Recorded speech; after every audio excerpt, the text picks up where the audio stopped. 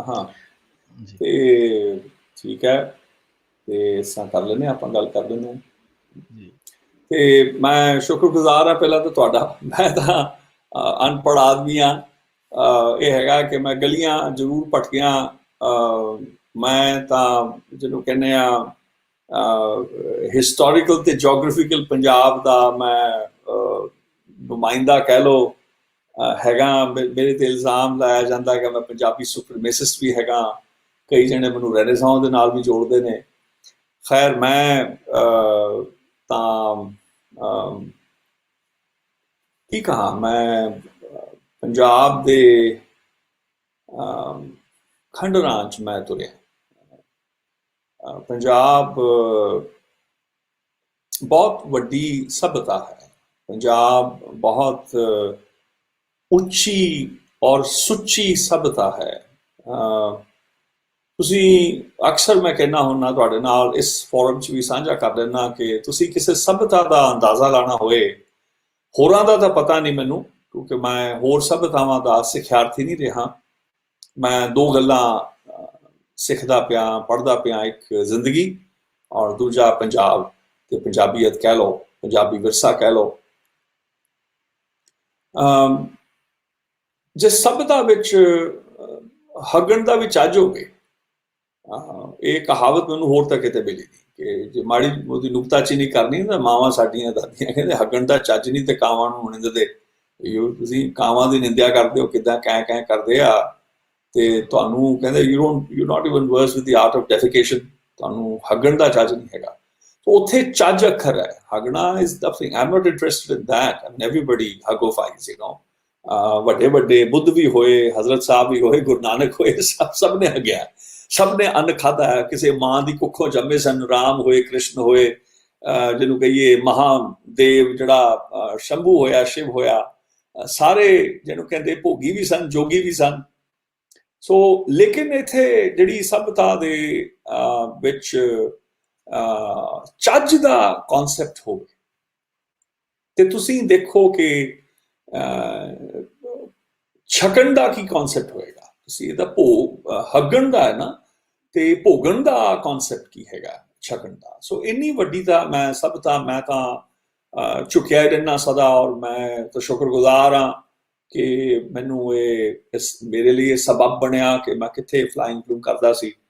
ਉਹ ਸਾਡੇ ਕੀ ਹੁੰਦੀ ਫਲਾਈਂਗ ਦੀ ਆਸ ਕੀ ਹੁੰਦੀ ਹੈ ਉੱਥੇ। ਤੁਸੀਂ ਪਾਇਲਟ ਤੁਸੀਂ ਜੇ ਲਹਿੰਦੇ ਪੰਜਾਬ 'ਚ ਬਣ ਜਾਓ ਤੇ ਉਹ ਸੋਚਦੇ ਆ ਕਿ ਦਿੱਲੀ ਦੇ ਉੱਤੇ ਬੰਬ ਕਿਵੇਂ ਸਿੱਟਣੇ ਆ। ਤੇ ਜੇ ਤੁਸੀਂ ਚੜ੍ਹਦੇ ਪੰਜਾਬ ਵੱਲ ਬਣ ਜਾਓ, ਉਹਨਾਂ ਦਾ ਸਾਰਾ ਸੁਪਨਾ ਹੁੰਦਾ ਕਿ ਲਾਹੌਰ ਤੇ ਕਿੱਦਾਂ ਬੰਬ ਸਿੱਟਣੇ ਆ, ਇਸਲਾਮਾਬਾਦ ਨੂੰ ਕਿਵੇਂ ਢਾਉਣਾ। ਸੋ ਮੈਂ ਤਾਂ ਬੜਾ ਸ਼ੁਕਰਗੁਜ਼ਾਰ ਹਾਂ ਅੱਲਾ ਮੀਆਂ ਦਾ, ਤੇ ਜਿਹੜਾ ਕਰਤਾ ਪੁਰਖ ਪਰਮੇਸ਼ਰ ਹੈ ਕਿ ਮੈਨੂੰ ਉਸ ਜੰਜਾਲ ਚੋਂ ਕੱਢ ਕੇ ਮੈਨੂੰ ਸਭਿਅਤਾ ਦੀ ਸੇਵਾ ਚ ਲਾਇਆ, ਜਿਹੜੀ ਸਾਰਿਆਂ ਦੀ ਸਾਂਝੀ ਹੈ। ਜਿੰਨਾ ਕੁ ਮੈਂ ਸਮਝਿਆ ਦੋਸਤੋ, ਸਭਿਅਤਾ ਤਾਂ ਇਉਂ ਆ ਜਿਵੇਂ ਬੜਾ ਸੁੱਚਾ ਉੱਚਾ ਦਰਿਆ ਸਾਡਾ। ਤਾਂ ਜੋਗ੍ਰਾਫੀਕਲ ਆਈਡੀਆ ਹੈ ਨਾ, ਹਿਸਟੋਰੀਕਲ ਤਾਂ ਕਹਿੰਦੇ ਇਤਿਹਾਸ ਦਾ, ਤੇ ਜੋਗ੍ਰਾਫੀਕਲ ਆਈਡੀਆ ਕਿ ਸਾਡਾ ਨਾਂ ਹੀ ਪੰਜਾਬ ਹੈ।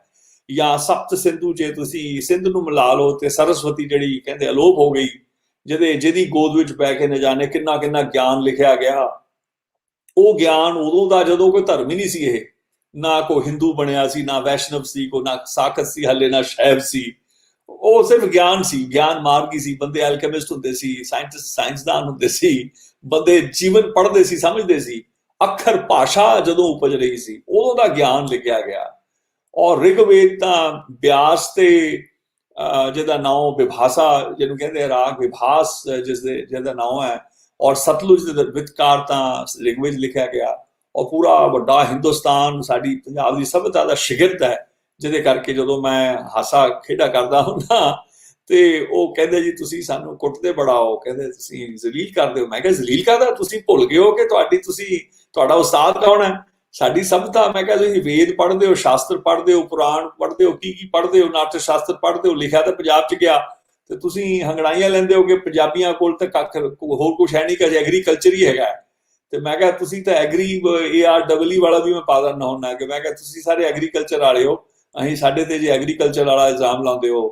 ਤੇ ਖੈਰ ਮੇਰਾ ਤਾਂ ਇਉਂ ਲੜਦਿਆਂ ਮਰਦਿਆਂ ਨਾ, ਹੱਸਦਿਆਂ ਖੇਡਦਿਆਂ ਮੈਂ 50 ਸਾਲ ਬਤੀਤ ਕਰ ਲਏ ਨੇ, ਜਿਹਦੇ ਬੀਤੇ ਦਹਾਕੇ ਨੇ ਉਹ ਮੇਰੇ ਤੋਂ ਕੋਈ ਲਿਜਾ ਨਹੀਂ ਸਕਦਾ, ਕੱਲ ਪਤਾ ਨਹੀਂ ਮੇਰੀ ਆਉਣੀ ਕਿ ਨਹੀਂ। ਸੋ ਮੈਂ ਇਸ ਖੇੜੇ 'ਚ ਮੈਂ ਰਹਿਣਾ, ਭਵਿੱਖ ਦਾ ਮੈਨੂੰ ਮੈਂ ਬੇਫਿਕਰ ਹਾਂ। ਸੋ ਜਿਹੜੀ ਮੈਂ ਅੱਜ ਜਿਹੜੀ ਵਾਰਤਾ ਕਰ ਰਿਹਾ ਦੋਸਤੋ, ਮੈਂ ਖੋਲਾ ਉਹਨਾਂ ਨੂੰ ਵੀ ਤੇ ਤੌਹੀਦ ਉਹਨਾਂ ਨੂੰ ਮੈਂ ਦੱਸਿਆ ਸੀ, ਮੈਂ ਕੋਈ ਤਿਆਰੀ ਤੂਰੀ ਨਹੀਂ ਕੀਤੀ ਹੋਈ। ਮੈਂ ਤੁਸੀਂ ਸਾਰੇ ਪੜ੍ਹਨ ਲਿਖਣ ਵਾਲੇ ਬੰਦੇ ਹੋ ਤੇ ਤੁਸੀਂ ਮੇਰੇ ਤੇ ਬਾਅਦ 'ਚ ਇਲਜ਼ਾਮ ਵੀ ਲਾਉਣਾ ਹੈ ਕਿ ਆ ਕੇ ਆਪਣੀ ਜਿਹਨੂੰ ਕਹਿੰਦੇ ਲਾ ਸਕਦੇ ਹੋ ਕਿ ਵੀ ਮੈਂ ਕੋਈ ਖਾਸ ਤਿਆਰੀ ਨਹੀਂ ਕੀਤੀ, ਜਦੋਂ ਕਿ ਮੈਂ ਇੰਨੇ ਦਿਨਾਂ ਦਾ ਮੈਨੂੰ ਪਤਾ ਸੀਗਾ ਕਿ ਮੈਂ ਆਉਣਾ ਹੈਗਾ। ਮੇਰਾ ਜਿਹੜਾ ਜ਼ਿਕਰ ਕੀਤਾ ਮੈਂ ਉਸ ਵੱਲ ਜ਼ਿਆਦਾ ਨਹੀਂ ਜਾਣਾ ਕਿ ਕਿਉਂਕਿ ਆਪਾਂ ਸਮਾਂ ਹੋਰ ਵਿਸ਼ੇ ਵਾਸਤੇ ਜਿਹੜੀ ਮੈਂ ਬੈਠਕ ਸੀਰੀਜ਼ ਕਰ ਰਿਹਾ ਉਹਨੇ ਮੈਨੂੰ ਟੋਟਲੀ ਕੰਜ਼ਿਊਮ ਕੀਤਾ ਹੋਇਆ।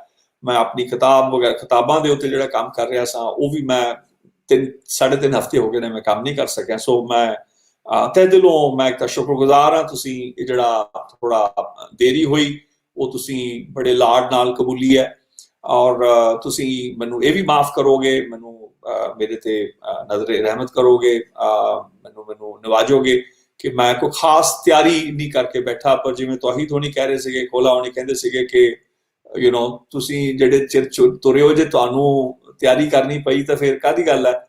ਮੈਂ ਕਿਹਾ ਫਿਰ ਇੰਨੀ ਗੱਲ ਤਾਂ ਠੀਕ ਹੈ ਕਿ ਜੇ ਮੈਨੂੰ ਹੁਣ ਵੀ ਤਿਆਰੀ ਕਰਨੀ ਪਈ ਤਾਂ ਮੈਂ ਫਿਰ ਕਰਿਆ ਕੀ ਅੱਜ ਤਾਈਂ। ਸੋ ਖੈਰ, ਮੈਂ ਜੋ ਅੱਜ ਜਿਹੜਾ ਨਾਮ ਤੁਹਾਨੂੰ ਉਹਨਾਂ ਨੇ ਲਿਖਿਆ ਹੈ ਕਿ tracing remnants of the musical heritage from the ruins of Punjab, the conservation,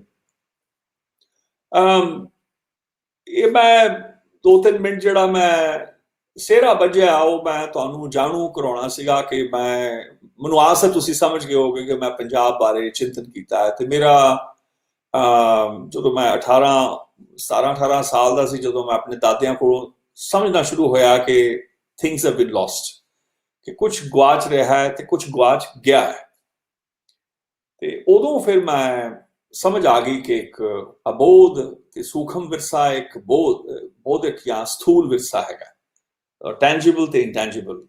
ਮੇਰੀ ਉਰਦੂ ਵੀ ਟਾਈਟ ਹੈ, ਪੰਜਾਬੀ ਵੀ ਟਾਈਟ ਹੈ, ਅੰਗਰੇਜ਼ੀ ਵੀ ਟਾਈਟ ਹੈ। ਮੈਂ ਉਹ ਟਾਈਟਨੈਸ ਹੀ ਹੈਗਾ, ਜਿੰਨੀ ਮੈਨੂੰ ਭਾਸ਼ਾ ਮਾੜੀ ਮੋਟੀ ਆਉਂਦੀ ਹੈ ਮੈਂ ਤੁਹਾਡੇ ਨਾਲ ਸਾਂਝੀ ਕਰੀ ਜਾਂਦਾ। ਪਰ ਸੂਖਮ ਤੇ ਅਬੋਧ ਤੇ ਸਥੂਲ, ਇਹਨੂੰ ਟੈਂਜੀਬਲ ਤੇ ਇੰਟੈਂਜੀਬਲ ਐਸੈਟਸ ਹੁੰਦੇ, ਹੈਰੀਟੇਜ ਹੁੰਦੇ ਆ। ਤੇ ਮੈਂ ਬਹੁਤ ਪਹਿਲਾਂ ਸਮਝ ਗਿਆ ਸੀ ਉਦੋਂ, ਜਦੋਂ ਮੈਂ ਫਲਾਈਂਗ ਦੇ ਵਿੱਚ ਧਸਿਆ ਹੋਇਆ ਸਾਂ, ਐਰੋ ਮਾਡਲਿੰਗ ਦਾ ਚੈਂਪੀਅਨ ਸਾਂ। ਮੈਂ ਆਪਣੇ ਜਹਾਜ਼ ਬਣਾਉਣੇ ਡਿਜ਼ਾਈਨ, ਆਪਣੀ ਕੰਪਨੀ ਸ਼ੁਰੂ ਕਰ ਲਈ ਸੀ 16.5 ਸਾਲ ਦੀ ਉਮਰ 'ਚ। ਮੈਂ 15.5 ਸਾਲ ਦੀ ਉਮਰ ਚੈਂਪੀਅਨ ਸਾਂ ਐਰੋ ਮਾਡਲਰ। ਕਿ ਕੋਈ ਵੀ ਸਭਿਅਤਾ ਜਿਹੜੀ ਹੈ ਉਹ ਆਪਣੀ ਆਵਾਮ ਦੀ ਯਾਦ ਵਿੱਚ ਜਿਉਂਦੀ ਹੁੰਦੀ ਹੈ, ਤੇ ਜਦੋਂ ਅਸੀਂ ਕਿਸੇ ਸਭਿਅਤਾ ਦਾ ਕਤਲ ਕਰਨਾ ਹੋਵੇ ਤੇ ਉਹਦੀ ਜਿਹੜੀ ਬਜ਼ੁਰਗੀ ਹੈ, ਜਿਹਦੇ ਕੋਲ ਜਿਹੜੀ ਯਾਦਾਂ ਨਸ਼ੀਨ ਬਜ਼ੁਰਗੀ ਹੈ, ਤੁਸੀਂ ਉਹਦਾ ਫਾੜ ਪਾ ਦਿਓ ਜਿਹੜੀ ਹਲੇ ਮਾਸੂਮ ਜਵਾਨੀ ਹੈ ਉਹਦੇ ਨਾਲ, ਜਿਹੜੀ ਹਲੇ ਇਨਫਾਰਮ ਨਹੀਂ ਹੈ, ਜਿਹਦਾ ਹਲੇ ਪਲੱਗ ਇਨ ਨਹੀਂ ਹੋਇਆ ਆਪਣੀ ਬਜ਼ੁਰਗੀ ਦੇ ਨਾਲ, ਜਿਹਦੇ ਕੋਲ ਤਵਾਰੀਖ ਹੈ ਉਸ ਸਭਿਅਤਾ ਦੀ। ਇਹੀ ਹੋਇਆ ਤਕਰੀਬਨ। ਅਸੀਂ ਜਿੰਨਾ ਮਰਜੀ ਗਾਲਾਂ ਕੱਢ ਲਈਏ ਔਰੰਗਜ਼ੇਬ ਨੂੰ, ਜਿੰਨਾ ਮਰਜੀ ਕੱਢ ਲਈਏ ਮਹਾਰਾਣਾ ਪ੍ਰਤਾਪ ਨੂੰ ਤੇ ਹੋਰਾਂ ਨੂੰ, ਜਾਂ ਰਣਜੀਤ ਸਿੰਘ ਨੂੰ, ਦੇਖੋ ਦੋਸਤੋ, ਇਹਨਾਂ ਨੇ ਕਦੇ ਵੀ ਉਹ ਨਹੀਂ ਕੀਤਾ ਜੋ ਅਸੀਂ ਕੀਤਾ। ਜਦੋਂ ਇਹ ਹਾਕਮ ਸਨ ਨਾ, ਕਦੇ ਇਹਨਾਂ ਨੇ ਇੰਨੀ ਵੱਡੀ ਐਥਨਿਕ ਕਲੈਂਸਿੰਗ ਤੇ ਮਾਈਗ੍ਰੇਸ਼ਨਸ ਨਹੀਂ ਕੀਤੀਆਂ, ਇਹ ਅਸੀਂ ਕੀਤੀ ਹੈ। ਇਹ ਇੰਨੇ ਵੱਡੇ ਘੁਲਾੜੇ ਤਾਂ ਅਸੀਂ ਉਹਨਾਂ ਦੀਆਂ ਸੜਕਾਂ ਦੇ ਨਾਂ ਬਦਲਦੇ ਰਹਿੰਦੇ ਹਾਂ। ਮਤਲਬ ਇਹ ਸੋਚਦੇ ਇਹਦੇ 'ਚ ਟੌਰ ਮਾਰਦੇ ਹਾਂ ਕਿ ਸ਼ਾਇਦ ਅਸੀਂ ਪਤਾ ਨਹੀਂ ਕਿੰਨਾ ਵੱਡਾ ਕੋਈ ਚੰਨ ਨਾ ਛੋਟਾ ਕਰਕੇ ਤੇ ਉਹਦੇ ਨਾਲ ਅਸੀਂ ਕ੍ਰਿਕਟ ਪੈ ਖੇਡ ਰਹੇ ਹਾਂ ਕੱਲ। ਇੰਨਾ ਵੱਡਾ ਕੋਈ ਮਾਰਕਾ ਕੀਤਾ ਹੈ। ਇਹਨਾਂ ਲੋਕਾਂ ਨੇ ਕਦੇ ਵੀ ਜੋ ਵੀ ਕੀਤਾ, ਕਦੇ ਇਸ ਤਰ੍ਹਾਂ ਨਾਲ ਵੰਡੀਆਂ ਖੱਡੀਆਂ ਨਹੀਂ ਕੀਤੀਆਂ ਸੀ। ਇਹਦੇ ਵਿੱਚ ਕੀ ਹੋਇਆ, ਜਿਹੜੇ ਪਿੰਡ ਸਨ, ਦੇਖੋ ਜਿੰਨਾ ਮੈਂ ਸਮਝਿਆ ਕਿ ਹੁਸ਼ਿਆਰਪੁਰ ਦੇ ਲਾਗੇ ਪਖਾਵਜ ਵੱਜਦੀ ਸੀ। ਜਿੰਨੇ ਮੁਗਲ ਦਰਬਾਰ ਦੇ ਪਖਾਵਜੀ ਸਨ ਉਹ ਹੁਸ਼ਿਆਰਪੁਰ ਦੇ ਸਨ। ਉਹ ਹਜ਼ਾਰਾਂ ਸਾਲਾਂ ਤੋਂ, ਸੈਂਕੜਿਆਂ ਸਾਲਾਂ ਤੋਂ ਉੱਥੇ ਪਖਾਵਜ ਹੀ ਵੱਜਦੀ ਸੀ। ਇੱਕ ਇਲਾਕਾ ਸੀ ਉੱਥੇ ਦਾ। ਔਰ ਕੁਝ ਇਲਾਕੇ ਸਨ ਜਿੱਥੇ ਗਾਣਾ ਹੁੰਦਾ ਸੀ, ਕੁਝ ਇਲਾਕੇ ਸਨ ਜਿੱਥੇ ਕਸਬਿਆਂ ਦੇ ਕਬੀਲੇ ਹੁੰਦੇ ਸਨ, ਕਵਿਸ਼ਰਾਂ ਦੇ, ਕੋਈ ਸਾਜ਼ ਬਣਾਉਣ ਦੇ ਕੋਈ ਇਲਾਕੇ ਨੇ। ਇਹ ਜੱਦੀ ਪੁਸ਼ਤੀ ਇਲਮ ਤਸਿਆ ਹੋਇਆ ਉਹਦੇ ਜਿਹੜੇ ਯਾਦ, ਕਿਉਂਕਿ ਉਹ ਜਿਹੜਾ ਗੁਣ ਸੀ ਉਹ ਕਿਤਾਬਾਂ ਨਹੀਂ ਸਨ ਮਿਲਦੀਆਂ ਕਿ ਜਾ ਕੇ ਖਰੀਦ ਲਓ। ਉਹਦੀ art of making N instrument ਔਰ ਆਰਟ ਆਫ ਮੇਕਿੰਗ ਪੇਪਰ, ਕਾਗਜ਼ ਜਿਹੜੇ ਬਣਾਉਂਦੇ ਸੀ ਉਹਨਾਂ ਕੋਲ ਜੱਦੀ ਇਲਮ ਹੁੰਦਾ ਸੀ। ਸਿਆਹੀ ਜਿਹੜੇ ਬਣਾਉਂਦੇ ਥੇ ਇਹ ਚੱਜ ਹੁੰਦੇ ਸੀ। ਉਹ ਇੱਕ ਪੂਰੀ ਪ੍ਰਣਾਲੀ ਬਣੀ ਹੁੰਦੀ ਸੀ। ਜਿਹੜੇ ਰਾਜੇ ਮਹਾਰਾਜੇ ਹੋਣੇ, ਜ਼ਿਮੀਦਾਰ ਹੋਣੇ, ਉਹ ਭਾਵੇਂ ਆਪ ਨਾ ਠਸ ਬੁੱਧੀ ਦੇ ਮਾਲਕ ਹੋਣ, ਬੁੱਧੀ ਵੀ ਮੈਂ 7-8 ਕਿਸਮ ਦੀ ਗਿਣ ਲੈਣਾ ਹੁੰਨਾ। ਇੱਕ ਤਾਂ ਜਿਹੜੀ ਐਨ ਠਸ ਹੈ, ਯਾਨੀ ਕਿ ਉਹ ਚਲਦੀ ਨਹੀਂ ਹੈ। ਠਸ ਬੁੱਧੀ ਤੋਂ ਥੋੜੀ ਬਹੁਤੀ ਜਾਗੀ ਤੇ ਖੜ ਬੁੱਧੀ ਹੋ ਜਾਂਦੀ, ਉਹਨੂੰ ਮੈਂ ਕਹਿੰਦਾ ਖੜ ਬੁੱਧੀ ਹੋ ਗਈ। ਫਿਰ ਜੇ ਖੜ ਬੁੱਧੀ ਥੋੜੀ ਸਿਆਣੀ ਹੋ ਜਾਏ ਤੇ ਉਹ ਮੰਦ ਬੁੱਧੀ ਹੁੰਦੀ ਹੈ, ਤੇ ਮੰਦ ਬੁੱਧੀ ਵੀ ਥੋੜੀ ਸਿਆਣੀ ਹੋ ਜਾਏ ਫਿਰ ਕੁਬੁੱਧ ਹੁੰਦੀ ਹੈ। ਜੇ ਉਹ ਵੀ ਸਿਆਣੀ ਹੋ ਜਾਏ ਤਾਂ ਬੁੱਧ ਹੁੰਦੀ ਹੈ। ਬੁੱਧੀ ਵਿੱਚ ਤਾਂ ਵੱਡੇ ਵੱਡੇ ਦੇਵੀ ਦੇਵਤੇ, ਪੀਰ ਪੈਗੰਬਰ ਤੇ ਔਲੀਏ ਇਸੇ ਬੁੱਧੀ 'ਚ ਹੀ ਗੁਜ਼ਰ ਗਏ। ਅਸੀਂ ਉਹਨਾਂ ਨੂੰ ਅਸੀਂ ਇੰਨੇ ਠਸ ਬੁੱਧੀ ਵਾਲੇ ਬੈਠੇ ਆ ਕਿ ਸਾਨੂੰ ਉਹ ਨਾ ਸੂਰਜ ਲੱਗਦਾ, ਉਹ ਚੰਨ ਲੱਗਦਾ, ਉਹ ਐਵਰੈਸਟ ਦਾ ਸੁਮੇਰ ਪਰਬਤ ਦੀ ਚੋਟੀ ਲੱਗਦੀ। ਪਰ ਗਾਂ ਕਿਤੇ ਬੜੇ ਘੱਟ ਹੁੰਦੇ ਨੇ ਜਿਹੜੇ ਬੁੱਧੀ ਤੋਂ ਸੁਬੁੱਧ ਵੱਲ ਜਾਂਦੇ ਨੇ। ਬੜੇ ਵਿਰਲੇ ਹੁੰਦੇ ਜਿਨ੍ਹਾਂ ਕੋਲ ਵਿਵੇਕ ਬੁੱਧੀ ਹੁੰਦੀ ਹੈ। ਫਿਰ ਸੋ ਇਹ 7-8 ਦਰਜੇ ਦਾ ਬੁੱਧੀ ਦੇ ਨੇ। ਅਸੀਂ ਜਮਾਂ ਬੁੱਧੂ ਦੇ ਬੁੱਧੂ ਹੁੰਨੇ ਆ। ਤੁਸੀਂ ਯੂਨੀਵਰਸਿਟੀਆਂ ਵੱਲ ਵੀ ਦੇਖ ਲਓ। ਮੈਂ ਜੇ ਇੱਕ ਵਾਰ ਮੈਂ ਡਾਈਗਰੈਸ ਕਰ ਜਾਵਾਂ ਜੇ ਕਿ ਜਿਹੜੀ ਯੂਨੀਵਰਸਿਟੀਆਂ ਨੇ, ਜਿਹੜੇ ਸਕਾਲਰਸ ਹੋਏ ਨੇ ਪੰਜਾਬ ਦੇ ਵਿੱਚ ਖਾਸ ਕਰਕੇ, ਭਾਵੇਂ 47 ਤੋਂ ਪਹਿਲਾਂ ਜਾਂ ਬਾਅਦ ਵਿੱਚ ਮੈਪਿੰਗ ਹੀ ਨਹੀਂ ਕੀਤੀ, ਕੋਈ ਡਾਕੂਮੈਂਟੇਸ਼ਨ ਨਹੀਂ ਕੀਤੀ। ਕਈ ਬਜ਼ੁਰਗੀਆਂ ਹਨ ਕਿ ਜਿਵੇਂ ਭਾਈ ਅਰਜਨ ਸਿੰਘ ਤਰਨਗੜ, ਉਹ ਐਨੋਨਿਮਿਟੀ 'ਚ ਰਹਿ ਰਿਹਾ ਸੀ। 47 ਤੋਂ ਪਹਿਲਾਂ ਉਹ ਮੈਗਾ ਸਟਾਰ ਸੀ, ਸੁਪਰ ਸਟਾਰ ਤੋਂ ਗਾਂ ਉਹ ਐਨੋਨਿਮਿਟੀ 'ਚ ਰਹਿੰਦਾ ਹੋਇਆ 90 ਸਾਲ ਦਾ ਮੈਂ ਲੱਭਿਆ ਸੀ ਜਾ ਕੇ। ਏਦਾਂ ਕਈ ਬਜ਼ੁਰਗ ਸਨ। ਗਿਆਨੀ ਹਰਭਜਨ ਸਿੰਘ 1920 ਦਾ ਜਨਮਿਆ, 29 ਸਾਲ ਦੀ ਉਮਰ ਤੱਕ ਉਹਨੇ ਸਾਜ਼ ਬਣਾਏ। ਉਹ ਦੂਜਾ ਵਿਸ਼ਵ ਯੁੱਧ ਵੀ ਲੜਿਆ ਗਿਆਨੀ ਹਰਭਜਨ ਸਿੰਘ। ਉਹਨੂੰ ਲੱਭਿਆ 91-92 'ਚ, 72-73 ਸਾਲ ਦਾ ਸੀ। ਤੇ ਮੈਂ ਕਿਹਾ ਜੀ ਤੁਸੀਂ ਸਾਜ਼ ਬਣਾਉਂਦੇ ਸੀ? ਉਹ ਕਹਿੰਦੇ ਜੀ ਸਾਜ਼ ਤਾਂ ਮੈਂ ਬੜੇ ਚਿਰ ਹੋ ਗਿਆ, 1949 ਤੱਕ ਬਣਾਏ ਨੇ। ਤੇ ਮੈਂ ਕਿਹਾ ਜੀ ਮੇਰੇ ਲਈ ਬਣਾ ਦਿਓ। ਉਹ ਬੜਾ ਸੋਹਣਾ ਨੇ, ਕਹਿੰਦੇ ਮੇਰੀ ਤਾਂ ਕਹਿੰਦੇ ਕਮਾਨੀ ਨਾ ਟਹਿ ਗਈ। ਉਹ ਕਮਾਨੀ ਦਾ ਪ੍ਰਮਾਣ ਦਿੱਤਾ ਬਲ, ਯਾਨੀ ਕਿ ਉਹਦਾ ਜਿਹੜਾ ਦਮ ਸੀ, ਜਿਹੜਾ ਜ਼ੋਰ ਸੀ, ਜਿਹੜੀ ਉਹਨਾਂ ਦੀ ਵਾਈਟੈਲਿਟੀ ਸੀ। ਮੈਂ ਕਿਹਾ ਜੀ ਤੁਸੀਂ ਇਦਾਂ ਕਰੋ, ਤੁਸੀਂ ਆਪ ਦਾ ਜਿਹੜਾ ਸੂਖਮ ਜਿਹੜਾ ਤੱਤ ਹੈ, ਜੋ ਤੁਸੀਂ ਸਿਖਲਾਈ ਦਿੰਦੇ ਹੋ, ਉਹ ਮੈਨੂੰ ਦਿਓ ਤੇ ਹੱਥ ਮੇਰੇ, ਗਿਆਨ ਤੁਹਾਡਾ ਇਲਮ ਤੁਹਾਡਾ। ਕਹਿੰਦੇ ਲੈ ਤੂੰ ਅਖੇ ਸ਼ਹਿਰੀ ਮੁੰਡਾ, ਅੰਗਰੇਜ਼ੀ ਬੋਲਦਾ, ਤੂੰ ਕੀ ਜਾਣਨਾ ਕੰਮ ਕਰੇਗਾ। ਉਹਨਾਂ ਨੇ ਮੈਨੂੰ ਛੇੜਤਾ। ਮੈਂ ਕਿਹਾ ਜੀ ਮੈਂ ਫੌਜੀ ਜਵਾਕ ਆ, ਮੈਂ ਫਲਾਈਂਗ ਫਲੂ ਕਰਦਾ ਰਿਹਾ, ਤੁਸੀਂ ਮੇਰੇ ਨਾਲ ਨਾ ਪੰਗਾ ਲਿਓ ਇਦਾਂ ਦਾ। ਮੈਂ ਤੁਹਾਨੂੰ ਸੱਚੀ ਕਹਿ ਰਿਹਾ, ਮੈਂ ਕੰਮ ਕਰ ਸਕਦਾ। ਉਹਨਾਂ ਨੇ ਸਾਡੀ ਖੈਰ ਹਾਸਾ ਖੇਡਾ ਛੇੜਖਾਨੀ ਚੱਲਦੀ ਰਹੀ। ਉਹਨਾਂ ਦੀ ਸਿਖਲਾਈ ਹੇਠਾਂ ਮੈਂ ਫਿਰ 95 ਸਾਰੇ ਸਾਜ਼ ਬਣਾਏ। ਸੋ ਇਹ ਜਿਹੜੀ ਐਨੋਨਿਮਿਟੀ ਸੀ, ਇਹ ਬਜ਼ੁਰਗਾਂ ਨੂੰ ਕਿਸੇ ਅਕਾਦਮਿਕ, ਕਿਸੇ ਐਂਥਰੋਪੋਲੋਜੀ ਬੈਂਟ ਨੇ ਨਹੀਂ ਕੀਤਾ। ਸਾਡੇ ਇੰਨੇ ਨਲਾਇਕ ਵਿਦਵਾਨ ਰਹੇ ਨੇ ਕਿ ਤੁਸੀਂ ਜਿਹੜੀ ਸਭਿਅਤਾ ਹੈ, ਜੇ ਤੁਸੀਂ ਯੂਨੀਵਰਸਿਟੀਆਂ ਅਸੀਂ ਸਿਰ 'ਚ ਮਾਰਨੀ ਹੈ, ਜਿਹੜੀ ਹੁਣ ਅਸੀਂ ਕੋਈ ਹਾਰਵਰਡ ਤੇ MIT ਤੋਂ ਜਾਂ ਕੈਂਬਰਿਜ ਤੋਂ ਆਸ ਥੋੜਾ ਨਾ ਕਰਾਂਗੇ ਕਿ ਪੰਜਾਬ ਦੇ ਪਿੰਡ ਝਾਤੀ ਮਾਰੇ ਤੇ ਪੰਜਾਬ ਦੇ ਜਿਹੜੇ ਵੱਖਰੇ ਵੱਖਰੇ ਕਸਬਿਆਂ ਦੇ ਵਿੱਚ ਜੇ ਕੋਈ ਵੀਵਰ ਹੈਗਾ, ਜੇ ਸੂਤ ਕੱਤਦਾ ਹੈ, ਉਹਦੀ ਕੋਈ ਵਿਧੀ ਕੀ ਹੈ, ਉਹਦੀ ਮੈਮਰੀ ਕਿਸੇ ਨੇ ਫੌਂਡਲ ਹੀ ਨਹੀਂ ਕੀਤੀ। ਮੈਂ ਤਾਂ ਲਾਹਨਤ ਪਾਉਣਾ ਇਹੋ ਜਿਹੀ ਸਕਾਲਰਸ਼ਿਪ ਤੇ ਕਿ ਕਿੰਨੇ ਕਿਸਮ ਦਾ ਧਾਗਾ ਬਣਿਆ ਪੰਜਾਬ ਦੇ ਵਿੱਚ, ਕਿਸੇ ਨੇ ਨੋਟਿੰਗ ਕੀਤੀ ਹੈ? ਕਿੰਨੇ ਪਿੰਡ ਹੋਏ ਨੇ ਪੰਜਾਬ ਦੇ ਜਿੱਥੇ ਧਾਗਾ ਬੁਣਿਆ, ਸੂਤ ਕੱਤਿਆ ਗਿਆ ਹੋਵੇ? ਕਿਸ ਕਿਸਮ ਦੇ ਚਰਖੇ ਥੇ? ਉਹ ਚਰਖਿਆਂ ਦਾ ਡਾਇਮੀਟਰ ਕੀ ਸੀ? ਉਹ ਚਰਖਿਆਂ ਦੇ ਜਿਹੜੇ ਪੁਰਜੇ ਨੇ ਉਹਨਾਂ ਦੇ ਨੌ ਕੀ ਸੀ? ਨੌ ਪਏ ਕਿਉਂ? ਉਹ ਫਿਰ ਸੂਤ ਤਾਂ ਬਣ ਗਿਆ, ਉਹ ਫਿਰ ਕੱਤਿਆ ਤੇ ਉਹਨੂੰ ਉਹ ਜਲਾਹੇ ਕਿੱਥੇ ਗਏ? ਧਾਗਾ ਲੀੜਾ ਕਿਸ ਕਿਸਮ ਦਾ ਬਣਿਆ? ਪੰਜਾਬ ਦੇ ਮੈਪਿੰਗ ਮੈਨੂੰ ਦੱਸੋ, ਮੈਨੂੰ ਤਾਂ ਦਿਖੀ ਨਹੀਂ ਕਿ ਕਾਟਨ ਕਿੰਨਾ ਬਣਦਾ ਸੀ, ਰੇਸ਼ਮ ਪੰਜਾਬ 'ਚ ਬਣਦਾ ਸੀ ਕਿ ਨਹੀਂ, ਵਗੈਰਾ ਵਗੈਰਾ। ਮੈਪਿੰਗ ਨਹੀਂ ਹੋਈ ਉਹਨਾਂ ਦੀ, ਅਕਾਦਮਿਕ ਮੈਪਿੰਗ। ਇਹ ਨਹੀਂ ਕਿ ਮਾੜਾ ਜਿਹਾ ਇੱਕ ਪੈਰਾਗ੍ਰਾਫ ਲਿਖ ਦਿੱਤਾ। ਇਹ ਮੈਂ ਇਹੋ ਜਿਹੀ ਚਟਨੀਆਂ ਨਾਲ ਮੈਂ ਇਹੋ ਜਿਹਾ ਕੰਜ਼ਿਊਮਰ ਨਹੀਂ ਹੈਗਾ ਗਿਆਨ ਦਾ। ਮੈਨੂੰ ਤਾਂ ਪੂਰਾ ਸਾਰ ਚਾਹੀਦਾ, ਮੈਨੂੰ ਪੂਰੀ ਸਟੋਰੀ A to Z, ਊੜੇ ਤੋਂ ਉੜਾੜੇ ਤੱਕ ਚਾਹੀਦੀ ਹੈ। ਕਾਗਜ਼ ਕਿੱਥੇ ਬਣਦਾ ਸੀ? ਕਿੰਨੇ ਕਿਸਮ ਦਾ ਕਾਗਜ਼ ਬਣਿਆ? ਉਹਦੀ ਮੋਟਾਈਆਂ ਕਿੰਨੀਆਂ ਸੀ? ਉਹਦਾ ਜਿਲਦ ਬੰਨਣ ਵਾਲੇ ਬੰਦੇ ਕਿੱਥੇ ਗਏ ਪੰਜਾਬ ਦੇ? ਮਾਂਗਵਾ ਗਿਆਨ ਤੁਸੀਂ ਲਿਆਂਦਾ ਜਿਹੜਾ ਤੁਹਾਡਾ ਹਜ਼ਾਰਾਂ ਸਾਲਾਂ ਦਾ, ਸਾਡੇ ਤੁਹਾਡੇ ਬਜ਼ੁਰਗਾਂ ਨੇ ਜੋ ਖੱਟ ਪਾਈ ਸੀ। ਅਸੀਂ ਤਾਂ ਕਪੁੱਤਾਂ ਦੇ ਵੀ ਮਹਾਕਪੁੱਤ ਨਿਕਲੇ, ਸਾਰਾ ਗਵਾਤਾ। ਜਦੋਂ ਸਾਡੀ ਸਭਤਾ ਪਾੜੀ ਜਾ ਰਹੀ ਸੀ, ਸਾਡੇ 'ਚ ਕੋਈ ਮਾਂ ਦਾ ਲਾਲ ਨਹੀਂ ਸੀ ਜਿਹੜਾ ਖੜਾ ਹੋ ਕੇ ਕਿਹਾ ਹੋਵੇ, ਜਿਹਦੇ ਕੋਲ ਜ਼ਰੂਰਤ ਹੋਵੇ ਕਿ ਆ ਨਹੀਂ ਹੋਏਗਾ। ਕਿ ਤੁਸੀਂ ਆਪਣੇ ਚਸਕੇ ਪੂਰੇ ਕਰਨ ਲਈ ਸਾਡੀ ਦਹਲੀਜ਼ ਪਾੜੋਗੇ ਤੁਸੀਂ। ਮੈਨੂੰ ਉਹ ਫਿਰ ਆਪਣੀ ਦਾਦੀ ਚਾਹੀਦੀ ਜਿਹੜੀ ਰਮਜ਼ਾਨ ਦੇ ਮਹੀਨੇ ਸਵੇਰੇ 2 ਵਜੇ ਉੱਠ ਕੇ ਦੁੱਧ ਰਿੜਕ ਕੇ ਲੱਸੀ ਬਣਾਉਂਦੀ ਸੀ, ਔਰ ਸ਼ਾਮ ਤਾਈਂ ਕੁੜੀਆਂ ਆ ਕੇ ਜਿਹੜੇ ਰੋਜ਼ੇ ਰੱਖਦੀਆਂ ਸੀ, ਬੁੜੀਆਂ ਰੱਖਦੀਆਂ ਸੀ ਮਾਵਾਂ, ਕੇ ਅੰਮਾ ਕਿ ਤੁਹਾਡੀ ਲੱਸੀ ਇਹੋ ਜਿਹੀ ਰਾਤ ਤੇ ਭੁੱਖ ਨਹੀਂ ਲੱਗਦੀ। ਉਹ ਕਿੱਥੇ ਗਿਆ ਸਾਡਾ ਪੰਜਾਬ?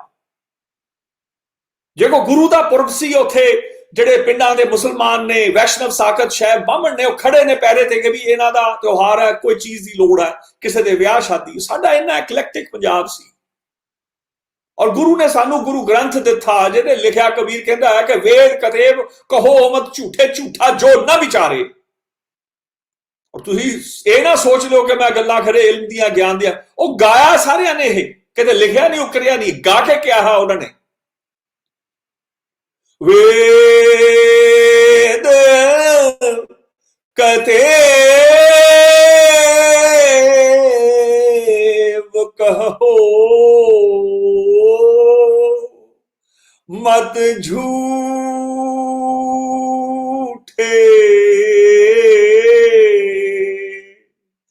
झूठा जो ना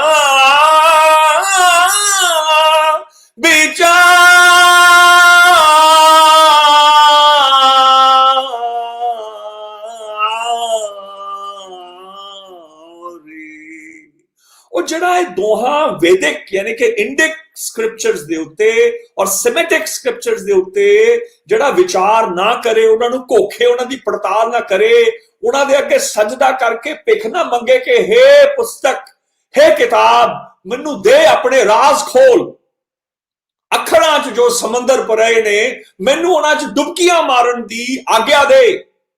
ਉਹ ਜੋ ਨਾ ਕਰੇ ਉਹ ਝੂਠਾ। ਇਹ ਕਬੀਰ ਕਹਿ ਰਿਹਾ ਹੈ, ਗੁਰੂ ਨਾਨਕ ਦੇ ਜੰਮਣ ਤੋਂ ਪਹਿਲਾਂ, ਮਹਾਰਾਜ ਦਾ ਪ੍ਰਕਾਸ਼ ਨਹੀਂ ਹੱਲੇ ਹੋਇਆ। ਇਹ ਗਿਆਨ ਉਹ ਗੁਰੂ ਗ੍ਰੰਥ ਕਹਿ ਰਹੀ ਹੈ, ਕਿਸੇ ਤੋਂ ਵਰਜਿਆ ਤਾਂ ਨਹੀਂ। ਸਾਡੇ ਕੋਲ ਇਹੋ ਜਿਹਾ ਸਕ੍ਰਿਪਚਰ ਸਾਨੂੰ ਗੁਰੂ ਅਰਜਨ ਦੀ ਤਾਂ ਸ਼ਹਾਦਤ ਕਰ ਦਿੱਤੀ ਗਈ ਇਹ ਲਿਖਣ ਕਰਕੇ। ਸਭ ਤੋਂ ਵੱਡਾ ਗੁਨਾਹ ਸੀ ਉਹਦਾ ਕਿ ਉਹ ਬਾਬਾ ਸ਼ੇਖ ਫਰੀਦ ਦੀ ਪਰੰਪਰਾ ਲਿਆ ਰਿਹਾ ਹੈ। ਉਹ ਭਗਤ ਜੈਦੇਵ 1170 ਦਾ 3 ਸਾਲ ਉਹਨਾਂ ਤੋਂ ਵੱਡਾ, ਉਸ ਦੀ ਪਰੰਪਰਾ ਪਰੋ ਰਿਹਾ ਹੈ, ਗੁਰੂ ਪਰੰਪਰਾ ਪਰੋ ਰਿਹਾ ਹੈ, ਗੁਰਸਿੱਖਾਂ ਦੀ ਪਰੰਪਰਾ ਗੁਰੂ ਅਰਜਨ ਔਰ ਗੁਰੂ ਗੋਬਿੰਦ ਪਰੋ ਰਿਹਾ ਹੈ। ਕੀ ਸੀ ਚਮਤਕਾਰ? ਇਹ ਕੌਤਕ ਕੀ ਸੀ ਜਿਹੜਾ ਸਾਰੀ ਇਨਸਾਨੀਅਤ ਦੀ ਖੱਟ ਜਿਹੜੀ ਹੈ, ਉਹਦਾ ਅਕਸ ਜੋ ਹੈ, ਉਹਦਾ ਹਾਰਵੈਸਟ ਜਿਹੜੀ ਬਣ ਜਾਏ ਉਹਦੀ, ਉਹਦੇ ਨਾਲ ਜੋੜ ਰਿਹਾ ਸੀ ਗੁਰੂ ਨਾਨਕ। ਉਹ ਤੁਹਾਡੇ ਚੋਂ ਵੈਰ ਪਾੜ ਕੇ ਸਿੱਟ ਰਿਹਾ ਸੀ, ਤੁਹਾਡੇ 'ਚ ਮੁਹੱਬਤ ਪਾ ਰਿਹਾ ਸੀ। ਤੁਸੀਂ ਇਸ ਕਰਕੇ ਨਫ਼ਰਤ ਕਰਦੇ ਹੋ ਇਹਨਾਂ ਨਾਲ, ਕਿਉਂਕਿ ਸਾਨੂੰ ਨਫ਼ਰਤ ਪਸੰਦ ਹੈ, ਸਾਨੂੰ ਵੈਰ ਪਸੰਦ ਹੈ, ਸਾਨੂੰ ਭੈ, ਅਸੀਂ ਡਰਨਾ ਪਸੰਦ ਕਰਦੇ ਹਾਂ। ਜਦੋਂ ਡਰ ਨਾ ਪਵੇ ਬੰਦਾ ਸ਼ੱਕ ਜਿਹਾ ਪੈ ਜਾਂਦਾ, ਕਹਿੰਦਾ ਮੈਂ ਜਿਉਂਦਾ ਕਿ ਮਰ ਗਿਆ। ਇਹ ਜੇ ਨਾਦ ਸਮਝਣਾ ਹੈ, ਜੇ ਗਾਣਾ ਸਮਝਣਾ ਹੈ, ਇਹ ਅਕਸ ਸਮਝਣਾ ਪਊਗਾ ਤੁਹਾਨੂੰ ਕਿ ਮਹਾਰਾਜ ਨੇ ਗੁਰੂ ਗ੍ਰੰਥ 'ਚ ਦਿੱਤਾ, ਤੁਹਾਨੂੰ ਜੋੜ ਦਿੱਤਾ। ਜਿੱਥੇ ਗੁਰੂ ਗੋਬਿੰਦ ਕਹਿ ਰਿਹਾ ਹੈ ਆਗਮਗ ਸਾਧ ਗਮਗ, ਇਹ ਮੈਂ ਛੱਡੋ, ਇਹ ਮੈਂ ਆਪਣੀ ਤੁਹਾਨੂੰ ਕਿਉਂ ਸੁਣਾਵਾਂ ਤੁਹਾਨੂੰ। ਮੈਂ ਚਲੋ ਵੀ ਮੇਰੀ ਉਹ ਹੈ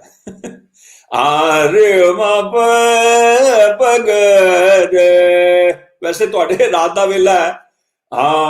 ਭੰਗ ਕੇ ਵਾਂਗਾਲੀ, ਫਿਰ ਹੰਗ ਕੇ ਫਿਰ ਹੰਗਾ ਵਾਲੀ, ਦਿੱਲੀ ਕੇ ਦਿਲਵਾਲੀ, तेरी आज्ञा में चलत है, रो के रोहेले माग देश के मघेरे, बीर बंग सी बुंदेल पाप पूंज को मलत है,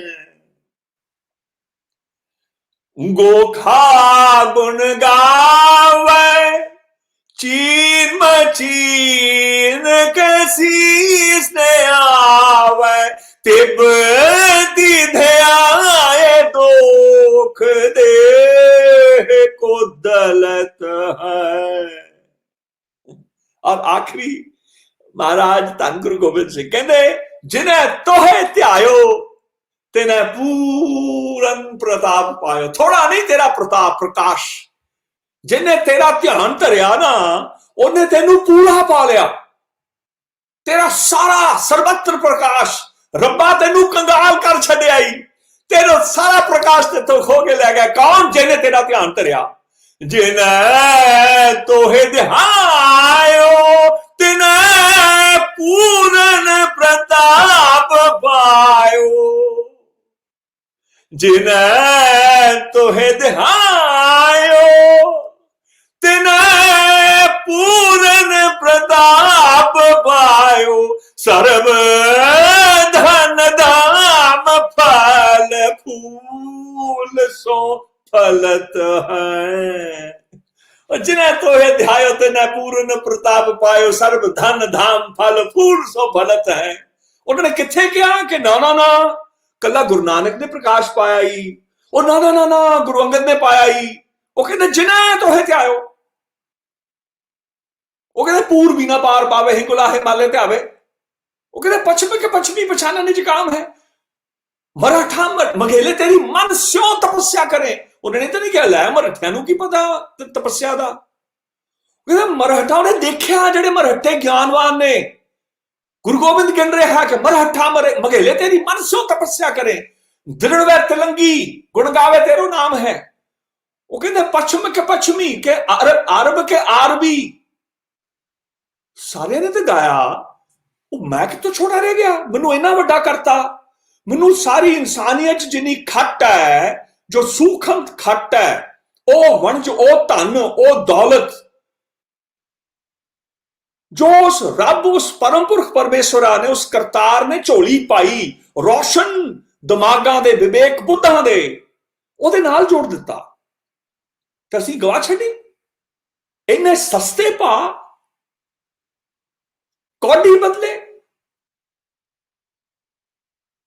की पा लिया। तुसी झूठ देंदे हो लोगां नूं। उन्हां दे कोलों नाद खोल लिया जो बाबा शेख फरीद ने दिता। आगम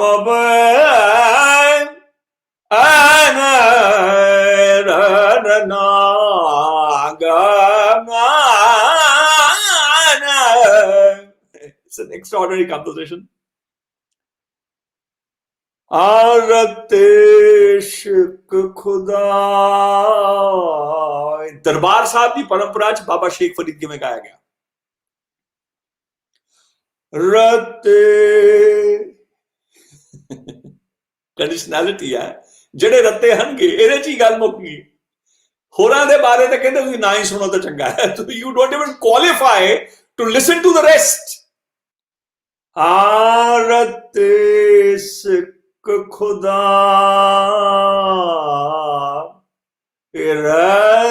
रतेशक खुदा रंग दीदार के। धन बाबा शेख फरीद वो कहते रंग दीदार के।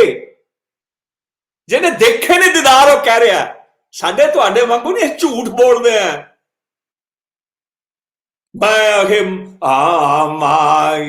मैं धन पायू, माई मैं धन पायू, धन पायू हर नाम। माई मैं धन पायू। गुरु तेग बहादुर की ओरिजिनल है कि माई मैं धन पा लिया ही राम दा। असीं तो झूठ बोलते हैं।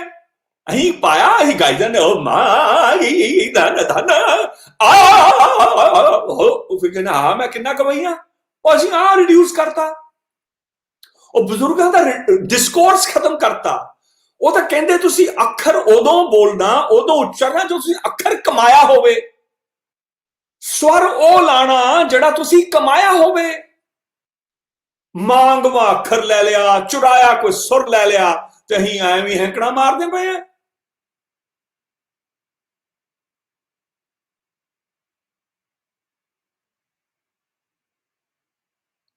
भगत बाबा शेख फरीद, रत्ते इश्क खुदाए रंग दीदार के,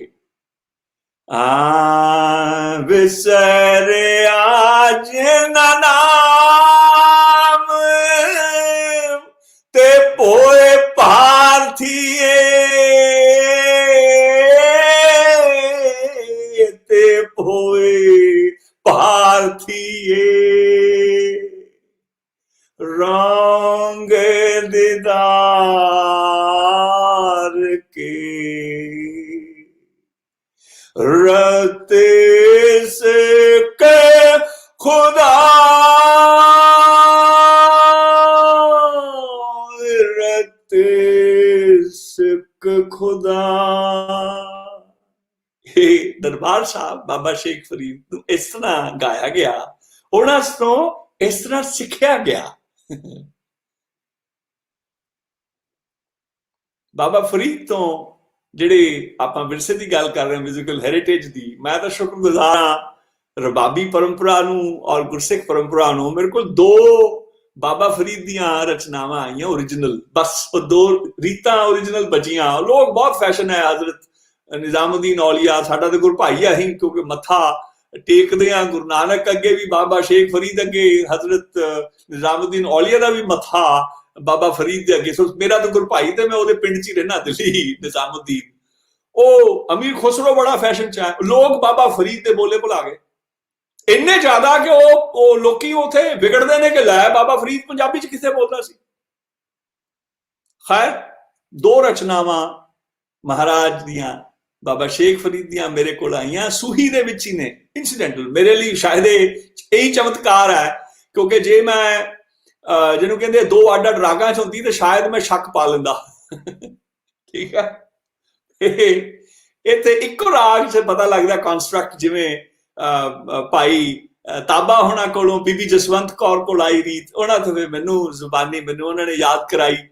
ਉਹਨਾਂ ਦੇ ਫਾਦਰ ਅਸਿਸਟੈਂਟ ਸੁਪਰਿੰਟੈਂਡੈਂਟ ਆਫ ਜੇਲ੍ਹ ਸਨ, ਰਾਜਗੁਰੂ ਸੁਖਦੇਵ ਤੇ ਭਗਤ ਸਿੰਘ ਜਦੋਂ ਲਾਹੌਰ ਜੇਲ੍ਹ ਸਨ। 1 ਹਫ਼ਤਾ ਪਹਿਲਾਂ ਉਹਨਾਂ ਦੀ ਸ਼ਹਾਦਤ ਤੋਂ ਉਹ ਬਦਲੀ ਕਰਾ ਕੇ ਚਲੇ ਗਏ, ਉਹਨਾਂ ਦੇ ਵਸ ਨਹੀਂ ਸੀ। ਯਾਰੀ ਸੀ, ਘੰਟੇ ਬੱਧੇ ਉਹਨਾਂ ਨਾਲ, ਤਿੰਨਾਂ ਦੇ ਨਾਲ ਗੁਜ਼ਾਰਦੇ ਸਨ। ਅਸਿਸਟੈਂਟ ਸੁਪਰਿੰਟੈਂਡੈਂਟ ਸਨ ਬੀਬੀ ਜਸਵੰਤ ਕੌਰ ਦੇ ਫਾਦਰ। ਔਰ ਉਹ ਭਾਈ ਤਾਬੇ ਨਾਲ ਬੜਾ ਪਿਆਰ, ਮੇਰੇ ਦਾਦਾ ਭਾਈ ਅਰਜਨ ਸਿੰਘ ਤਰੰਗੜ ਨਾਲ ਬੜਾ ਪਿਆਰ। ਉਹ ਸਾਰਿਆਂ ਨੇ ਬੀਬੀ ਜਸਵੰਤ ਕੌਰ ਨੂੰ as a talented little child ਉਹਨਾਂ ਨੇ ਸਿਖਾਇਆ ਤੇ ਮੈਨੂੰ ਉਹਨਾਂ ਨੇ ਫਿਗਾ ਦਿੱਤਾ। ਔਰ ਜਿਹੜੀ ਦੂਜੀ ਕੰਪੋਜੀਸ਼ਨ ਮੇਰੇ ਪੜਚਾਚਾ ਭਾਈ ਸਾਹਿਬ ਜਵਾਲਾ ਸਿੰਘ, ਮੇਰੇ ਗ੍ਰੈਂਡ ਅੰਕਲਸ ਭਾਈ ਅਵਤਾਰ ਗੁਰਚਰਨ, ਉਹਨਾਂ ਦੇ ਰਾਹੀਂ ਮੇਰੇ ਕੋਲ ਆਈ। ਮੈਂ ਦੋਨਾਂ ਦੀ ਵੰਨਗੀ ਤੁਹਾਨੂੰ ਹਲਕੀ ਹਲਕੀ ਸੁਣਾ ਦਿੰਦਾ। ਸੂਹੀ ਅਗੇਨ ਇਹ ਰਾਗ ਹਿੰਦੁਸਤਾਨੀ ਸੋ ਕਾਲਡ ਸ਼ਾਸਤਰੀ ਸੰਗੀਤ ਹੈ ਹੀ ਨਹੀਂ।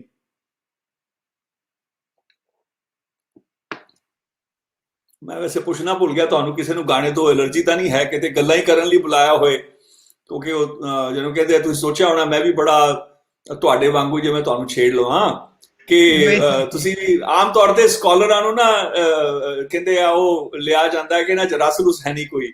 ਮੈਂ ਕਿਹਾ ਸ਼ਾਇਦ ਤੁਸੀਂ ਵੀ ਸੋਚਦੇ ਹੋਗੇ ਕਿ ਸਾਡੀ ਬਰਾਦਰੀ ਦਾ ਹੀ ਹੋਣਾ, ਭਾਈ ਬਲਦੀਪ ਸਿੰਘ ਨੂੰ ਰਸ ਰੁਸ ਨਾਲ ਸਵਾਦ ਹੀ ਹੋਣਾ ਨਹੀਂ। ਸਾਰਿਆਂ ਨੂੰ ਪਤਾ ਹੈ ਕਿ ਤੁਸੀਂ ਆਪਣੀ ਸ਼ਕਲ ਦਿਖਾਈ ਹੈ, ਇਹਦਾ ਮਤਲਬ ਕਿ ਮੈਂ ਬਸ ਕਰਾਂ ਹੁਣ, ਸਮਾਪਤ ਕਰਾਂ? ਨਹੀਂ, ਮੈਂ ਇਸ ਗੱਲ ਬਾਰੇ ਆਇਆ ਵਾਂ ਕਿ ਸਾਰਿਆਂ ਨੂੰ ਪਤਾ ਹੈ ਕਿ ਪ੍ਰੋਗਰਾਮ ਲੈਲਪੁਰ ਤੋਂ ਆ ਰਿਹਾ ਹੈ, ਤੇ ਜਿਹੜਾ ਲੈਲਪੁਰ ਤੋਂ ਪ੍ਰੋਗਰਾਮ ਆਏਗਾ ਉਹ ਸਿਆਣੇ ਨੇ, ਉਹਨਾਂ ਨੂੰ ਪਤਾ ਹੈ ਕਿ ਰਾਗ ਚੱਲਦਾ ਰਿਹਾ ਤੇ ਸਵੇਰ ਤੱਕ ਚੱਲੇਗਾ। ਇੱਥੇ ਜਿਹੜੇ ਅੱਛਾ ਫਿਕਰ ਪੈ ਗਿਆ ਲਾਲਪੁਰੀਆ ਨੂੰ? ਨਹੀਂ ਫਿਕਰ ਨਹੀਂ ਪਿਆ। ਲਾਲਪੁਰ ਤੋਂ ਤੇ ਜ਼ਾਹਿਰ ਹੈ ਲਾਲਪੁਰ ਤੇ ਰਾਗ ਰੰਗ ਦਾ ਸ਼ਹਿਰ ਹੈ, ਉਹ ਤੇ ਮਿਊਜ਼ਿਕ ਤੋਂ ਨਹੀਂ ਅੱਕ ਦੇ ਸਕਦੇ। ਸੋ ਅਸੀਂ ਤਾਂ ਬਹੁਤ ਮਜ਼ੇ ਨਾਲ ਸੁਣ ਰਹੇ। ਤੁਸੀਂ ਕਮਾਲ ਕਰ। ਮੈਂ ਤਾਂ ਖਿਚੜੀ ਆ, ਪੰਜਾਬ ਦੀ ਨਾ ਖਿਚੜੀ ਆ। ਮੇਰਾ ਪੜਦਾਦਾ ਭਾਈ ਸਾਹਿਬ ਨਾਰਾਇਣ ਸਿੰਘ 5 ਮੀਲ ਨਨਕਾਣੇ ਤੋਂ, ਉਹਨੇ ਆਪਣੇ ਜਾਨ ਸ਼ਹਾਦਤ ਕੀਤੀ ਸੀ ਪਲੇਗ ਜਦੋਂ ਫੈਲੀ ਸੇਵਾ ਕਰਦਾ ਰਿਹਾ ਘੋੜੇ ਤੇ। तो मेरी दादी सरियाली तरनताਰਨ ਦੀ ਹੈ, ਮੇਰੀ ਪੜਦਾਦੀ ਪਰਵੇਜ਼ ਨਗਰ ਦੀ ਹੈ। ਮੈਂ ਤਾਂ ਖਿਚੜੀ ਜੀ ਆ, ਪੂਰਾ ਪੰਜਾਬ ਹੀ ਸਮਝੋ ਮੇਰੇ ਚ ਰਸਾਂ ਕਸਾਂ ਚ ਫਸਿਆ ਹੋਇਆ ਹੈ। ਸੋ ਮੇਰੀ ਆਦਤਾਂ ਜ਼ਿਆਦੀਆਂ ਵਿਗੜੀਆਂ ਨੇ। ਤੁਸੀਂ ਜਾਰੀ ਰੱਖੋ ਜੀ, ਬਸ ਅਸੀਂ ਤੁਹਾਨੂੰ ਬਸ ਆਰਾਮ ਕਰਨ ਆਏ, ਤੁਸੀਂ ਜਾਰੀ ਰੱਖੋ, ਅਸੀਂ ਸੁਣ ਰਹੇ ਬਹੁਤ ਮਜ਼ੇ। ਜੀ ਠੀਕ ਹੈ।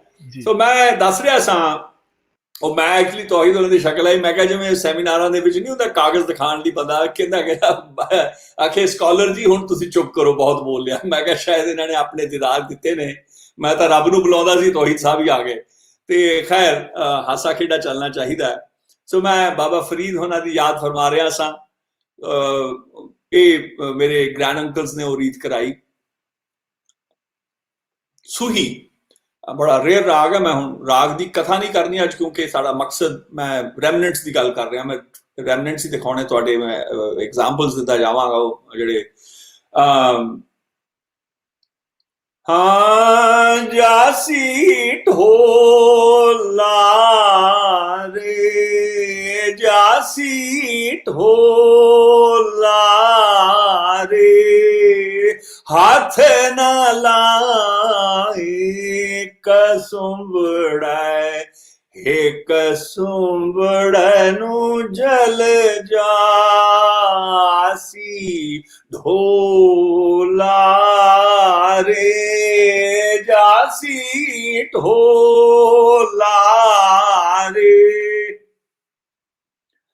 ਹਾਂ ਜਾਸੀ ਢੋਲਾ ਰੇ, ਜਾਸੀ ਢੋਲਾ ਰੇ, ਹੱਥ ਨਾ ਲਾਏ ਕਸੁੰਬੜੈ, ਇੱਕ ਸੁੰਬੜ ਨੂੰ ਜਲ ਜਾਸੀ ਢੋਲਾ ਰੇ, ਜਾਸੀ ਢੋਲਾ ਰੇ,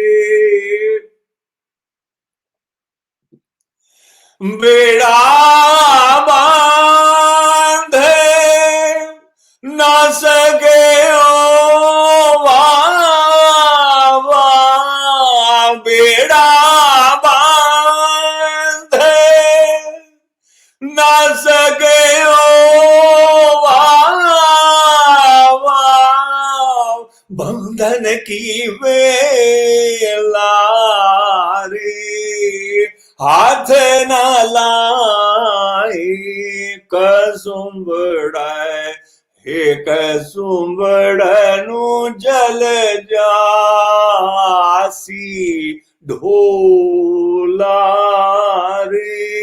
ਇਹ ਇੱਕ ਰੀਤ ਉਹਨਾਂ ਦੀ ਆਈ ਹੈ। ਇਹਦੇ ਵਿੱਚ ਪਮਾ, ਇਹ ਸੂਹੀ ਦਾ ਵੱਖਰ ਬੜਾ ਕ੍ਰਿਕਟ ਅੰਗ ਹੈਗਾ ਉਹਦਾ, ਔਰ ਇਹ ਅੱਜ ਤੋਂ 70-80 ਸਾਲ ਪਹਿਲਾਂ ਤੱਕ ਸਾਰਾ ਜਿੰਨਾ ਸੰਗੀਤ ਸਿੱਖਿਆ ਜਾਂਦਾ ਸੀ ਨਾ, ਉਹਦੇ ਅਲੰਕਾਰ ਕੀ, ਮੀਣਾ ਗਮਕਾਂ ਕੀ, ਬਜ਼ੁਰਗ ਨੂੰ ਦੱਸਦੇ ਸੀ, ਕਹਿੰਦੇ ਬਰਖੁਰਦਾਰੇ ਨੁਮਾਇਸ਼ ਵਾਸਤੇ ਨਹੀਂ, ਸਿਰਫ ਇਸ ਲਈ ਕਿ ਜਿਹੜੀਆਂ ਪੁਰਾਣੀਆਂ ਸ਼ਬਦ ਰੀਤਾਂ ਜਾਂ ਰਚਨਾਵਾਂ ਆ ਰਹੀਆਂ ਨੇ ਉਹ ਐਨ ਬੇਐਨ ਉਹ ਯਾਦ ਰੱਖੀਆਂ ਜਾ ਸਕਣ। ਇਹ ਨਾ ਹੋਏ ਕਿ ਤੁਹਾਡੀ ਆਵਾਜ਼ ਬਣੀ ਨਾ ਹੋਵੇ ਤੇ ਉਸ ਕੰਪੋਜੀਸ਼ਨ ਦੇ ਵਿੱਚ ਉਸ ਜਿਹੜਾ ਕੌਲ, ਜੋ ਇਲਹਾਮ ਸੀ ਵੱਡੇ ਬਜ਼ੁਰਗਾਂ ਦਾ, ਉਹਨਾਂ ਨੂੰ ਜੋ ਅੱਲਾ ਨੇ ਜੋ ਨਜ਼ਰ ਰਹਿਮਤ ਕੀਤੀ, ਉਹ ਉਹਦੇ ਚ ਕੋਈ ਅਸੀਂ ਆਪਣੀ ਕੋਈ ਉਹਦੇ ਚੋਂ ਜਿਵੇਂ ਕਹਿੰਦੇ ਕੁਝ ਉਧੇੜ ਨਾ ਦਈਏ, ਸਾਥੋਂ ਕੋਈ ਭੁੱਲ ਨਾ ਹੋ ਜੇ, ਅਸੀਂ ਉਹਦਾ ਕੋਈ ਅੰਗ ਮਾਰ ਨਾ ਦਈਏ। ਇਸ ਕਰਕੇ ਇੰਨੀ ਰਿਆਜ਼ਤ ਹੁੰਦੀ ਸੀ। ਇਹ ਪਰਸਪੈਕਟਿਵ ਵੀ ਲੋਕ ਭੁੱਲ ਗਏ ਨੇ। ਲੋਕੀ ਸੋਚਦੇ ਰਿਆਜ਼ਤ ਕਰਦੇ ਆ ਨੁਮਾਇਸ਼ ਲਈ, ਸਟੇਜ ਅਸੀਂ ਜਿੱਤਣੀ ਹੈ ਜਾਂ ਦੂਜੇ ਗਵਈਏ ਤੋਂ ਅਸੀਂ ਚੰਗਾ ਦੇਖਣਾ, ਇਹ ਨਹੀਂ ਸੀ। ਪੁਰਾਣਾ ਪਰਸਪੈਕਟਿਵ ਦੇਖੋ, ਤੁਹਾਡੇ ਨਾਲ ਮੈਂ ਸਾਂਝਾ ਕਰ ਰਿਹਾ ਹਾਂ। ਦੂਜੀ ਰਚਨਾ ਬੜੀ ਅਦਭੁਤ ਹੈ। ਇਹਦੇ ਤੇ ਖੈਰ ਉਹ ਗੁਰੂ ਨਾਨਕ ਦੇਵ ਮਹਾਰਾਜ ਦੀ ਇੱਕ ਉਹ ਵੀ ਸੂਹੀ ਦਾ ਅੰਗ ਹੈਗਾ। ਇਹਦੇ ਚੋਂ ਕਹਿੰਦੇ ਨੇ ਨਾ ਕਿ ਜਬ ਤਰਵਰ ਜਬ ਉਛਲੇ ਤਬ ਤਰਨ ਦੁਹੇਲਾ, ਜਦੋਂ ਸਮੁੰਦਰ ਛਲਕਾ ਮਾਰਦਾ ਨਾ ਤੇ ਕਹਿੰਦੇ ਤਰਨ ਫਿਰ ਦੁਹੇਲਾ, ਵੇਲਾ ਸੁਵੇਲਾ ਨਹੀਂ ਹੈ, ਦੁਹੇਲਾ ਹੋ ਗਿਆ। ਤੇ ਗੁਰੂ ਨਾਨਕ ਕਨਵਰਸ ਕਰਦੇ ਨੇ ਬਾਬਾ ਫਰੀਦ ਨਾਲ, ਪਰ ਉਹ ਬਾਬਾ ਫਰੀਦ ਨਾਲ ਨਹੀਂ। ਆਮ ਤੌਰ ਤੇ ਸਕਾਲਰਸ ਕਹਿੰਦੇ ਲੈ ਜੀ ਬਾਬਾ ਫਰੀਦ ਨਾਲ ਬੜੀ ਢੈਂਡੀ ਕਲਾ ਦੀ ਗੱਲ ਕਰ ਰਹੇ ਸੀ, ਡਿਪਰੈਸ਼ਨ ਚ ਚਲੇ ਗਏ, ਸਭ ਬਕਵਾਸ ਹੈ। ਉਹ ਏਦਾਂ ਹੈ ਕਿ ਉਹ ਜਿਸ ਵੇਲੇ ਮਹਾਰਾਜ ਨੇ ਕਿਹਾ, ਉਹ ਕਿਹਾ 11ਵੀਂ 12ਵੀਂ ਸ਼ਤਾਬਦੀ ਦੇ ਵਿੱਚ, 12ਵੀਂ, ਪਰ ਜਦੋਂ ਗੁਰੂ ਨਾਨਕ ਤੁਹਾਨੂੰ ਮੈਨੂੰ ਦੱਸਣ ਲਈ ਕਿ ਤੁਸੀਂ ਕਿਤੇ ਭੁਲੇਖਾ ਨਾ ਖਾ ਜਿਓ, ਇੱਕ ਉਹ ਵੇਲਾ ਹੈ ਜਦੋਂ ਕਹਿ ਰਹੇ ਨੇ ਕਿ ਜਦੋਂ ਇਹ ਮਾਇਆ ਦਾ ਜਾਲ ਹੈ ਨਾ, ਜਦੋਂ ਮਾਇਆ ਜਦੋਂ ਫਸਾਉਂਦੀ ਹੈ, ਆਪਣੀਆਂ ਲਪਟਾਂ ਦੇ ਵਿੱਚ ਪਾਉਂਦੀ ਹੈ, ਕਿਤੇ ਇੱਕ ਵੇਲਾ ਉਹ ਆਉਂਦਾ ਜਦੋਂ ਨਾ ਤਰਵਰ ਹੈ, ਨਾ ਤਰਵਰ ਨਾ ਉਛਲਾ ਹੈ, ਉਹ ਵੀ ਆਉਂਦਾ ਹੈ। ਸਾਨੂੰ ਸਿਖਾਇਆ ਦੋਨੋਂ ਪਰਸਪੈਕਟਿਵ। ਬਾਬਾ ਫਰੀਦ ਇੱਕ ਸਬਕ ਦੇ ਰਹੇ ਨੇ, ਉਹਦਾ ਦੂਜਾ ਸਬਕ ਨਾਲ ਲੱਗਦਾ ਸਾਨੂੰ ਹੀ ਦੇ ਰਹੇ ਨੇ। ਦੋਨੋਂ ਸਬਕ ਸਾਡੇ ਲਈ ਹੈ। ਉਹ ਆਪਸ ਚ ਟਿੱਪਣੀ ਨਹੀਂ ਕਰਦੇ ਪਏ। ਲੋਕ कथाकार ਵੱਡੇ ਵੱਡੇ ਉਹਦੇ ਚ ਮੈਂ ਆਮ ਤੌਰ ਤੇ, ਕਿਉਂਕਿ ਮੇਰਾ ਸੰਬੰਧ ਲਿਵਿੰਗ ਟ੍ਰੈਡੀਸ਼ਨ ਦੇ ਨਾਲ ਹੈ, ਮੇਰਾ 1920 ਸੈਂਚੁਰੀ ਚ ਲਿਖਿਆ ਕਿਤਾਬਾਂ ਦਾ ਸੋਰਸ ਨਹੀਂ ਹੈ ਮੇਰਾ, ਮੈਂ ਓਰਲ ਤੇ ਔਰਲ ਟ੍ਰੈਡੀਸ਼ਨ ਦਾ ਮੈਂ ਪਾਂਦੀ ਹੈਗਾ, ਮੈਂ ਜ਼ਿੰਦਾ ਕਿਤਾਬਾਂ ਪੜ੍ਹਦਾ ਰਿਹਾ, ਮੋਈਆਂ ਕਿਤਾਬਾਂ ਨਹੀਂ ਜਿਹਦੀਆਂ ਅੱਖਰ ਪੜ੍ਹਨ ਨੂੰ ਜਿਹਨਾਂ ਨੂੰ ਡਿਕਸ਼ਨਰੀ ਦੀ ਲੋੜ ਪਵੇ, ਔਰ ਸਾਡੇ ਉਹਦੇ ਵਿੱਚ ਉਹ ਮਰ ਗਿਆ। ਮੈਂ ਇਹ ਗਲਤ ਨਹੀਂ ਕਹਿ ਰਿਹਾ ਜਾਂ ਕਮੀ ਨਹੀਂ ਕਹਿ ਰਿਹਾ, ਪਰ ਉਹਦੇ ਵਿੱਚ ਆਪਣੀਆਂ ਕਮੀਆਂ ਨੇ। ਸਾਡੀ ਟ੍ਰੈਡੀਸ਼ਨ ਚ ਜਿਹੜੀ ਇੱਕ ਚੀਜ਼ ਗਵਾਚ ਗਈ ਨਾ, ਉਹ ਗਵਾਚ ਗਈ। ਅਸੀਂ ਫਿਰ ਉਹਨੂੰ ਇੰਟਰਪ੍ਰੀਟੇਸ਼ਨ, ਅਸੰਪਸ਼ਨ ਤੇ ਐਸਟੀਮੇਸ਼ਨ, ਹਾਰਮੋਨੋਟਿਕ ਕਰਵ ਜਿਹਨੂੰ ਮੈਂ ਕਹਿੰਦਾ, ਉਹਦੇ ਚ ਅਸੀਂ ਲੈ ਜਾਂਦੇ ਹਾਂ। ਖੈਰ, ਦੂਜੀ ਰਚਨਾ ਬਾਬਾ ਸ਼ੇਖ ਫਰੀਦ ਦੀ, ਉਹ ਸੱਚ ਗੁਰੂ ਨਾਨਕ ਦੇਵ ਨੂੰ ਮੈਂ ਸੁਣਾਉਣ ਲੱਗਾ ਸੀ। तेरा एक नाम मजीठड़ा रता मेरा ढोला, तेरा एक नाम मजीठड़ा रता मेरा झोला, साध रंग ढोला। एको नाम, एक कंपोजिशन दे विच ओ कन्वर्स कर रहे ने दूजा हिस्सा। बैक टू बाबा फरीद। आता साहिब की मैं ਸਾਰ ਨੂੰ ਦੇਖਣਾ, ਕਿ ਤੁਸੀਂ ਜੇ ਵੱਡਿਆਂ ਨੂੰ ਸੁਣਨਾ ਹੈ ਨਾ, ਉਹ ਸਾਰ ਕਿਹਦੀ ਸਾਹਿਬ ਦੀ, ਤੈ ਸਾਹਿਬ ਕੀ ਸਾਰ ਨਾ ਜਾਣੀ, ਜੋਬਨ ਖੋਏ ਪਾਛਾ ਪਛਤਾਨੀ। ਜਵਾਨੀ ਜਦੋਂ ਵੇਲਾ ਸੀ ਜ਼ਿੰਦਗੀ, ਉਹ ਤੋਂ ਜੋ ਝੱਕ ਮਾਰਦਾ ਰਿਹਾ ਬੰਦਿਆ, ਤੇ ਹੁਣ ਪਾਛਾ, ਹੁਣ ਤੂੰ ਆ ਕੇ ਪਛਤਾਪ ਕਰਨ ਡਿਆ ਕਿ ਹਾਏ ਮੈਂ ਤੇ ਸੁੱਖ ਆਇਆ ਨਹੀਂ, ਹਾਏ ਮੇਰਾ ਕੀ ਬਣੂ, ਹਾਏ ਮੈਂ ਤਾਂ ਕੁਝ ਪਾਇਆ ਨਹੀਂ, ਹਾਏ ਮੇਰੇ ਚੈਨ ਹੈ ਨਹੀਂ, ਹਾਏ ਜ਼ਿੰਦਗੀ ਕੀ ਹੁੰਦੀ ਹੈ, ਹਾਏ ਮੌਤ ਆਈ ਖੜੀ ਹੈ, ਮਰਨਾ ਮੈਂ ਕੀ ਕਰਾਂਗਾ, ਮਰਨ ਤੋਂ ਬਾਅਦ ਕੀ ਹੁੰਦਾ ਹੈ। ਹੁਣ ਵੱਡੇ ਵੱਡੇ ਸਵਾਲ ਆ ਗਏ।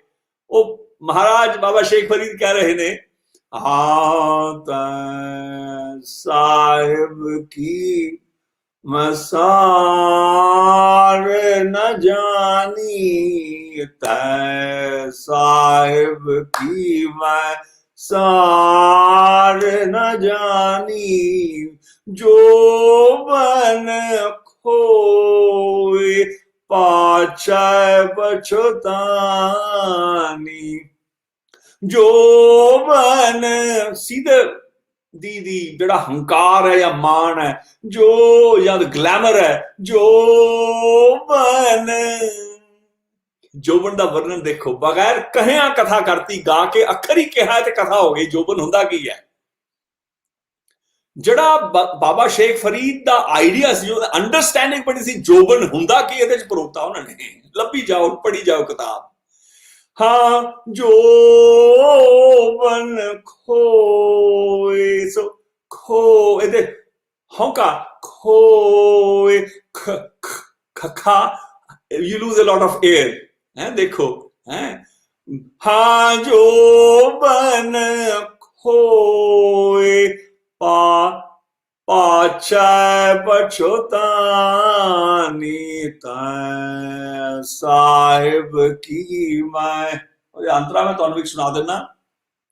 काली कोयल तू कित गुण काली, कहती है कि अपने प्रीतम कह बिरह जाली, मैं अपने प्रीतम दे बिरह च जल के कहते काली हुई है। एक कहो जी कन्वर्सेशन है।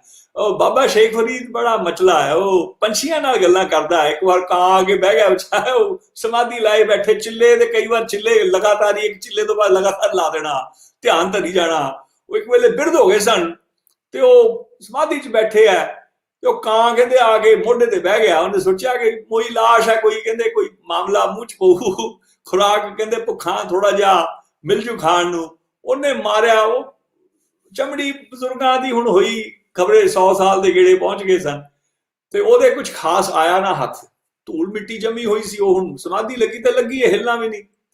ਤੇ ਉਹ ਆ ਕੇ ਨਾ ਉੱਤੇ ਸਿਰ ਤੇ ਬਹਿ ਗਿਆ, ਤੇ ਉਹਨੇ ਸਿਰ ਤੇ ਮਾਰਿਆ, ਚੁੰਝ ਮਾਰੀ, ਫਿਰ ਥੋੜਾ ਮੱਥੇ ਤੇ ਪੱਟਿਆ, ਤੇ ਉਹ ਗਾਉਣ ਲੱਗੇ, ਕਹਿੰਦੇ ਇਹ ਤੋਂ ਨੈਣਾ ਮਤ ਛਿਓ ਫਿਰ ਦੇਖਣ ਕੀ ਆਸ। ਉਹ ਗਾਉਣ ਲੱਗ, ਉਹਨੂੰ ਭਜਾਇਆ ਨਹੀਂ ਪਰ ਗਾਉਣ ਲੱਗੇ। ਖੈਰ, ਉਹ ਬਾਬਾ ਫਰੀਦ ਨਾ ਪੰਛੀਆਂ ਨਾਲ ਬੜੀਆਂ ਗੱਲਾਂ ਕਰਦਾ, ਇਹਦੇ ਵਿੱਚ ਵੀ ਕਰਦੇ ਨੇ। हाँ काली कोयल, काली कोयल तू कहते गुण काली, अपने प्रीतम का हाँ बिरहा जाली, साहिब की ਸੋ ਭਾਵ ਇਹ ਹੈ ਕਿ ਇਹ ਚੀਜ਼ਾਂ ਮੈਨੂੰ ਲੱਭੀਆਂ ਨੇ, ਯਾਨੀ ਕਿ ਮੈਂ ਦੋਨੋਂ ਪਰੰਪਰਾਵਾਂ ਦਾ ਸ਼ੁਕਰਗੁਜ਼ਾਰ ਹਾਂ ਕਿ ਘੱਟੋ ਘੱਟ ਕੁਝ ਰੈਮਨੈਂਟਸ ਸਾਡੇ ਕੋਲ ਆ ਗਏ ਨੇ, ਜਿਹੜਾ ਸਾਡਾ ਸਾਂਝਾ ਵਿਰਸਾ ਹੈ। ਸਾਂਝਾ ਵਿਰਸਾ ਇਹ ਅਸੀਂ, ਮੈਂ ਇੱਕ ਅਕਾਦਮਿਕ ਦਾਇਰੇ ਦੀ ਮੈਂ ਜਿਹੜੀ ਖੁੰਬ ਠੱਪ ਰਿਹਾ ਸੀ ਜਾਂ ਮੈਂ ਸ਼ਿਕਾਇਤ ਕਰ ਰਿਹਾ ਸੀ ਕਿ ਤੁਸੀਂ ਮੈਪ ਹੀ ਨਹੀਂ ਕੀਤਾ, ਪਖਾਵਜ ਕਿੰਨੀ ਸੀ, ਢੋਲਕ ਕਿੰਨੀ ਸੀ, ਪੰਜਾਬ ਦੀ ਢੋਲਕ ਹੀ ਮਰੀ ਹੋਈ ਹੈ, ਢੋਲ ਥੋੜਾ ਬਹੁਤਾ ਵੱਜਦਾ, ਤੁਸੀਂ ਭਾਖਾਵਾਂ ਪੰਜਾਬੀ ਇੱਥੇ ਸਾਡੇ ਲਾਗੂ ਕੀਤੀ, ਪੰਜਾਬੀ ਇੱਕ ਪੰਜਾਬੀ ਬਣਾਤੀ ਅਕਾਦਮਿਕ ਪੰਜਾਬੀ, ਕਹਿੰਦੇ ਲਾਗੂ ਕਰੋ। ਮੈਂ ਕਿਹਾ ਜੀ ਉਹ ਉਦੋਂ ਮੰਤਰੀ ਹੁੰਦੀ ਸੀ ਐਜੂਕੇਸ਼ਨ ਮੰਤਰੀ ਡਾਕਟਰ ਰੁਪਿੰਦਰਜੀਤ ਕੌਰ, ਕਿਸੇ ਵੇਲੇ ਇਕਨੋਮਿਕਸ ਵਗੈਰਾ ਪੜ੍ਹਾਉਂਦੀ ਸੀ ਉਹ, ਕਿਸੇ ਵੇਲੇ ਮੇਰਾ ਪਿਆਰ ਵੀ ਸੀ, ਤੇ ਫਿਰ ਮੈਨੂੰ ਲੱਗਦਾ ਸਾਡੀ ਦੁਸ਼ਮਣੀ ਚੰਗੀ ਹੈ ਜਿਹਦੇ ਕਰਕੇ ਉਹਨੇ ਨੁਕਸਾਨ ਬੜਾ ਕੀਤਾ ਪਰੰਪਰਾ ਦਾ ਵੀ। ਔਰ ਖੈਰ ਐਨੀਵੇ ਦੈਟਸ ਅਨਦਰ ਸਟੋਰੀ।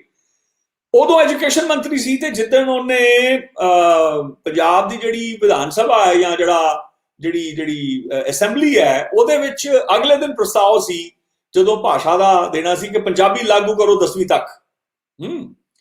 ਔਰ ਉਹ ਪੰਜਾਬੀ ਦਾ ਲਾਗੂ ਹੋਣ ਤੋਂ ਪਹਿਲਾਂ ਪ੍ਰਕਾਸ਼ ਸਿੰਘ ਬਾਦਲ ਉਹਨਾਂ ਦੇ ਸੀਐਮ ਰੈਜ਼ੀਡੈਂਸ ਸੀ ਬੈਠੇ, ਕਈ ਮੰਤਰੀ ਸਨ ਤੇ ਕਈ ਵੱਡੇ ਵੱਡੇ ਅਫਸਰ ਸਨ ਤੇ ਉਹਨਾਂ ਦੀ ਤਾਰੀਫ ਹੋ ਰਹੀ ਸੀ। ਖੈਰ ਉਹ ਜਿਹੜੀ ਸਿਆਸੀ ਲੀਡਰਾਂ ਦੇ ਨਾਲ ਬਹਿ ਕੇ ਉਹਨਾਂ ਦੀ ਤਾਰੀਫ ਹੁੰਦੀ, ਲੋਕ ਕਰ ਰਹੇ ਸੀ, ਉਹਨਾਂ ਨੇ ਆਪਣਾ ਰਾਂਝਾ ਰਾਜੀ ਕਰਨਾ ਹੁੰਦਾ। ਗੱਲਾਂ ਅਚਾਨਕ ਫਿਰ ਪੰਜਾਬੀ ਦੀ ਆਈਆਂ ਤੇ ਸਾਰੇ ਦੱਸਣ ਜੀ ਹਾਂਜੀ ਪੰਜਾਬੀ ਲਾਗੂ ਹੋਣੀ ਚਾਹੀਦੀ। ਹੋਣੀ ਮੈਨੂੰ ਕਹਿਣ ਲੱਗੇ ਭਾਈ ਸਾਹਿਬ ਤੁਹਾਡਾ ਕੀ ਖਿਆਲ ਹੈ? ਮੰਤਰੀ ਰੁਪਿੰਦਰਜੀਤ ਕੌਰ ਉਹਨਾਂ ਨੇ ਪੁੱਛਿਆ ਤੇ ਉਹ ਜਿਹਨੂੰ ਕਹੀਏ ਕਿ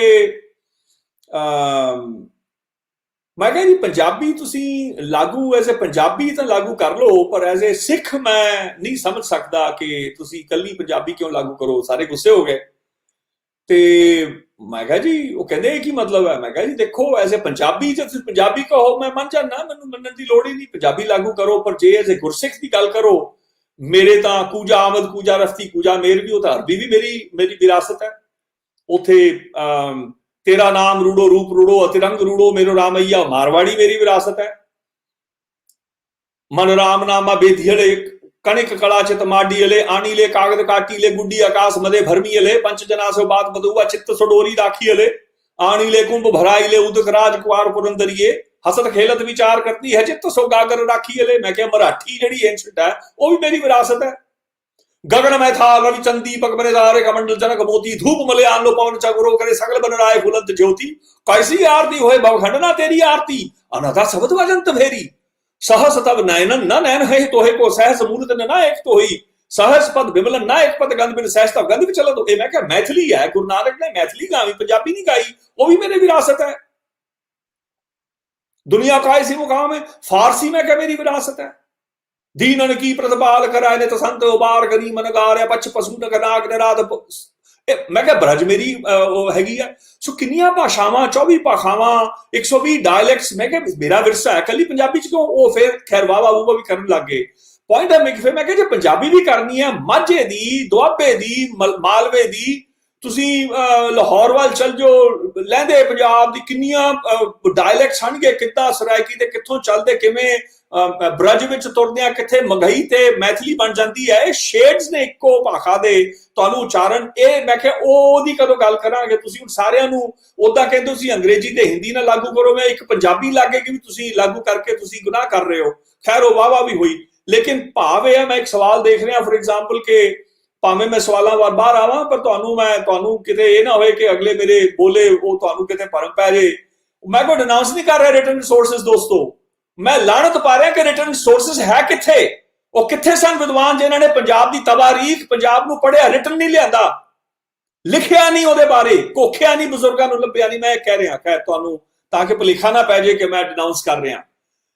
ਜਿਹੜੇ ਐਸਪੈਕਟਸ ਨੇ ਰਿਟਨ ਰਿਸੋਰਸਿਸ, ਜਿਹੜੇ ਇੱਕ ਹੈ ਹਰਮੋਨੈਟਿਕ ਕਰਵ, ਜਿਹੜੀ ਕਿਤਾਬ ਖਾਸ ਕਰਕੇ ਅੱਖਰਾਂ ਦੀ ਜਿਹੜੀ ਅਟੈਂਡੈਂਸ ਹੈ, ਜੇ ਤੁਸੀਂ ਆਪਣਾ ਅੰਦਾਜ਼ ਐਸਟੀਮੇਟ ਕੀਤਾ ਕਿ ਸ਼ਾਇਦ ਇਹਦਾ ਅਰਥ ਹੈ, ਜਾਂ ਅਸਿਊਮ ਕੀਤਾ ਸ਼ਾਇਦ ਇਹਦਾ ਅਰਥ ਹੈ, ਜਾਂ ਇੰਟਰਪ੍ਰੀਟ ਕੀਤਾ ਸ਼ਾਇਦ ਇਹਦਾ ਅਰਥ ਹੈ, ਉਸ ਦੀ ਬਜਾਏ ਅਸਲ ਕੀ ਸੀ, ਕੀ ਕੋਈ ਪ੍ਰੋਪਰਟੀ ਗੁਰੂ ਕਾਲ ਤੋਂ ਚੱਲੀ ਆ ਰਹੀ ਹੈ। ਬਾਬਾ ਸ਼ੇਖ ਫਰੀਦ ਤੋਂ ਜਿਹੜੀ ਸੀਨਾ ਬਸੀਨਾ ਇਲਮ ਜਿਹੜਾ ਹੈ, ਉਹ ਇੱਕ ਦਿਲ ਤੋਂ ਦੂਜੇ ਦਿਲ ਤੱਕ ਪੂਰੀ ਪੈਡਾਗੋਜੀ 30-40 ਸਾਲ ਬਜ਼ੁਰਗ ਸਿੱਕੇ ਜਦੋਂ ਅਰਥ ਜਿੱਦਾਂ ਸੀ ਉਹਨੂੰ ਰੱਖਦੇ ਨੇ, ਇਹ ਵੀ ਪਰੰਪਰਾ ਸੀ।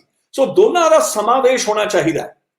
ਮੈਂ ਕਿਤਾਬਾਂ ਦਾ ਹੀ ਜੰਮਿਆ, ਮਾਡਰਨ ਐਜੂਕੇਸ਼ਨ ਸਿਸਟਮ ਦਾ ਹੀ ਮੈਂ ਹੈਗਾ, ਪਰ ਜਿਹੜੀ ਮੇਰੀ ਰਿਵਾਈਵਲ ਹੈ ਉਹ ਇੰਡੀਜਨਸ ਪੈਡਾਗੋਜੀਕਲ ਪ੍ਰੋਸੈਸਿਸ। ਕਿਤੇ ਸਾਡੇ ਕੋਲ ਇਲਮ ਹੈ, ਯੂਨੀਵਰਸਿਟੀਆਂ ਕਾਲਜਾਂ ਬਰਤਾਨੀਆ ਦੇ ਜਿਹੜੇ ਮਿਸ਼ਨਰੀ ਹੁੰਦੇ ਸੀ ਉਹਨਾਂ ਦੇ ਰਾਹੀਂ ਸਾਡੇ ਕੋਲ ਇਲਮ ਨਹੀਂ ਆਇਆ। ਸਾਡੇ ਕੋਲ ਤਵਾਰੀਖ ਹੈ ਇਲਮ ਦੀ, ਸਾਡੀ ਸਭਿਅਤਾ ਬੜੀ ਵੱਡੀ, ਇੱਥੇ ਰਾਜੇ ਮਹਾਰਾਜੇ ਵੱਡੇ ਵੱਡੇ ਪੀਰ ਪੈਗੰਬਰ ਔਲੀਏ ਇੱਥੇ ਜੰਮੇ ਨੇ ਜਿਨ੍ਹਾਂ ਦਾ ਇਲਮ ਦੁਨੀਆ ਪੜ੍ਹ ਕੇ ਸਿਆਣਾ ਬਣਦੀ ਹੈ। ਸੋ ਕਿਤੇ ਭਰਮ ਨਾ ਖਾ ਜਾਓ ਕਿ ਮੈਂ ਗੱਲ ਕੀ ਕਰ ਰਿਹਾ, ਤੁਸੀਂ ਪੂਰਾ ਕੰਟੈਕਸਟ ਸਮਝੋਗੇ ਤੁਹਾਨੂੰ ਮੇਰੀ ਸ਼ਾਇਦ ਗੱਲ ਦਾ ਪਤਾ ਲੱਗ ਜਾਏ। ਮੈਂ ਇੱਕ ਦੋ ਜਿਨ੍ਹਾਂ ਨੇ ਸਵਾਲ ਕੀਤਾ ਸਪਸ਼ਟੀਕਰਨ ਕੀਤਾ ਉਹਨਾਂ ਤੇ ਮੈਂ ਸ਼ੱਕ ਨਹੀਂ ਕੀਤਾ। ਸੋ ਕਹਿਣ ਦਾ ਭਾਵ ਇਹ ਹੈ ਕਿ ਜਿਹੜੀ ਐਸਪੈਕਟਸ ਹੈਗੇ ਸੀਗੇ ਪਰੰਪਰਾ ਦੇ, ਉਹ ਪਰੰਪਰਾ ਦੇ ਵਿੱਚ ਲੋਕ ਸੰਗੀਤ ਵੀ ਮੁਲਤਾਨ ਦੀ ਜਿਹੜੀ ਲੋਕ ਧੁਨ ਤੋਂ ਰਾਗ ਮੁਲਤਾਨੀ ਬਣਿਆ।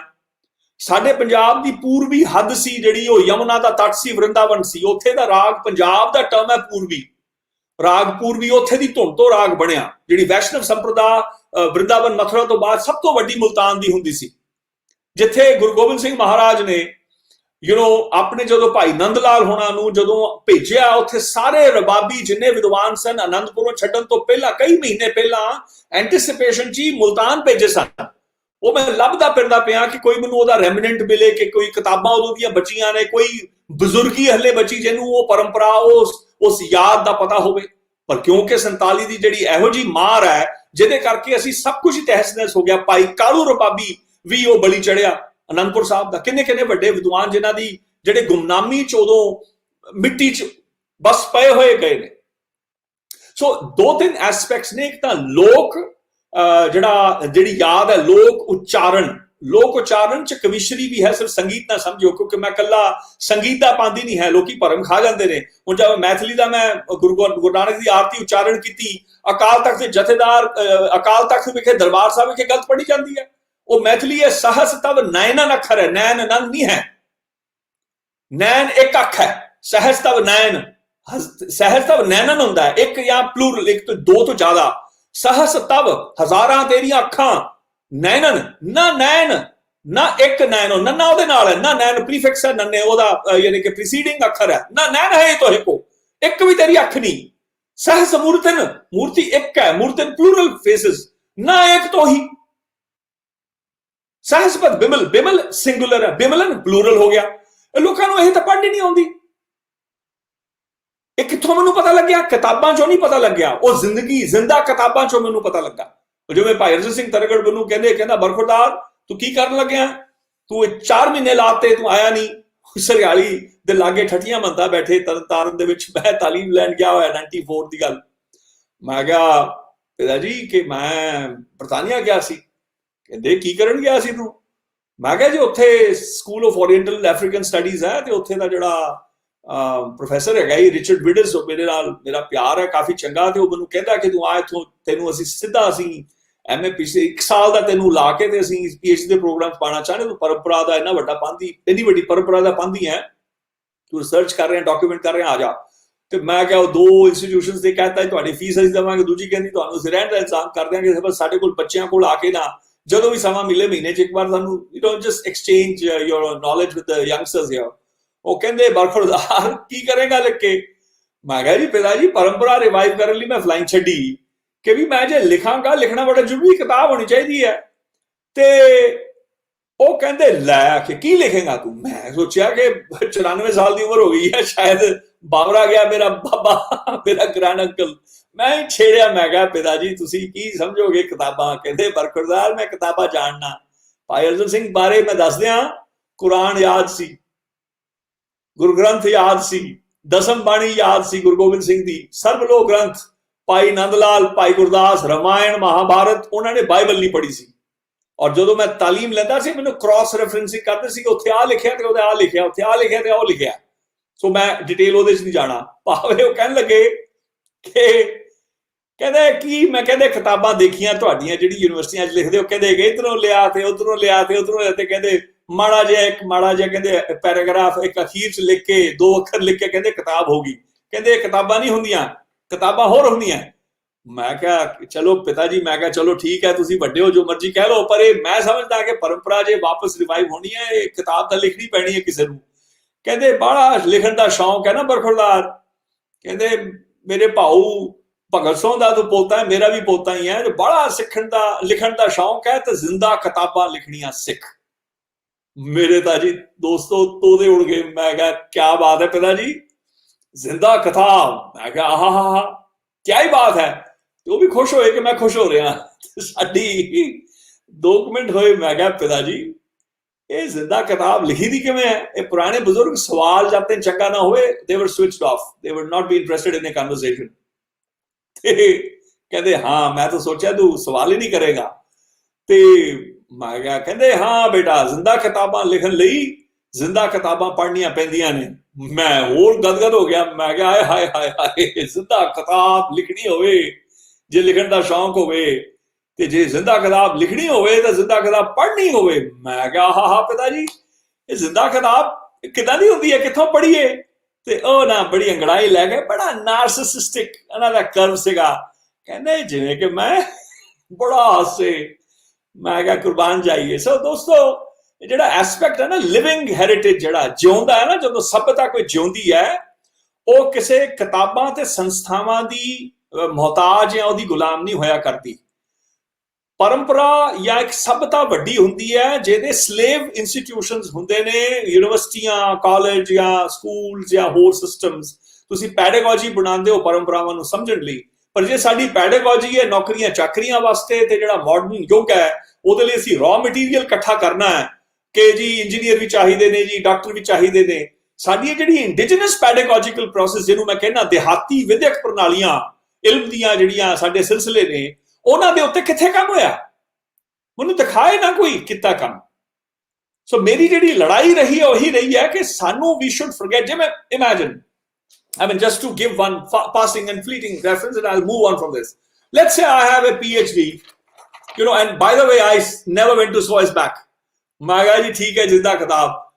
If I get a, वैसे तौहीद साहब खोला याद है ना की हैगा, मैं तुहानू दस्सिया सी मेरे कुदरती कागज आ गया हथ। मैं जे तुसी कहोगे मैं दस दियांगा लोकां नू, otherwise it's our secret. Anyway, let's say this is a, the Y bomb or the H bomb. That is, I mean, as this lingo, Y was a PhD from Yale, the PhD from Harvard, H bomb, C bomb, Cambridge PhD. Let's say I have this. What is my boast? मेरा मतलब मैं जे फड़ा मारांगा की है कि जे मैं PhD कर ली ना उत्थों, पर की मैं फड़ मार सकदा कि वो इंस्टीट्यूशन साडे पंजाब दी उपज है, साडी संस्था है वो? We cannot boast on having created those instruments of grant of knowledge. जिथे आलम बंदे पहाड़े दे टट्टू नहीं हुंदे सी, ਜਿਹੜੇ ਇੰਡਿਸਪੈਂਸੇਬਲ ਹੁੰਦੇ ਸੀ, ਜਿਹੜੇ 60-65 ਸਾਲ ਦੀ ਉਮਰ ਦੇ ਰਿਟਾਇਰ ਨਹੀਂ ਹੁੰਦੇ ਸੀ, ਉਹ ਮਰਿਆਂ ਵੀ ਜਿਨ੍ਹਾਂ ਨੂੰ ਪੁੱਛਿਆ ਜਾਂਦਾ, ਪੜਿਆ ਜਾਂਦਾ ਜਿਨ੍ਹਾਂ ਨੂੰ, ਉਹ ਸੀ ਸਾਡਾ ਪੰਜਾਬ। ਮੈਂ ਉਹ ਪੰਜਾਬ ਦੀ ਭਾਲ ਕਰਦਾ ਰਿਹਾ ਦੋਸਤੋ। ਸੋ that is where the Punjabi Academia, ਭਾਵੇਂ ਵੈਸਟ ਹੈ ਭਾਵੇਂ ਈਸਟ ਹੈ, I can quarrel with you for days and weeks and months, and I'll ask questions if anybody still has doubts that work for the last 100-150 years has not been done. Punjab has not been studied. Punjab ਨੂੰ ਪੜਾਇਆ ਗਿਆ ਹੈ। ਤੁਸੀਂ ਪੰਜਾਬੋਂ ਬਾਹਰ ਦਾ ਇਲਮ, ਪੰਜਾਬ ਨੂੰ ਪੰਜਾਬ ਦੇ ਇਲਮ ਤੋਂ ਤੋੜਿਆ ਗਿਆ, ਪੰਜਾਬ ਨੂੰ ਪੰਜਾਬੀਅਤ ਤੋਂ ਤੋੜਿਆ ਗਿਆ, ਤਾਂ ਤੁਸੀਂ ਭਵਿੱਖ ਕੀ ਸਿਰਜੋਗੇ? ਸਿਰਫ ਰॉ ਮਟੀਰੀਅਲ ਕਿ ਹਾਂ ਜੀ ਕਿਸੇ ਨੂੰ ਫੌਜ ਵਿੱਚ ਭਰਤੀ ਚਾਹੀਦੇ, ਪੰਜਾਬੀ ਜੀ ਸਭ ਤੋਂ ਵੱਡੇ ਯੋਧੇ ਹੁੰਦੇ ਨੇ, ਫੌਜਾਂ 'ਚ ਭਰਤੀ ਕਰ ਲਓ ਤੇ ਲੜਾ ਦਿਓ। ਉਹ ਜੀ ਸਾਨੂੰ ਇੰਜੀਨੀਅਰ ਬੜੇ ਚਾਹੀਦੇ ਆ ਜੀ, ਮਿਹਨਤੀ ਬੰਦੇ ਚਾਹੀਦੇ ਆ ਜੀ, ਉਹ ਜੀ ਪੰਜਾਬ ਦਾ ਫਾਰਮਰ ਬੜਾ, ਇਟਲੀ ਦੀ ਤੁਸੀਂ ਬਚਾ ਲਓ ਜਾ ਕੇ, ਦੁਨੀਆ ਦੇ ਜਾ ਕੇ ਐਕਸਪੋਰਟ ਕਰੀ ਜਾਓ।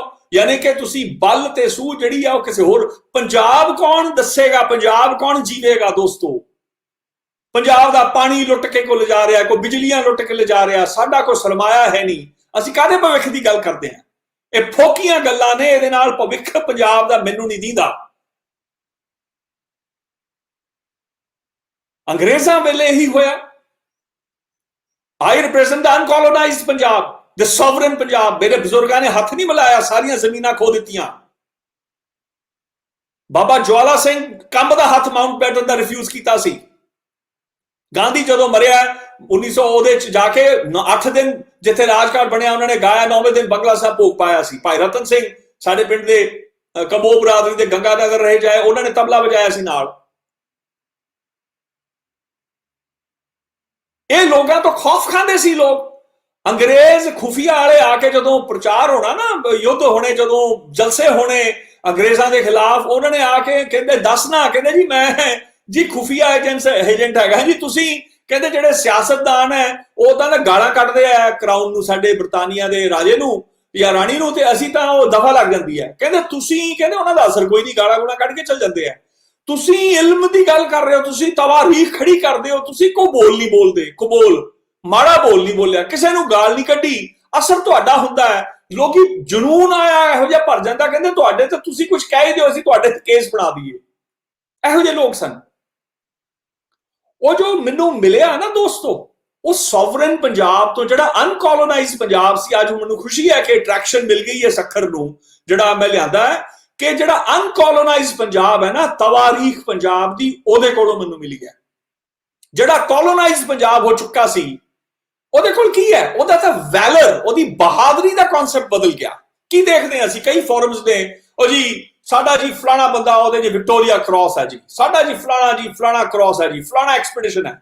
ਸਾਡਾ ਵੈਲਰ ਕੀ ਸੀ ਕੋਲੋਨਾਈਜ਼ਡ ਪੰਜਾਬ, ਅਨਕੋਲੋਨਾਈਜ਼ਡ ਪੰਜਾਬ ਦਾ? ਅੰਗਰੇਜ਼ਾਂ ਦਾ ਲੱਗਾ ਛਾਪਾ।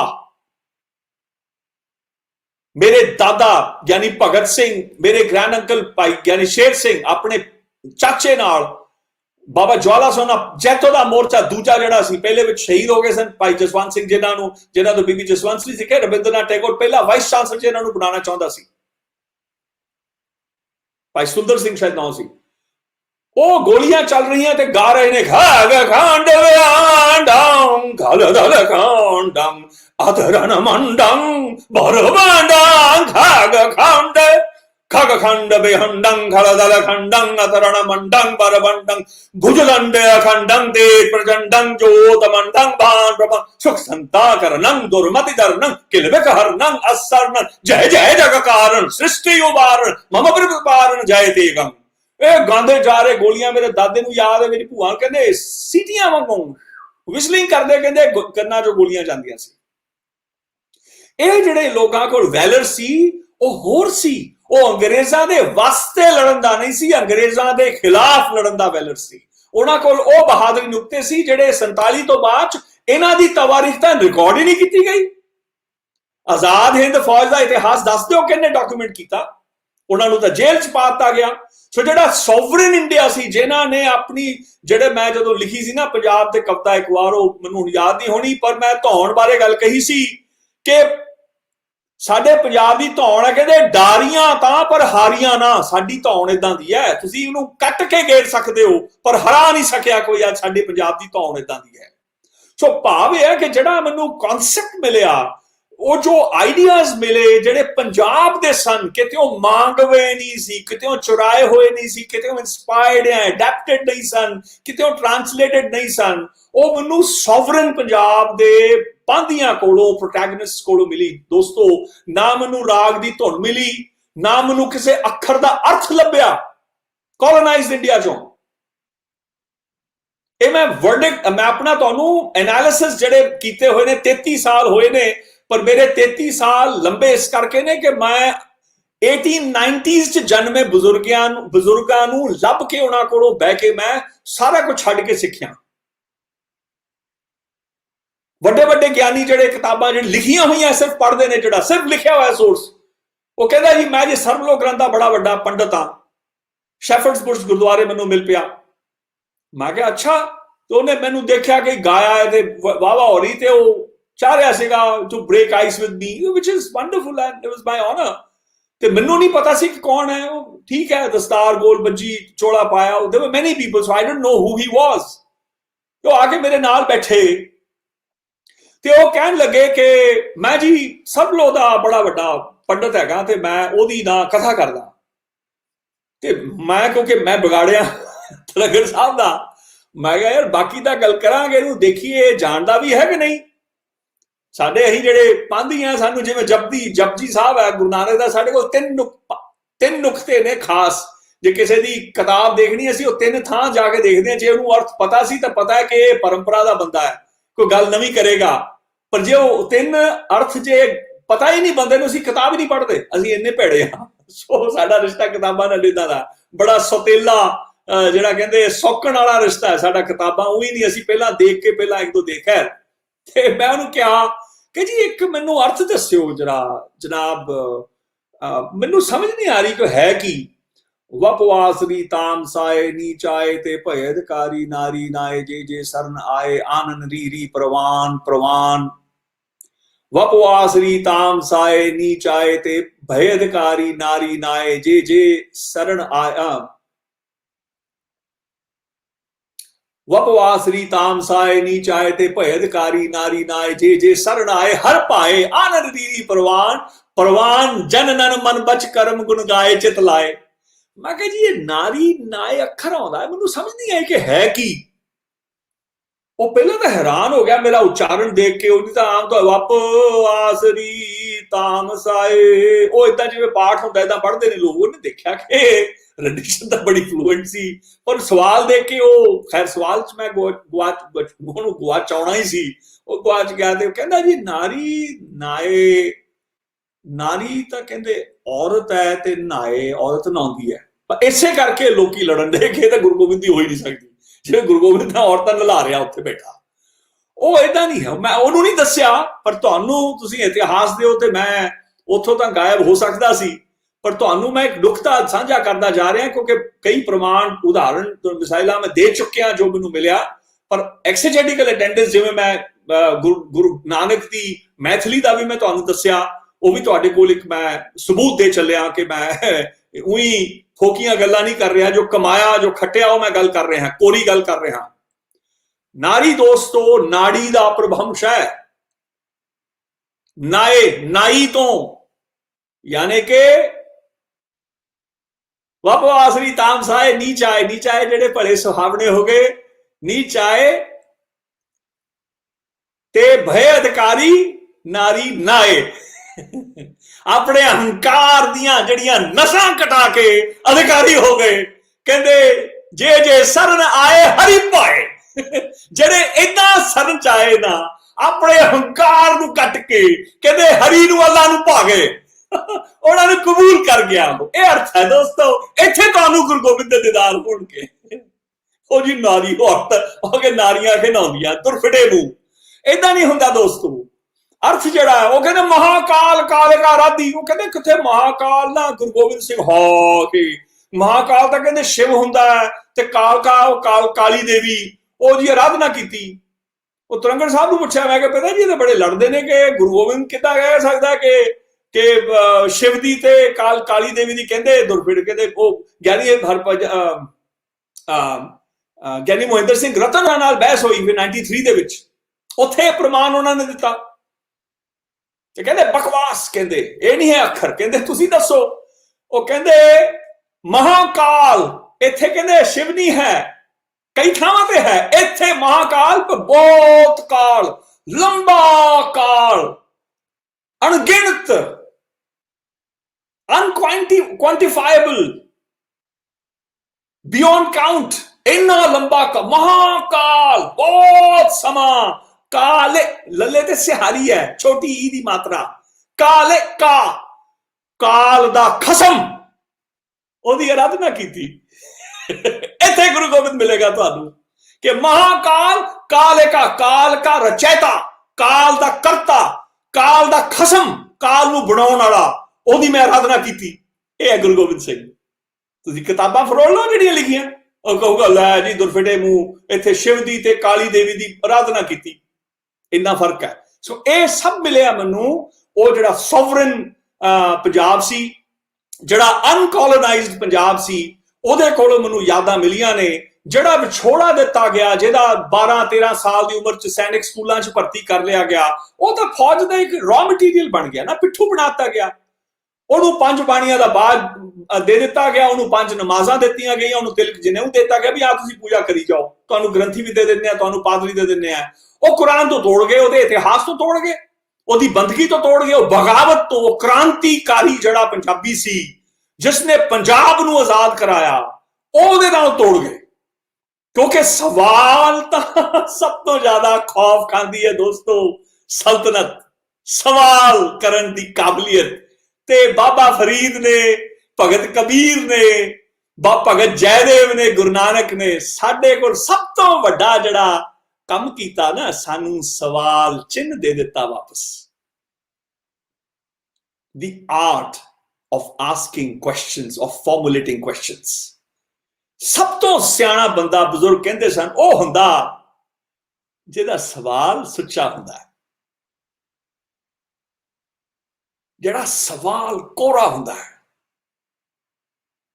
जिहड़ा सवाल विच जिहदे जवाब विच रब आप आन के खड़ा हो जाए, कहे कि मैं जवाब, इस सवाल का जवाब मैं हां, ओ कहते सवाल है। बंदगी जिथे आप आके कहे कि बंदगी शेख फरीदे खैर दीजे बंदगी, वो आप आके कहे लै फे दिती, लै तेनू खैर पाई। एहो जे कॉन्सेप्ट्स ने दोस्तों, ये गुफ्तगुआं उन्हां दियां ओहदे नाल असीं उन्हां गुफ्तगुआं तो तोड़ दिते गए। ये साथों खौफ खांदे सी तां करके, जिहड़ी चमड़ियां ते दमड़ियां वाले जिहड़े इंस्टीट्यूशनस ने, गोलकां वाले, भगत नामदेव जिहड़ा कहंदा पांडे तुमरा रामचंद सो भी आप तो देखा था, रावण से ती सरवर हुई, घर की जोडू गवाई थी। अखीर कहंदा हिंदू अन्ना तुर्कू काना दोहू ते ज्ञानी सियाणा, हिंदू पूजा देहोरा मुसलमान मसीत, नामे सोई सेव्या ना देवरा ना मसीत। गुरु नानक के जन्म तो पहला कह रहा है, 52 बार उन्होंने मारन की सजा दी, हर दफा बचता रहा हो। एक क्रांति सी दोस्तों, ये मुहब्बत सी, इश्क सी रब नाल, जिहड़ा सिर्फ उस अगे चुकिया। गुरु नानक की आखिरी गल मैं रात गुजर जाएगी, बुजुर्गों की मैं याद कर रहा। देखो गुरु नानक सारी उम्र तुरिया है। They say he's the second most traveled person in human history। जे वैटिकन शैटिकन दा तुसी ला लो फेरी ते वो becomes the most traveled person। सारे पासे गया, ओदी सेंस ऑफ ह्यूमर, ओदी विट तो सारे डरते सी। वो जे हरद्वार या उथे गया, वो पानी पश्चिम पंजाब वाल पानी देन लग गया। वो कहंदे आ की करदा है तू? कहंदा जी मैं अपने खेतां नूं देना पानी। उस जिथे क्योंकि वो बेदी सी ते वो बड़ी अच्छी जिहड़ी थां सी, सब तो वड्डे जिहड़े आचार्य शंकराचार्य वड्डे वड्डे पंडित सो जिथे सन, उत्थे उहनूं इजाजत सी ते नौ भी सी कि नानक है।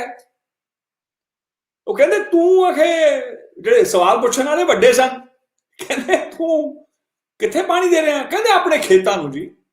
कहंदे खेतां नूं? किथे ने खेत? कहंदे आ पंजाब च।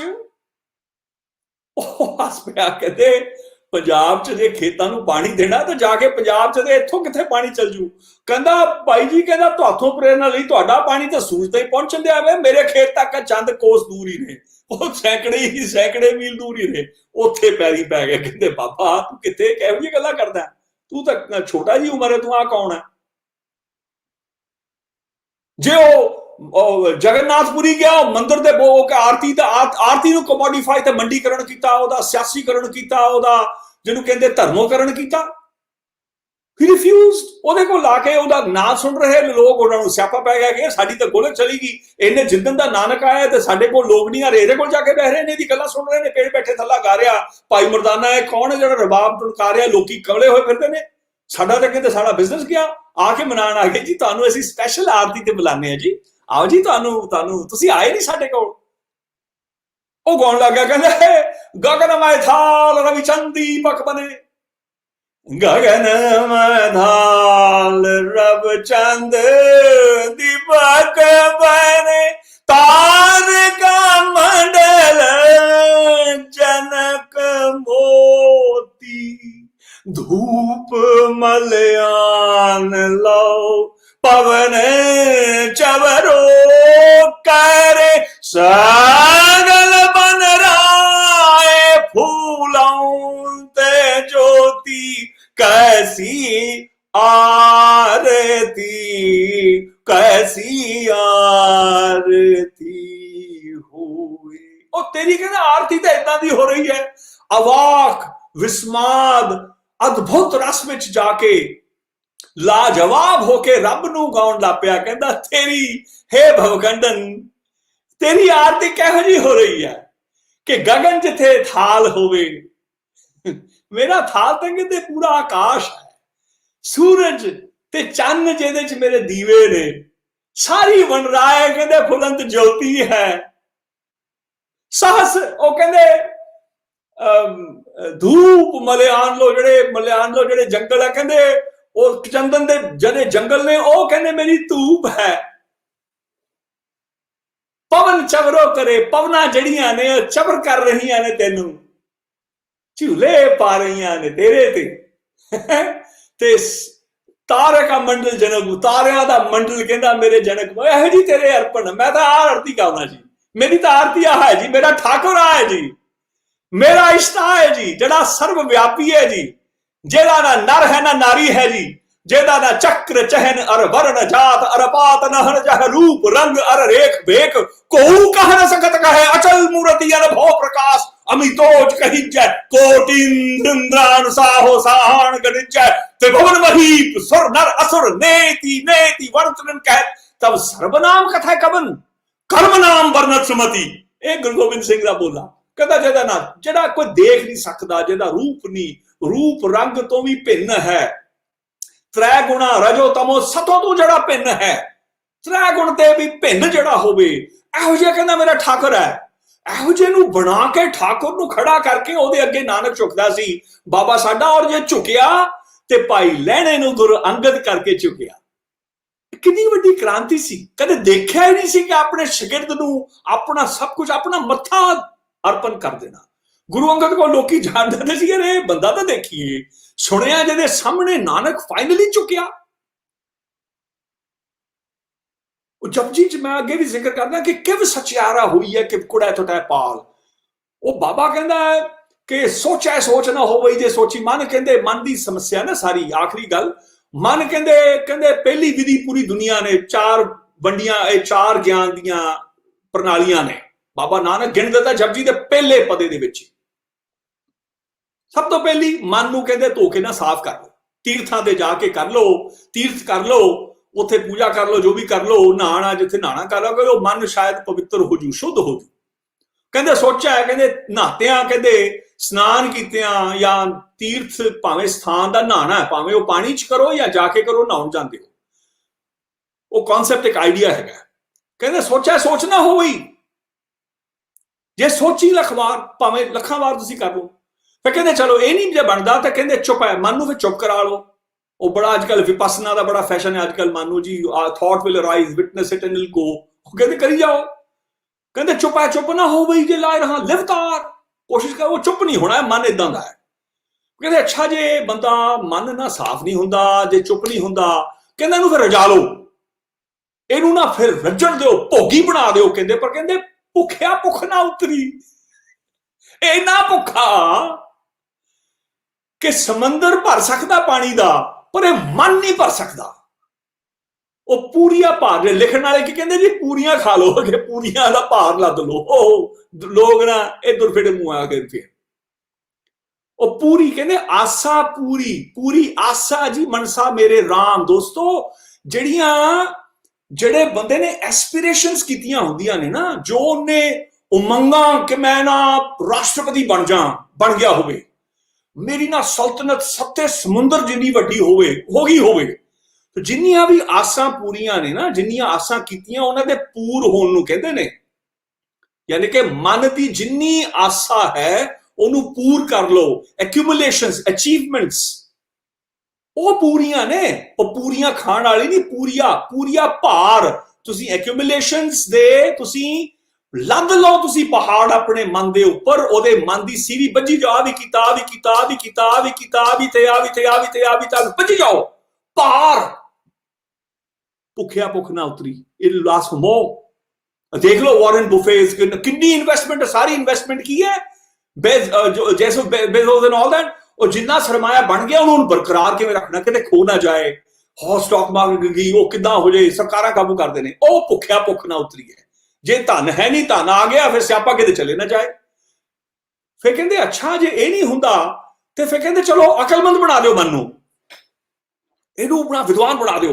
महाराज कहंदे सैर सियाण वाला कोई तां एक ना चले नाल, ਹਜ਼ਾਰਾਂ ਕਿਸਮ ਦੇ ਗਿਆਨ ਲੱਖਾਂ ਵਾਰ ਹੋ ਜਾਣ, countless, simply meaning you can have countless ਗਿਆਨ, ਇੰਨੀਆਂ ਸਿਆਣਪਾਂ ਹੋ ਜਾਣ, ਕਹਿੰਦੇ ਇੱਕ ਨਹੀਂ ਨਾਲ ਚੱਲਦੀ ਮਨ ਦੇ ਵੱਲ। ਸੋ ਚਾਰੋਂ ਜਦੋਂ ਫੇਲ ਹੋ ਗਈ, ਪਹਿਲਾ ਸਵਾਲ ਆਉਂਦਾ ਜਿੱਥੇ ਗੁਰੂ ਨਾਨਕ ਪਹਿਲਾ ਸਵਾਲ ਗੁਰੂ ਗ੍ਰੰਥ ਕਹਿੰਦੇ ਕਿਵ ਸਚਿਆਰਾ ਹੋਈਏ, ਫਿਰ ਮੈਂ ਸੱਚ ਦਾ ਕਿਵੇਂ ਹੋਵਾਂ, ਸੱਚੇ ਦਾ ਮੈਂ ਕਿਵੇਂ ਹੋਵਾਂ, ਕਿਵ ਕੂੜਾ ਟੁੱਟਾ ਪਾਲ। ਇਸ ਸਵਾਲ 'ਚ ਸਾਰੀ ਗੁਰਸਿੱਖੀ ਹੈ, ਸਾਰਾ ਸਾਡੇ ਪੰਜਾਬ ਦਾ ਕੀ ਇਨਸਾਨੀਅਤ ਦਾ ਸਾਰਾ ਜਿਹੜਾ ਐਂਡੇਵਰ ਹੈ ਨਾ, ਡਿਸਕਵਰੀ ਦਾ ਆਪਣੇ ਆਪ ਦਾ ਤੇ ਜੀਵਨ ਦਾ, ਦੁਨੀਆ ਹੈ ਕੀ, ਇਹ ਦੋ ਸਵਾਲਾਂ, ਪਹਿਲੇ ਸਵਾਲ ਦੇ ਵਿੱਚ ਗੁਰੂ ਨਾਨਕ ਨੇ ਸਾਰੀ ਟ੍ਰੈਡੀਸ਼ਨ ਆਫ ਆਸਕਿੰਗ ਕੁਐਸਚਨ ਪੂਰੀ ਕਰਦੀ।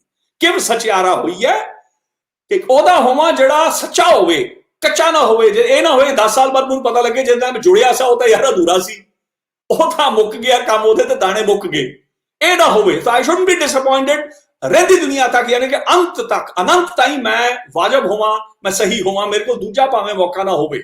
ਸੋ ਇੱਕ ਵਾਰ if I plug in, that plug in must be eternal. So ਤਾਂ ਕਰਕੇ ਉਹ ਕਹਿੰਦਾ ਕਿਵ ਸਚਿਆਰਾ ਹੋਈ ਹੈ, ਕਿਵ ਕੂੜਾ ਟੁੱਟਾ ਪਾਲ।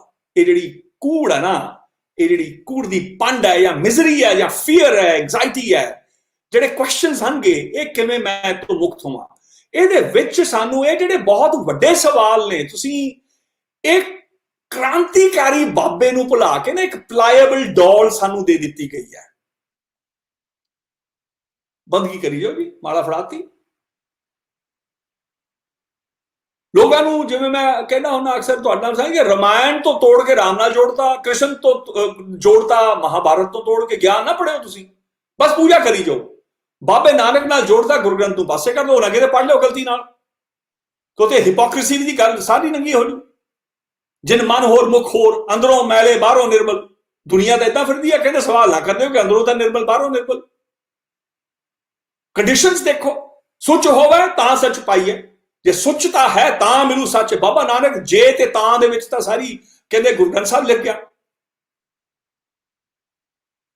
ਔਰ ਇਹੋ ਜਿਹਾ ਜਿਹੜਾ ਕਹਿੰਦਾ ਜਾਓ ਤਾਂ ਪ੍ਰੇਮ ਖੇਲਣ ਕਾ ਚਾਹੋ, ਸਿਰ ਤਰ ਤਲੀ ਗਲੀ ਮੋਰੀ ਆਓ, ਗਲੀ ਦੇ ਵਿੱਚ ਵੜੋ ਕਹਿੰਦੇ ਤਾਂ ਜੇ ਪ੍ਰੇਮ ਖੇਲਣ ਦਾ ਜੇ ਚਾਹਵੇ, ਦੀ ਗਲੀ 'ਚ ਤਾਂ ਵੜਿਓ ਜੇ ਸਿਰ ਆਪਣਾ ਜਿਵੇਂ ਨਾਰੀ ਨਾਏ, ਸਿਰ ਧਰ ਤਲੀ ਗਲੀ ਮੋਰੀ ਆਓ। ਹਲੇ ਤਾਂ ਉਹਨੇ ਆਪਣੇ ਦਰਵਾਜ਼ੇ ਦਾ ਆਪਣਾ ਪਤਾ ਹਲੇ ਦੇਣਾ, ਉਹਦੇ ਅੰਦਰ ਜਾਣ ਦੀਆਂ ਕੰਡੀਸ਼ਨਸ ਹੋਰ ਨੇ। ਇਹ ਤਾਂ ਉਹਦੀ ਗਲੀ 'ਚ, ਉਹਦੇ ਪਿੰਡ ਵਿੱਚ ਵੜਨ ਦੀ ਹੈ ਕੰਡੀਸ਼ਨ। ਇਹ ਤਾਂ ਮਾਰਗ ਪੈਰ ਧਰੀ ਜਾ, ਸਿਰ ਦੀਜਾ ਕਾਣ ਨਾ ਕੀਜਾ। ਇਹ ਜੇ ਇਹੋ ਜਿਹੇ ਮਾਰਗ ਦੇ ਜੇ ਪੈਂਡੇ ਦੇ ਇਸ ਪੱਥ ਤੇ ਜੇ ਚੱਲਣਾ ਤੇ ਸਿਰ ਦੇਣੇ ਪੈਂਦੇ। ਇੱਥੇ ਚੈ ਚੈ ਟੂ ਟੂ ਨਹੀਂ ਸੁਣਨੀ ਕਿ ਫੇਰ ਕੀ ਹੋਊਗਾ, ਉਹ ਕੀ ਹੋਊਗਾ। ਸੋ ਦੋਸਤੋ, ਇਹ ਰੈਮਨੈਂਟਸ ਹਨਗੇ, ਇਹ ਜਿੰਨੀ ਵੀ ਗੱਲਾਂ ਨੇ ਸਾਰੀਆਂ ਗਾਈਆਂ ਹੋਈਆਂ ਨੇ, ਇਹ ਗੁਰੂਆਂ ਨੇ, ਭਗਤਾਂ ਨੇ, ਪੀਰਾਂ ਨੇ ਇਹ ਗਾ ਕੇ ਆਪਣਾ ਗਿਆਨ ਸਾਡੇ ਤਾਈਂ ਭੇਜਿਆ, ਸਾਡੇ ਵਾਸਤੇ ਰੱਖਿਆ, ਉਹਨਾਂ ਨੇ ਰਾਗ ਲਿਖੇ ਨੇ। ਇਹ ਜਿਹੜੀਆਂ ਗੱਲਾਂ ਨੇ ਉਹਨਾਂ ਨੂੰ ਭਾਲਦਿਆਂ ਭਾਲਦਿਆਂ ਜਿਹੜੀਆਂ ਕਈ ਤਵਾਰੀਖਾਂ ਸਾਹਮਣੇ ਖੁੱਲੀਆਂ ਨੇ, ਤੇ ਮੈਂ ਨਹੀਂ ਸਮਝਦਾ ਕਿ ਪਤਾ ਨਹੀਂ ਮੈਂ ਹੁਣ ਕਿੰਨਾ ਕੁ ਮੈਂ ਖਰਾ ਉਤਰਿਆ ਜਿਹੜਾ ਜੋ ਅੱਜ ਦਾ ਟੌਪਿਕ ਸੀ। ਪਰ ਮੈਨੂੰ ਦੁੱਖ ਹੈ ਇਸ ਗੱਲ ਦਾ, ਕਾਸ਼ ਕਿ ਆਡੀਓ ਵਿਜ਼ੂਅਲ ਡਾਕੂਮੈਂਟੇਸ਼ਨ ਹੋਈ ਹੁੰਦੀ ਜਦੋਂ ਦੀ ਆਡੀਓ ਵਿਜ਼ੂਅਲ ਮਾਧਿਅਮ ਸਾਡੇ ਕੋਲ ਆਏ ਨੇ। ਕਾਸ਼ ਕਿ researchers with an anthropological bent of mind ਜੇ ਕੰਮ ਕੀਤਾ ਹੁੰਦਾ। ਪੰਜਾਬ ਦੀਆਂ ਤਮਾਮ, ਇਹ ਨਹੀਂ ਕਿ ਇੱਕ ਅੱਧੀ ਦੋ, ਆਈ am not interested in one of PhD here, 2, 3, 4 PhDs there, they are not enough. And you know very well ਕਿ PhD ਹੁੰਦੀ ਕਿੰਨੀ ਕੁ ਹੈ, ਕਿੰਨੀ ਕੁ ਵਿਦਵਤਾ ਹੁੰਦੀ ਹੈ। It's just a matter, it's just basically you get an entry point to do postdoctoral। ਤੁਸੀਂ ਹਲੇ ਕੰਮ ਕਰਨਾ ਹੁੰਦਾ, ਉਹ ਕਰਦੇ ਨਹੀਂ, ਨੌਕਰੀਆਂ ਮਿਲ ਗਈਆਂ, ਬਹਿ ਜਾਂਦੇ ਨੇ ਲੋਕ। ਬਹੁਤ ਟਾਵਾਂ ਸਾਨੂੰ ਸੁੱਚੇ ਸਕਾਲਰ ਮਿਲਦੇ ਨੇ, ਪਰ ਉਹ ਵੀ ਜ਼ਿਆਦਾ ਮੈਨੂੰ ਮਿਲੇ ਨੇ ਸੋਸ਼ੀਓਲੋਜੀ ਵਰਗੇ ਹੋਰ ਸਟੱਡੀਜ਼ ਦੇ ਵਿੱਚ, ਸਾਇੰਸ ਦੇ ਵਿੱਚ ਵੀ ਮਿਲੇ ਨੇ। ਪਰ ਸੰਗੀਤ ਦੇ ਵਿੱਚ ਤਾਂ ਚੱਲ ਮੇਰੇ ਪਾਈ ਵਾਲਾ ਹੀ ਕੰਮ ਹੈ ਜੀ। ਜਿਹੜੇ ਨਾਨ ਮਿਊਜ਼ੀਕਲ ਡਿਸਿਪਲਿਨਸ ਨੇ ਉਹਦੇ 'ਚ ਤਾਂ ਮੈਂ ਹੁਣ ਕਿਹਨਾਂ ਦੇ ਨਾਲ, ਕਿੰਨੇ ਨੇ, ਡਾਕਟਰ ਅਰਜੀਤ ਗਿੱਲ ਹੋ ਗਏ, JPS ਓਬਰਾਏ, ਮੇਰੇ ਕਿੰਨੇ ਵਿਦਵਾਨਾਂ ਦੇ ਨਾਲ ਮੇਰਾ ਸੰਵਾਦ ਰਿਹਾ ਹੈ ਦੋਸਤੋ। ਉਹ ਖਰੇ ਵਿਦਵਾਨ ਨੇ, ਸੁੱਚੇ ਵਿਦਵਾਨ ਨੇ। ਉਹਨਾਂ ਲੋਕਾਂ ਨਾਲ ਮੈਂ ਸਾਰਿਆਂ ਦੇ ਨਾਂ ਗਿਣਨ ਲੱਗ ਜਾਣਾ, ਜਿੰਨੇ ਮੈਨੂੰ ਹੀ ਯਾਦ ਨੇ ਅੱਧਾ ਘੰਟਾ ਲੱਗ ਜੂ ਨਾਂ ਗਿਣਨ ਨੂੰ। ਜਿਹੜੇ ਤੁਸੀਂ ਵੱਡੇ ਨਾਮ ਨੇ, ਕਈ ਛੋਟੇ ਵੀ ਨਾਂ ਨੇ, ਜੇ ਛੋਟੇ ਭਾਵ ਇਸ ਕਰਕੇ ਕਿ ਜਿਹਨਾਂ ਨੂੰ ਦੁਨੀਆ ਨਹੀਂ ਜਾਣਦੀ ਹੈਗੀ। ਪਰ ਅਕਾਦਮਿਕ ਦਾਇਰੇ 'ਚ ਜਿਹੜਾ ਸੋਸ਼ੋ ਕਲਚਰਲ ਹੈਰੀਟੇਜ ਹੈ ਨਾ ਸਾਡਾ ਪੰਜਾਬ ਦਾ, ਉਹਦੇ ਬਾਰੇ ਕੰਮ ਨਹੀਂ ਹੋਇਆ ਦੋਸਤੋ। ਇਹ ਮੈਨੂੰ ਰੋਸ ਵੀ ਹੈ। ਕਾਸ਼ ਕਿ ਮੇਰੇ ਕੋਲ ਹੋਰ, ਜਿੰਨਾ ਕਿ ਮੈਂ ਸਿਖਿਆਰਥੀ ਹਾਂ ਪੰਜਾਬੀਅਤ ਦਾ, ਪੰਜਾਬੀ ਵਿਰਸੇ ਦਾ, ਕਾਸ਼ ਕਿ ਮੇਰੇ ਕੋਲ ਹੋਰ ਮਾਮਲਾ ਹੁੰਦਾ ਪੜ੍ਹਨ ਨੂੰ, ਸਿੱਖਣ ਨੂੰ, ਸੁਣਨ ਨੂੰ। ਉਹਦੇ ਉੱਤੇ ਐਨਾਲਿਸਿਸ, ਉਹਦਾ ਫਿਰ ਐਨਾਲਿਸਿਸ ਕਰਕੇ ਲਿਖਣ ਨੂੰ ਇਹ ਹਲੇ ਖੰਡਰ ਹੀ ਹਨਗੇ ਪੰਜਾਬ। ਜੇ ਅਸੀਂ ਸਾਰਾ ਮੇਰਾ ਜਿਹੜਾ ਕੰਮ ਹੈ ਅਨਾਦ ਵੀ ਮੈਂ ਨਾਉ ਤਾਂ ਚੁਣਿਆ ਸੀ ਕਿ ਅਨਾਦਿ, ਜਿਹਦਾ ਆਦਿ ਕੋਈ ਨਾ ਹੋਵੇ, ਜਿਹਦਾ ਆਦ ਕੋਈ ਨਾ ਹੋਵੇ, ਅਨਾਦ, ਨਾਦ ਉਹ ਲਾਭਿਆ ਹੁੰਦਾ ਹੈ। ਇਹ ਅਨਾਦ ਫਾਊਂਡੇਸ਼ਨ ਤਾਂ, ਨਹੀਂ ਤਾਂ ਮੈਂ ਆਪਣੇ ਆਪ ਨੂੰ ਗਲੋਬਲ ਮਾਰਕੀਟਿੰਗ ਤਾਂ ਮੈਨੂੰ ਪਤਾ ਹੈ ਕਿੱਦਾਂ ਭਾਈ ਕੁਲਦੀਪ ਸਿੰਘ ਫਾਊਂਡੇਸ਼ਨ ਰੱਖ ਲੈਂਦਾ। ਸੋ ਇਹ ਮਕਸਦ ਮੰਤਵ ਇਹੀ ਹੈਗਾ ਕਨਜ਼ਰਵੇਟਰੀ ਬਣਾਉਣ ਦਾ। ਅਨਾਦ ਖੰਡ ਜਿਹੜਾ ਹੈ ਉਹ ਜਿਵੇਂ ਇਨਸਪਾਇਰਡ ਫਰਮ ਗੁਰੂ ਨਾਨਕ ਜਿਹੜੇ ਖੰਡ ਨੇ, ਸਰਮ ਖੰਡ, ਗਿਆਨ ਖੰਡ ਵਗੈਰਾ, ਉਹਨਾਂ ਤੋਂ ਇਹ ਖੰਡ ਇਨਸਪਾਇਰਡ ਹੈਗਾ ਕਿ ਅਨਾਦਿ ਖੰਡ, ਉਹ ਖੰਡ ਜਿੱਥੇ ਕੋਈ ਨਾ ਕਹੇ ਯਾਰ, ਕੋਈ ਮੁਸਲਮਾਨ ਨਾ ਕਹੇ ਯਾਰ ਸਾਡਾ ਗਿਆਨ ਹੈ, ਜਾਂ ਕੋਈ ਵੈਸ਼ਨਵ ਸਾਕਤ ਸ਼ਹਿਬ ਨਾ ਕਹਦੇ ਜੀ ਸਾਡਾ ਗਿਆਨ ਹੈ, ਜਿਹੜਾ ਕੋਈ ਕਹਦੇ ਕੋਈ ਜੀ, ਕੋਈ ਸਿੱਖ ਕਹਦੇ ਜੀ ਸਾਡਾ ਗਿਆਨ ਹੈ। ਉਹ ਜਦ ਰੱਬ ਨੇ ਸ੍ਰਿਸ਼ਟੀ ਬਣਾਈ, ਦੋ ਨੇ ਅਨਾਦਿ ਸਾਡੇ ਐਜ਼ ਏ ਅਨਾਦਿ, ਜਿਹਦਾ ਗੁਰੂ, ਜਿਹਦਾ ਆਦਿ ਕੋਈ ਨਹੀਂ, ਗੁਰੂ ਨਾਨਕ ਆ, ਤੇ ਜਿਹਨੇ ਸਾਨੂੰ ਸਾਰਾ ਵਿਰਸਾ ਦਿੱਤਾ, ਜਿਹਨੇ ਬਾਈਂਡ ਕਰਤਾ, ਜਿਹਨੇ ਗੁਰੂ ਗ੍ਰੰਥ ਦਿੱਤਾ, ਜਿਹਨੇ ਇਹ ਦੱਸਿਆ ਕਿ ਵਿਤਕਰਾ ਨਹੀਂ ਕਰਨਾ, ਜਿਹਨੇ ਸਾਨੂੰ ਭਗਤ ਰਵਿਦਾਸ ਨਾਲ ਜੋੜਿਆ। ਹਾਂਜੀ, ਦੇਖੋ ਇਹੋ ਜਿਹੀ ਤੇ ਕੀ ਮੁੱਲ ਹੈ, ਦੇਖੋ ਕੀ ਸਾਡਾ ਵਿਰਸਾ ਬਣਾਇਆ। ਉਹ ਕਹਿੰਦੇ ਭਗਤ ਰਵਿਦਾਸ, ਭਗਤ ਨਾਮਦੇਵ, ਸ਼ੀਬਾ ਧੋਬੀ, ਭਗਤ ਕਬੀਰ ਜੁਲਾਹਾ, ਹਾਂਜੀ, ਭਗਤ ਕਹੇ ਰਵਿਦਾਸ ਚਮਾਰਾ, ਭਗਤ ਰਵਿਦਾਸ ਜੋ ਟਮਾਰ ਸੀ। ਉਹ ਕਹਿੰਦੇ ਦੇਖੋ ਗਿਆਨਾਂ ਦਾ ਗਿਆਨ, ਕਹਿੰਦੇ ਤੋਹੀ ਮੋਹੀ ਮੋਹੀ ਤੋਹੀ ਅੰਤਰ ਕੈਸਾ, ਕਣਕ ਕਟਕ ਜਲ ਤਰੰਗ ਜੈਸਾ, ਜੋ ਨਾ ਪਾਪ ਕਰਉ ਤਾਏ ਅਨੰਤਾ, ਪਾਦੇ ਦੇ ਪਾਵਨ ਨਾਮ ਕੈਸੇ ਹੁੰਤਾ। ਕਹਿੰਦੇ ਜੇ ਮੈਂ ਪਾਪ ਨਾ ਕਰਦਾ, ਹੇ ਅਨੰਤ, ਉਹ ਦੀ ਐਂਡਲੈਸ ਵਨ, ਆਖੇ ਤੇਰਾ ਨਾਮ ਪਤਿਤ ਪਾਵਨ ਕਿੱਥੋਂ ਹੋ ਜਾਂਦਾ, ਤੂੰ ਦਿਆਲੂ ਕਿੱਥੋਂ ਹੋ ਜਾਂਦਾ। ਤੂੰ ਇਹੋ ਜਿਹੀ ਐਕਸਟਰਾਆਰਡਨਰੀ ਹੈਰੀਟੇਜ ਨੂੰ ਬਾਬੇ ਨਾਨਕ ਨੇ ਸਾਨੂੰ ਦਿੱਤਾ, ਅਸੀਂ ਭੁੱਲ ਨਾ ਜਾਈਏ। ਜੇ ਇਹ ਨਾ ਹੁੰਦਾ ਨਾ, ਅਸੀਂ ਟੁੱਟੇ ਹੁੰਦੇ, ਬਿਖਰੇ ਹੁੰਦੇ, ਨਾ ਜਾਣੇ ਕੀ ਹੁੰਦੇ, ਅਸੀਂ ਅੰਦਾਜ਼ਾ ਤੱਕ ਨਹੀਂ ਲਾ ਸਕਦੇ। ਸੋ ਇਹ ਅਨਾਦ ਜਿਹੜਾ ਆਦਿ ਗੁਰੂ ਹੈ, ਜਿਹਦਾ ਆਦ ਕੋਈ ਨਹੀਂ, ਪਹਿਲਾ ਮੁੱਢ ਨਹੀਂ ਹੈ, ਉਹ ਤੇ ਪਰਮ ਪੁਰਖ ਪਰਮੇਸ਼ਰ, ਜਿਹੜਾ ਪਾਰ ਬ੍ਰਹਮ ਪਰਮੇਸ਼ਰ ਅੱਲਾਹ ਹੈ, ਜੋ ਜਿਹਦਾ ਆਦ ਕੋਈ ਨਹੀਂ। ਇਹ ਦੋਨਾਂ ਨੂੰ ਇਸ ਕਰਕੇ ਮੈਂ ਕੀਤਾ ਕਿ ਕੀ ਅਸੀਂ ਇੱਕ ਆਲਣਾ ਬਣਾ ਸਕਦੇ ਹਾਂ, ਇੱਕ ਰਾਂਗਲੀ ਸੱਥ ਬਣਾ ਲਈਏ, ਜਿੱਥੇ ਇਲਮ ਬਗੈਰ ਵਿਤਕਰੇ ਦੇ ਪੜਿਆ ਜਾਏ, ਸ਼ੇਖੀਆਂ ਹੰਕਾਰਾਂ ਦੇ ਵਿੱਚ ਗਲਿਆ ਨਾ ਹੋਵੇ ਜਿਹੜਾ ਗਿਆਨ। ਕੀ ਅਸੀਂ ਇਹੋ ਜਿਹਾ ਸਪੇਸ, ਕ੍ਰੀਏਟਿਵ ਸਪੇਸ ਬਣਾ ਸਕਦੇ ਹਾਂ ਜਿੱਥੇ ਅਸੀਂ ਸੁੱਚੇ ਗਿਆਨ ਨਾਲ ਜੁੜ ਸਕੀਏ, ਭਾਵੇਂ ਕੋਈ ਹੋਵੇ ਗਿਆਨ, ਕੋਈ ਡਿਸਕੁਆਲੀਫਿਕੇਸ਼ਨ ਨਾ ਹੋਵੇ, ਕੋਈ ਕਿਸੇ ਦੀ ਜਾਤ ਪਾਤ ਨਾਮ ਬਰਾਦਰੀ ਇਹਦਾ ਅਰਥ ਨਾ ਹੋਵੇ। ਜਿੱਦਾਂ ਬਾਬੇ ਨੇ ਚਾਹਿਆ ਕਿ ਖੱਤਰੀ ਬਾਹਮਣ ਸੂਦ ਵੈਸ ਇਹ ਕਹਿੰਦੇ ਚੌ ਵਰਨਾ ਕੋ ਸਾਂਝਾ, ਇਹ ਉਹ ਪੂੰਜੀ ਹੈ। ਸੋ ਇਹ ਜੇ ਉਹੀ ਗੁਰੂ ਗ੍ਰੰਥ ਹੈ ਜਿੱਥੇ ਪਾਂਡੇ ਕਹੋ ਪੰਡਿਤ ਸੂਚਾ ਕਵਨ ਠਾਓ, ਕਹੋ ਪੰਡਿਤ ਸੂਚਾ ਠਵਨ ਠਾਓ, ਕਹੋ ਪੰਡਿਤ ਸੂਚਾ ਕਵਨ ਠਾਓ। ਕਹਿੰਦੇ ਪੰਡਿਤ ਦੱਸ ਸੁੱਚਾ ਠਾਓ ਕਿਹੜਾ, ਤੇ ਉੱਥੇ ਮੁੱਲਾ ਮਰਨਾ, ਹਾਂ ਮਰਨਾ, ਮੁੱਲਾ ਮਰਨਾ ਵੀ ਕਰਦਾ ਰੂ ਡਰਨਾ, ਮਰਨਾ ਮੁੱਲਾ ਮਰਨਾ। ਕਿ ਉਹ ਮੁੱਲੇ ਨੂੰ, ਕਾਜ਼ੀ ਨੂੰ ਵੀ ਗਿਆਨ ਦੇ ਰਿਹਾ ਬਾਬਾ ਨਾਨਕ। ਉਹਨੇ ਇਹ ਨਹੀਂ ਕਿਹਾ ਕਿ ਤੂੰ ਆ ਕਿਉਂ ਹੈ, ਤੂੰ ਆ ਬਣ, ਉਹ ਤੂੰ ਪੰਡਤ ਕਿਉਂ, ਤੂੰ ਆ ਬਣ ਨਾ। ਉਹਨੇ ਜੋ ਆਇਆ ਉਹਨੂੰ ਦੱਸਿਆ ਕਿ ਵੀ ਤੂੰ ਖਰਾ ਉਤਰ, ਤੇਰਾ ਜਿਹੜਾ ਪਰਚਾ, ਜੋ ਵੀ ਤੇਰੇ ਕੋਲ ਪਰਚਾ ਹੈ, ਜੋ ਵੀ ਤੇਰੇ ਕੋਲ ਸ਼ਬਦ ਹੈ ਨਾ, ਉਹਦਾ ਪਰਚਾ ਪਾ ਲੈ, ਜੋ ਤੈਨੂੰ ਕਹਿ ਰਿਹਾ ਤੂੰ ਉਹਦੇ ਨਾਲ ਜੁੜ। ਸੋ ਇਹ ਸਾਡਾ ਆਈ ਥਿੰਕ ਜਿੰਨਾ ਵੀ ਗਿਆਨ ਭਗਤਾਂ, ਪੀਰਾਂ, ਸੂਫੀਆਂ ਦਾ, ਔਰ ਭਾਵੇਂ ਬਾਬਾ ਸ਼ੇਖ ਫਰੀਦ ਦੀ ਟ੍ਰੈਡੀਸ਼ਨ ਹੈ, ਜਿਹਦੇ ਰਾਹੀਂ ਅਸੀਂ ਸਾਰੀ ਸਮੈਟਿਕ ਟ੍ਰੈਡੀਸ਼ਨ ਨਾਲ ਜੁੜਦੇ ਹਾਂ, ਜਿਹੜਾ ਗੁਰੂ ਸਾਹਿਬ ਦੀ ਟ੍ਰੈਡੀਸ਼ਨ ਹੈ, ਜਿਹਦਾ ਅਸੀਂ ਗੁਰੂ ਨਾਨਕੀ ਮਾਰਗ ਨਾਲ ਜੁੜਦੇ ਹਾਂ, ਅਸੀਂ ਨਾਨਕ ਪੰਥੀ ਹੁੰਦੇ ਹਾਂ, ਔਰ ਜਿਹੜਾ ਭਗਤੀ ਮਾਰਗ ਹੈ, ਭਗਤ ਜੈਦੇਵ ਤੋਂ ਸ਼ੁਰੂ ਹੋ ਕੇ ਔਰ ਭਗਤ ਪ੍ਰਹਿਲਾਦ ਧਰੂ ਤਾਈਂ ਜੁੜਦੇ ਹਾਂ।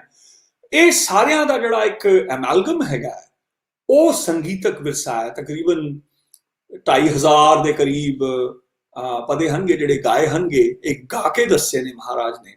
ਸੋ ਮੈਂ ਇਹਨਾਂ ਦੇ ਨਾਲ ਫਿਰ ਐਲਾਈਡ ਜਿਹੜੇ ਹੈ ਰਾਗ ਲੱਭਣ ਚਲਾ ਗਿਆ ਕਿ ਰਾਗ ਦੀ ਪੈਡਾਗੋਜੀ ਕੀ ਹੈ, ਗ੍ਰਾਮਰ ਕੀ ਹੈ, ਤਾਲ ਕੀ ਹੈ, ਕਿਵੇਂ ਇਸਤੇਮਾਲ ਹੋਈ ਹੈ। ਸੋ ਮੁxtਲਿਫ ਟ੍ਰੈਡੀਸ਼ਨਸ ਨੇ ਗੁਰੂ ਗ੍ਰੰਥ ਦੇ ਵਿੱਚ, ਜਿਵੇਂ ਮੈਂ ਇੱਕ ਗੁਰਮਤ ਸੰਗੀਤ ਦੇ ਨਾਂ ਤੇ ਬੜਾ ਫੈਸ਼ਨ ਹੈ, ਗੁਰਮਤ ਤੋਂ ਤਾਂ ਗੁਰੂ ਦੇ ਮਤ ਦਾ ਸੰਗੀਤ ਹੋ ਗਿਆ ਨਾ ਫਿਰ, ਤੇ ਗੁਰਬਾਣੀ ਦੇ ਵਿੱਚ ਤਾਂ ਭਗਤ ਫਰੀਦ ਦੀ ਮਤ ਤਾਂ ਫਿਰ ਗੁਰੂ ਮਤ ਨਹੀਂ ਹੋਏਗੀ ਸੰਗੀਤਕ। ਇਸੇ ਕਰਕੇ ਪੁਰਾਣੇ ਅੱਖਰ ਗੁਰਬਾਣੀ ਸੰਗੀਤ ਕਹਿੰਦੇ, ਜਿਹਦੇ ਚ ਰਾਮਾਨੰਦ ਜੇ ਸਾਊਥ ਤੋਂ ਸੀ ਬਨਾਰਸ ਜਾ ਕੇ ਪੜ੍ਹਿਆ, ਤੇ ਉਹ ਜਿਹੜਾ ਵੀ ਉਹਦੀ musical tradition that is already included in Gurbani ਸੰਗੀਤ, ਉਹ ਸੰਗੀਤ ਜਿਹੜਾ ਗੁਰਬਾਣੀ ਦਾ ਹੈ, ਜੇ ਕਿਸੇ ਨੇ ਵੀ ਲਿਖੀ ਹੈ ਉਹ ਸੰਗੀਤ। ਸੋ ਇਹਦੀ ਮੈਂ ਸਮਝਦਾ ਕਿ ਬਹੁਤ ਲੋੜ ਹੈ। ਔਰ ਜਿਹੜਾ ਸੂਖਮ ਵਿਰਸਾ ਹੈ, ਮੈਂ ਸਿਰਫ ਸੰਗੀਤਕ, ਮੇਰਾ ਕੱਲਾ ਸੰਗੀਤ ਦਾਇਰਾ ਨਹੀਂ ਹੈ, ਮੇਰਾ ਦਾਇਰਾ ਆਸ ਹੈ ਕਿ ਤੁਹਾਨੂੰ ਅੰਦਾਜ਼ਾ ਹੋ ਗਿਆ ਹੋਏਗਾ ਕਿ ਵੱਡਾ ਦਾਇਰਾ ਹੈ ਥੋੜਾ ਜਿਹਾ ਉਸ ਤੋਂ।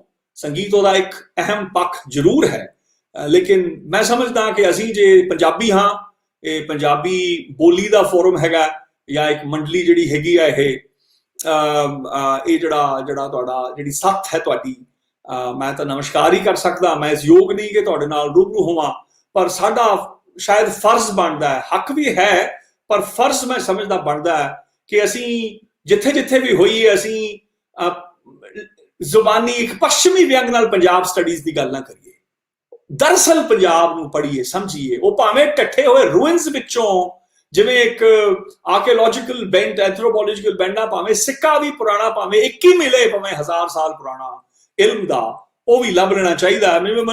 ਜਦੋਂ ਮੈਨੂੰ ਪਗੜੀ ਪਾਸ ਔਨ ਕੀਤੀ, ਆਖਰੀ ਗੱਲ ਮੈਂ ਇੱਥੇ ਫਿਰ ਤੌਹੀਦ ਉਹਨਾਂ ਨੂੰ ਬੇਨਤੀ ਕਰਾਂਗਾ, ਰਿਕੁਐਸਟ ਕਰਾਂਗਾ ਕਿ ਵਾਪਸ ਆ ਜਾਣ, ਕਿ ਮੈਨੂੰ ਜਦੋਂ ਭਾਈ ਅਰਜਨ ਸਿੰਘ ਤਰੱਗੜ ਨੇ ਪਗੜੀ ਦਿੱਤੀ, ਮੈਨੂੰ ਕਹਿੰਦੇ ਬਰਖੁਰਦਾਰ ਤੈਨੂੰ ਮੈਂ ਵਰਦਾਨ ਦੇ ਰਿਹਾ, ਵਧੋ ਪ੍ਰਪੂਸੋ ਲਾਂਬੜ ਚੂਸੋ ਬਿਰਧ ਕਸਾਖਸ ਡਮਕ ਡਾਉ।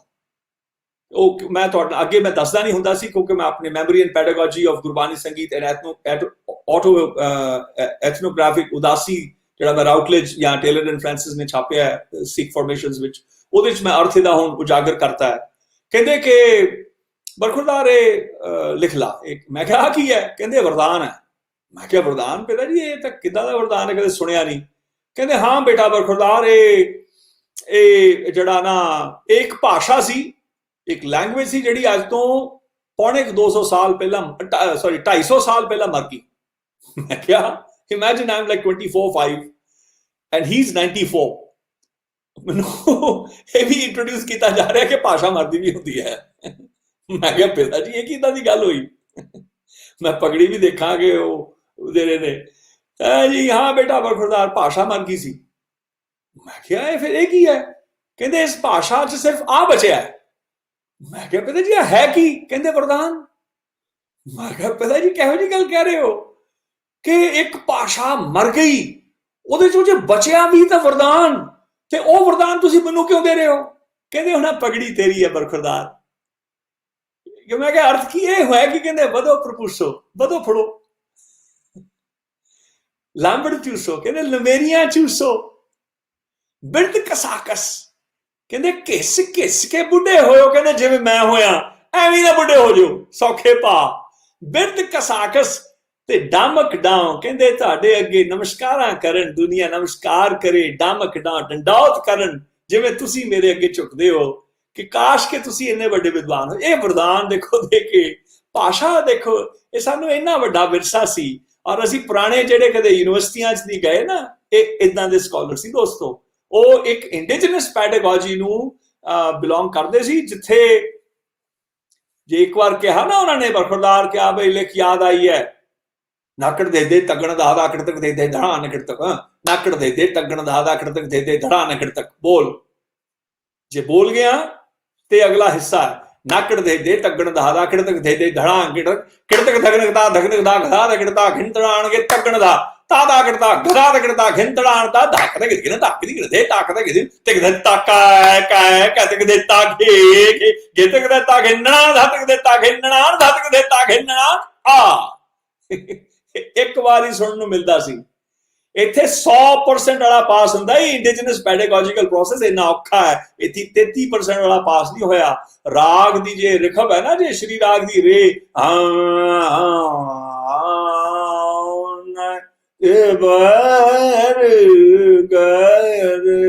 ਇਹ 33% ਰਹਿ ਗਈ ਤਾਂ ਕੀ ਬਣਿਆ? ਇਹ ਇੰਨਾ ਔਖਾ ਹੈ ਦੋਸਤੋ। ਇਸੇ ਕਰਕੇ ਸ਼ਾਇਦ ਇਹਦੇ ਪਾਂਧੀ, ਇਹਦੇ ਪੜ੍ਹਨ ਵਾਲੇ, ਇਹਦੇ ਸਿੱਖਣ ਵਾਲੇ ਬੜੇ ਘੱਟ ਹੁੰਦੇ ਸਨ। ਮਹਾਰਾਜ ਵੀ ਕਹਿੰਦੇ ਕਿ ਵਿਰਲਾ ਬੂਝਾ ਕੋਈ, ਇਹ ਵਿਰਲੇ ਹੀ ਨੇ ਜਿਹੜੇ ਰਾਜ਼, ਇਹ ਰਮਜ਼ਾਂ ਬੁੱਝ ਸਕਦੇ ਹੁੰਦੇ ਨੇ। ਇਹ ਇਲਮ ਮੰਡੀਕਰਨ ਨਹੀਂ ਇਹਦਾ ਹੋ ਸਕਿਆ ਕਦੇ, ਨਾ ਅੱਜ ਤਾਈਂ ਹੋਇਆ। ਕਰਕੇ ਦੇਖ ਲਓ, ਜਿੰਨੀ ਯੂਨੀਵਰਸਿਟੀ ਅੱਜ ਕੱਲ੍ਹ ਇੰਸਟੀਟਿਊਸ਼ਨ ਬਣਾਉਂਦੇ ਨੇ, ਬੜੇ ਬੜੇ ਪਾਦਰੀ ਬਣਾਏ ਜਾਂਦੇ ਨੇ, ਗ੍ਰੰਥੀ ਰਾਗੀ ਬਣਾਏ ਜਾਂਦੇ ਨੇ, ਬੜੇ ਬੜੇ ਕਾਜੀ ਮੁੱਲਾ ਬਣਾਏ ਜਾਂਦੇ ਨੇ, ਬੜੇ ਬੜੇ ਪੰਡਤ ਬਣਾਏ ਜਾਂਦੇ ਨੇ, ਪਰ ਉਹ ਬਣਦੇ ਕੋਈ ਵੀ ਨਹੀਂ। ਉਹ ਮੰਡਲ ਕੋਈ ਹੋਰ ਹੈ ਦੋਸਤੋ। So I hope I have been able to share some thoughts, some researches, some of the remnants ਜਿਹੜੇ ਸਾਡਾ ਜਿਹੜਾ ਮਿਊਜ਼ੀਕਲ ਹੈਰੀਟੇਜ ਹੈ, ਜਿਹੜਾ ਵਿਰਸਾ ਹੈ ਸਾਡਾ, ਸੂਖਮ ਤੇ ਸਥੂਲ, ਅਬੋਧ ਬੋਧ ਵਿਰਸਾ ਜਿਹੜਾ ਹੈ, ਉਹ ਮੈਨੂੰ ਆਸ ਹੈ ਕਿ ਮੈਂ ਇਸ ਥੋੜੀ ਜਿਹੀ ਜਿਹੜੀ ਨਰੇਸ਼ਨ ਆਪ ਜੀ ਨਾਲ ਸਾਂਝੇ, ਕੁਝ ਖਿਆਲ ਸਾਂਝੇ ਕੀਤੇ ਨੇ, ਆਪ ਜੀ ਨੂੰ ਮੈਂ ਆਪ ਜੀ ਨਾਲ ਜਿਹਨੂੰ ਕਹੀਏ ਮੈਂ ਸਾਂਝਾ ਕਰ ਸਕਿਆ ਹੋਵਾਂਗਾ। ਮੈਂ ਹੋਰ ਕੀ ਕਹਿ ਸਕਦਾ। ਮੈਂ ਸ਼ੁਕਰਗੁਜ਼ਾਰ ਹਾਂ ਤੁਸੀਂ ਜਿਨ੍ਹਾਂ ਨੇ ਇੰਨਾ ਚਿਰ ਸੁਣਿਆ ਮੈਨੂੰ। ਨਾ ਚੀਜ਼ ਨੂੰ ਮੈਂ ਫੇਰ ਦੁਹਰਾ ਦਿਆਂ ਕਿ ਮੈਂ ਇਸ ਯੋਗ ਨਹੀਂ, ਮੈਂ ਤਾਂ ਪਤਾ ਨਹੀਂ ਇਹ ਖੋਲਾ ਉਹਨਾਂ ਦੇ ਤੇ ਤੌਹੀਦ ਉਹਨਾਂ ਦੇ ਜਿਹਨੂੰ ਕਹਿੰਦੇ ਆ ਪਿਆਰ ਦਾ ਵਜ੍ਹਾ ਮੈਂ ਆ ਗਿਆ, ਕਿਉਂਕਿ ਮੈਂ ਤਾਂ ਸ਼ਰਮਾਉਣਾ। ਮੈਂ ਤਾਂ ਡੀਨ ਮੈਨੂੰ ਉਹਨੇ ਲਾਤਾ ਉੱਥੇ ਜਦੋਂ ਉੱਥੇ ਮੈਂ ਕਰਪਸ਼ਨ ਦੇਖੀ, ਉੱਥੇ PhDਆਂ ਜੀ ਉਹੀ ਘੁੱਗੀਆਂ ਮਰਵਾ ਕੇ PhDਆਂ ਹੁੰਦੀਆਂ। ਅੱਜ ਤਾਈਂ ਉਹ PhD ਹੁਣ ਮੈਂ ਰੋਕੀ ਪਿੱਛੇ ਜੇ, ਮੈਂ ਕਿਹਾ ਜੀ ਮੇਰੇ ਕੋਲ ਸਮਰੀ ਤੱਕ ਨਹੀਂ ਪਹੁੰਚੀ। ਇਹ ਤਾਂ ਜਿਹੜਾ ਵਾਈਵਾ ਛੁੱਟੀਆਂ 'ਚ ਕਰਦੇ ਆ ਯੂਨੀਵਰਸਿਟੀ ਦੇ ਚਾਰਟਰ ਦੇ ਖਿਲਾਫ, ਉਹ ਮੇਰੇ ਖਿਲਾਫ ਹੋ ਗਏ ਜੀ।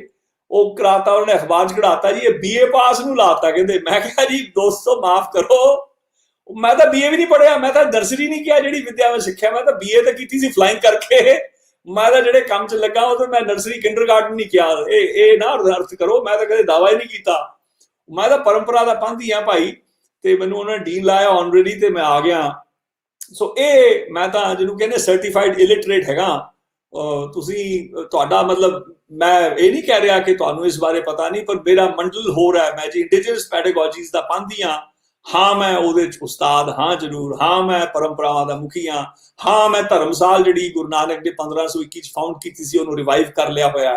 ਹਾਂ ਮੈਂ ਗਿਰਵੜੀ ਟਕਸਾਲ ਤੇ ਸੇਖਵਾਂ ਟਕਸਾਲ ਗੁਰੂ ਗੋਬਿੰਦ ਦੇ ਮਹਾਰਾਜ ਦੇ ਇਸ਼ਾਰੇ ਤੇ ਭਾਈ ਧਰਮ ਸਿੰਘ ਹੁਣਾਂ ਨੇ ਜੋ ਸਟਾਰਟ ਕੀਤੀ, ਜਦੋਂ ਮੇਰੇ ਬਜ਼ੁਰਗ ਭਾਈ ਸਾਹਿਬ ਦਾਸ ਨੇ ਬੜਾ ਹੈਲਪ ਕੀਤਾ ਉਹਦੇ ਵਿੱਚ, ਕਿਉਂਕਿ ਸਾਰੇ ਨਾਨਕਪੰਥੀ ਸਨ।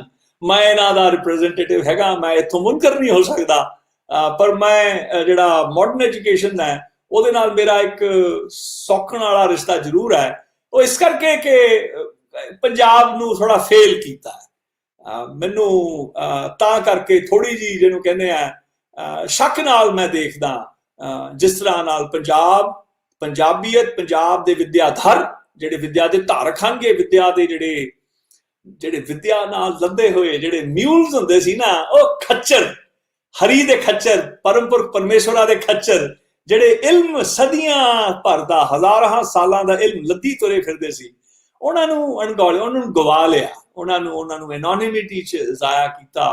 ਉਹਦਾ ਮੈਨੂੰ ਰੋਸ ਹੈ ਦੋਸਤੋ। ਕਾਸ਼ ਕਿ ਉਹ ਮੈਪਿੰਗ ਹੋਈ ਹੁੰਦੀ, ਕਾਸ਼ ਕਿ ਅੱਜ ਵੀ ਹੋ ਜਾਵੇ, ਕਾਸ਼ ਕਿ ਜਿਹੜੇ ਇਹੋ ਜਿਹੇ ਬਜ਼ੁਰਗਾਂ ਨੂੰ ਜਾਣਦੇ ਸੀ ਉਹਨਾਂ ਕੋਲੋਂ ਨੈਰੇਟਿਵਸ ਕੋਈ ਇੱਕ ਅੱਖਰ ਹੀ ਮਿਲੇ, ਕੋਈ ਉਹ ਵੀ ਸਾਨੂੰ ਬਟੋਰ ਕੇ ਰੱਖਣ ਦੀ ਲੋੜ ਹੈ। ਸ਼ਾਇਦ ਉਹ ਜਿਗਸਾ ਪਜ਼ਲ ਕਿਸੇ ਵੇਲੇ ਕੋਈ ਨਾ ਕੋਈ ਮੇਰੇ ਤੁਹਾਡੇ ਵਰਗਾ ਕਰ ਸਕੇਗਾ। ਮੈਂ ਇੰਨੀ ਸਾਂਝ ਪਾਉਂਦਾ ਹੋਇਆ ਮੈਂ ਆਪ ਤੋਂ ਮੈਂ ਇੱਥੇ ਹੁਣ ਰੁਕਾਂਗਾ। ਬਹੁਤ ਮਿਹਰਬਾਨੀ, ਤੁਸੀਂ ਸੁਣਿਆ। ਸਰ ਬੜੀ ਮਿਹਰਬਾਨੀ ਜਨਾਬ ਭਾਈ ਜੀ। ਮੇਰੀ ਆਵਾਜ਼ ਆ ਰਹੀ ਹੈ ਤੁਹਾਨੂੰ? ਤੋਈ ਸਾਹਿਬ ਮੈਂ ਹੁਣ ਇਸ ਬਹਾਨੇ ਤੁਹਾਡੀ ਮੈਂ ਚਿੱਠੀ ਪੜ੍ਹ ਕੇ ਸੁਣਾ ਦਿਆਂ ਜਰਾ, ਤੁਹਾਨੂੰ ਦਿੱਕਤ ਤਾਂ ਨਹੀਂ ਹੁਣ ਹੋ ਜਾਵੇ। ਆ ਦੇਖੋ ਜੀ, ਇਹ ਤੋਈ ਸਾਹਿਬ ਤੁਹਾਡੇ ਸਾਹਮਣੇ ਨੇ। ਇਹ ਮੇਰੀ ਨਾ, ਮੈਂ ਇਹਨਾਂ ਨੂੰ ਫੋਨ ਕੀਤਾ ਤੇ ਮੇਰਾ ਫੋਨ ਨਾ ਚੱਕਿਆ, ਤੇ ਮੈਂ ਇਹਨਾਂ ਨੂੰ ਕਿਹਾ, ਮੈਂ ਕਿਹਾ ਜੀ ਕਰਨ ਲੱਗਿਆ ਮੈਂ ਸ਼ਿਕਾਇਤ, ਮੈਂ FIR ਦਰਜ ਕਰਾਉਣ ਲੱਗਿਆ ਹੈ ਜੀ। ਆਹ ਤੁਸੀਂ ਦੇਖੋ ਮੈਂ FIR ਕਦੋਂ ਕੀਤੀ ਹੈ, 1:28 ਦੁਪਹਿਰ 7/5/2020 ਨੂੰ ਰੋਮ ਇਟਲੀ ਤੋਂ। ਖੋਲਾ ਜਰਾ ਆਪਣੀ ਬੱਖੀ ਕਹਿੰਦੇ ਸੰਭਾਲ ਕੇ ਹੁਣ ਰੱਖੀ, ਹੱਸੇਂਗੀ ਤਾਂ ਹੁਣ ਦੇਖੀ ਤੂੰ ਫਿਰ। ਬੀਬੀ ਚੀਮਾ, ਸ਼ੈਤਾਨ ਸਲਾਮਤ ਰਵੇ, ਸ਼ੈਤਾਨੀਆਂ ਬਰਕਰਾਰ ਰਹਿਣ, ਸਦਾ ਚਿਰ ਜੀਵਨ ਖੁਸ਼ਹਾਲ ਰਹਿਣ। ਇੱਥੋਂ ਮੈਂ ਆਪਣੀ ਚਿੱਠੀ, ਆਪਣੀ ਸ਼ਿਕਾਇਤ ਸ਼ੁਰੂ ਕਰਦਾ। ਮਈ ਦਾ ਮਹੀਨਾ ਸੀ, ਤਰੀਕ 7 ਤੇ ਵੱਜੇ 30 ਮਿੰਟ ਸਨ, ਉੱਪਰ 7 ਸਵੇਰ ਦੇ, ਰਾਤ ਦੇ ਹਰਗਿਜ਼ ਨਹੀਂ। ਅਸਾਂ ਬਹੁਤ ਹੀ ਮਿਹਰਬਾਨ ਮਿਜ਼ਾਜ ਵਿੱਚ ਆਣ ਕੇ ਤੁਹਾਡੇ ਸ਼ੌਹਰ ਸदैवी ਗੁਲਾਮ, ਜਿਸਨੇ ਦਾੜੀ ਤਾਂ ਛੱਡੋ ਮੁੱਛਾਂ ਦਾ ਇੱਕ ਵਾਲ ਵੀ ਨਾ ਬੂਥੇ ਤੇ ਲਟਕਣ ਝੂਲਣ ਦਿੱਤਾ ਹੋਵੇ, ਕਿਤੇ ਕਦੇ ਫੋਨ ਕੀਤਾ ਸੂ। 30 ਮਿੰਟ ਉੱਪਰ 10 ਵਜੇ ਸਨਗੇ ਪਾਕਿਸਤਾਨ ਵਿੱਚ, ਪਰ ਫੇਰ ਵੀ ਇਸ ਪਿਆਰੀ ਗਲੇ ਦਿਆਲੀ ਸੜੇ ਚੰਗੀਆਂ ਆਦਤਾਂ ਨਾਲ ਵਿਗੜੇ ਚਿਕਣੇ ਬੂਥੇ ਜੜੇ ਨੇ ਅਹਾਂ ਦਾ ਫੋਨ ਨਾ ਚੁੱਕਿਆ। ਇਸ ਤੁਸਾਂ ਦੇ ਸ਼ੌਹਰ ਨੇ ਕੀ ਆਸ ਰੱਖੀ ਸੀ ਕਿ ਅਸਾਂ ਕਿਸੇ ਬੰਦਿਆਂ ਵਾਲੇ ਸਮੇਂ ਤੇ ਫੋਨ ਕਰਦੇ? ਅਸਾਂ ਰੱਬ ਦੀ ਕੁੱਖੋਂ ਜਨਮ ਲਿਆ, ਹਜ਼ਰਤ ਸ਼ੈਤਾਨ ਦੀ ਗੋਦ ਚ ਪਲ ਕੇ ਰੱਜ ਕੇ ਵਿਗੜੇ ਹਾਂਗੇ। ਮਸਾਂ ਮਸਾਂ ਜਹੰਨਮ ਦਾ ਵੀਜ਼ਾ ਲਿਆਈ ਤੇ ਸਾਡੀ ਬਣੀ ਬਣਾਈ ਵਿਗਾੜ ਰਿਹਾ। ਦਰਖਾਸਤ ਕੋਈ ਇੱਕ ਨਹੀਂ, ਅੱਧੀ ਨਹੀਂ, ਇੱਕ ਚੱਪਾ ਹੀ ਫਿਟਕਾਰ ਲਾਏ ਦਿਓ। ਤੁਹਾਡਾ ਅਸ਼ੁਭ ਚਿੰਤਕ ਭੱਬਾ ਬੱਬਾ ਸੱਸਾ।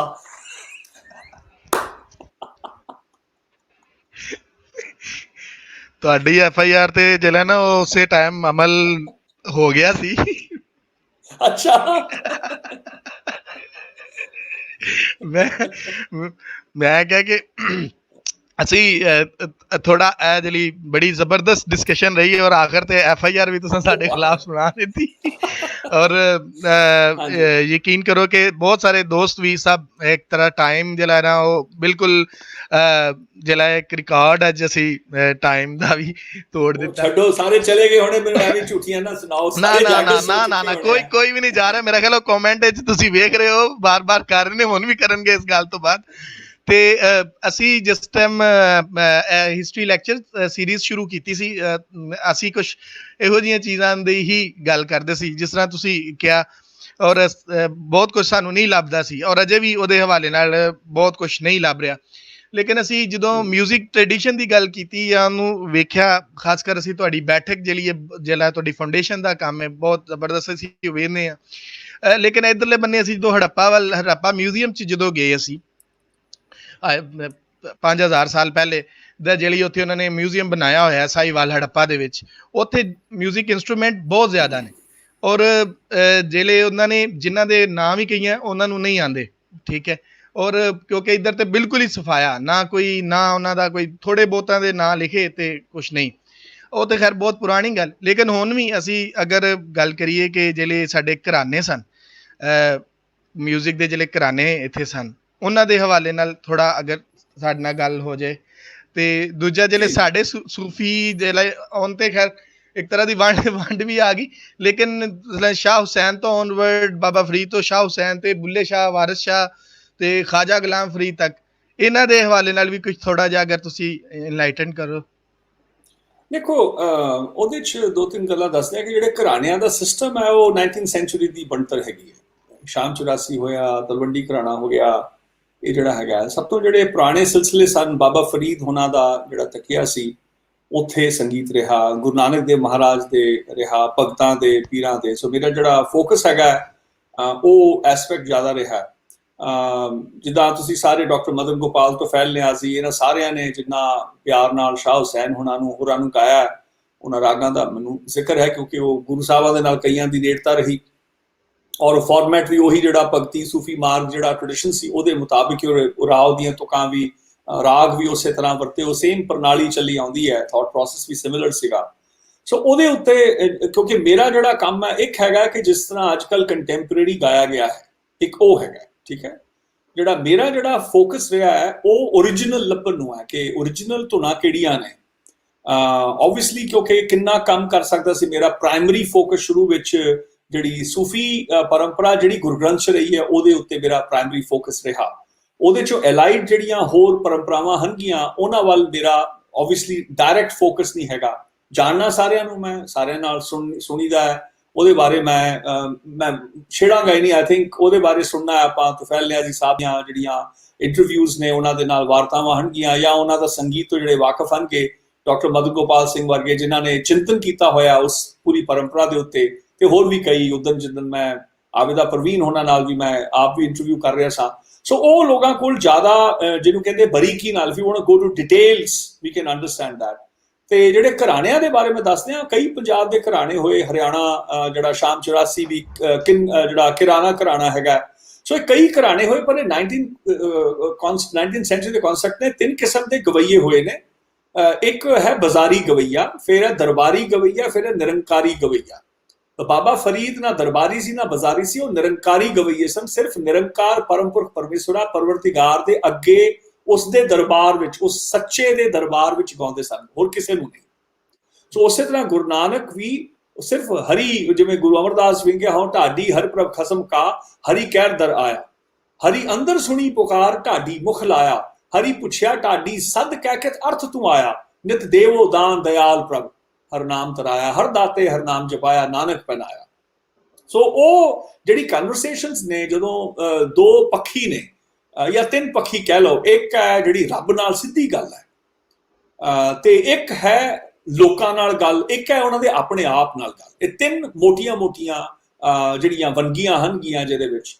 ਸੋ ਇਹ ਜਿਹੜਾ ਮੇਰਾ ਜਿਹੜਾ ਪੱਖ ਰਿਹਾ, ਉਹ ਦਰਬਾਰੀ ਸੰਗੀਤਕਾਰਾਂ ਦੇ ਕੋਲ ਮੈਂ ਗਿਆ। ਜਿਵੇਂ ਮੈਂ ਲਾਹੌਰ ਆਇਆ, ਪੰਜਾਬ ਦੇ ਵਿੱਚ ਜਿੱਦਾਂ ਤਾਲਾਂ ਦਾ, ਰਾਗਾਂ ਦਾ, ਘਰਾਣਿਆਂ ਦੇ ਉੱਤੇ ਜਦੋਂ ਮੈਂ ਰਿਸਰਚ ਕਰ ਰਿਹਾ ਸੀ, ਮੇਰਾ ਪਿਆਰ ਸੀ ਉਸਤਾਦ ਸਲਾਮਤ ਅਲੀ ਉਹਨਾਂ ਨਾਲ ਵੀ।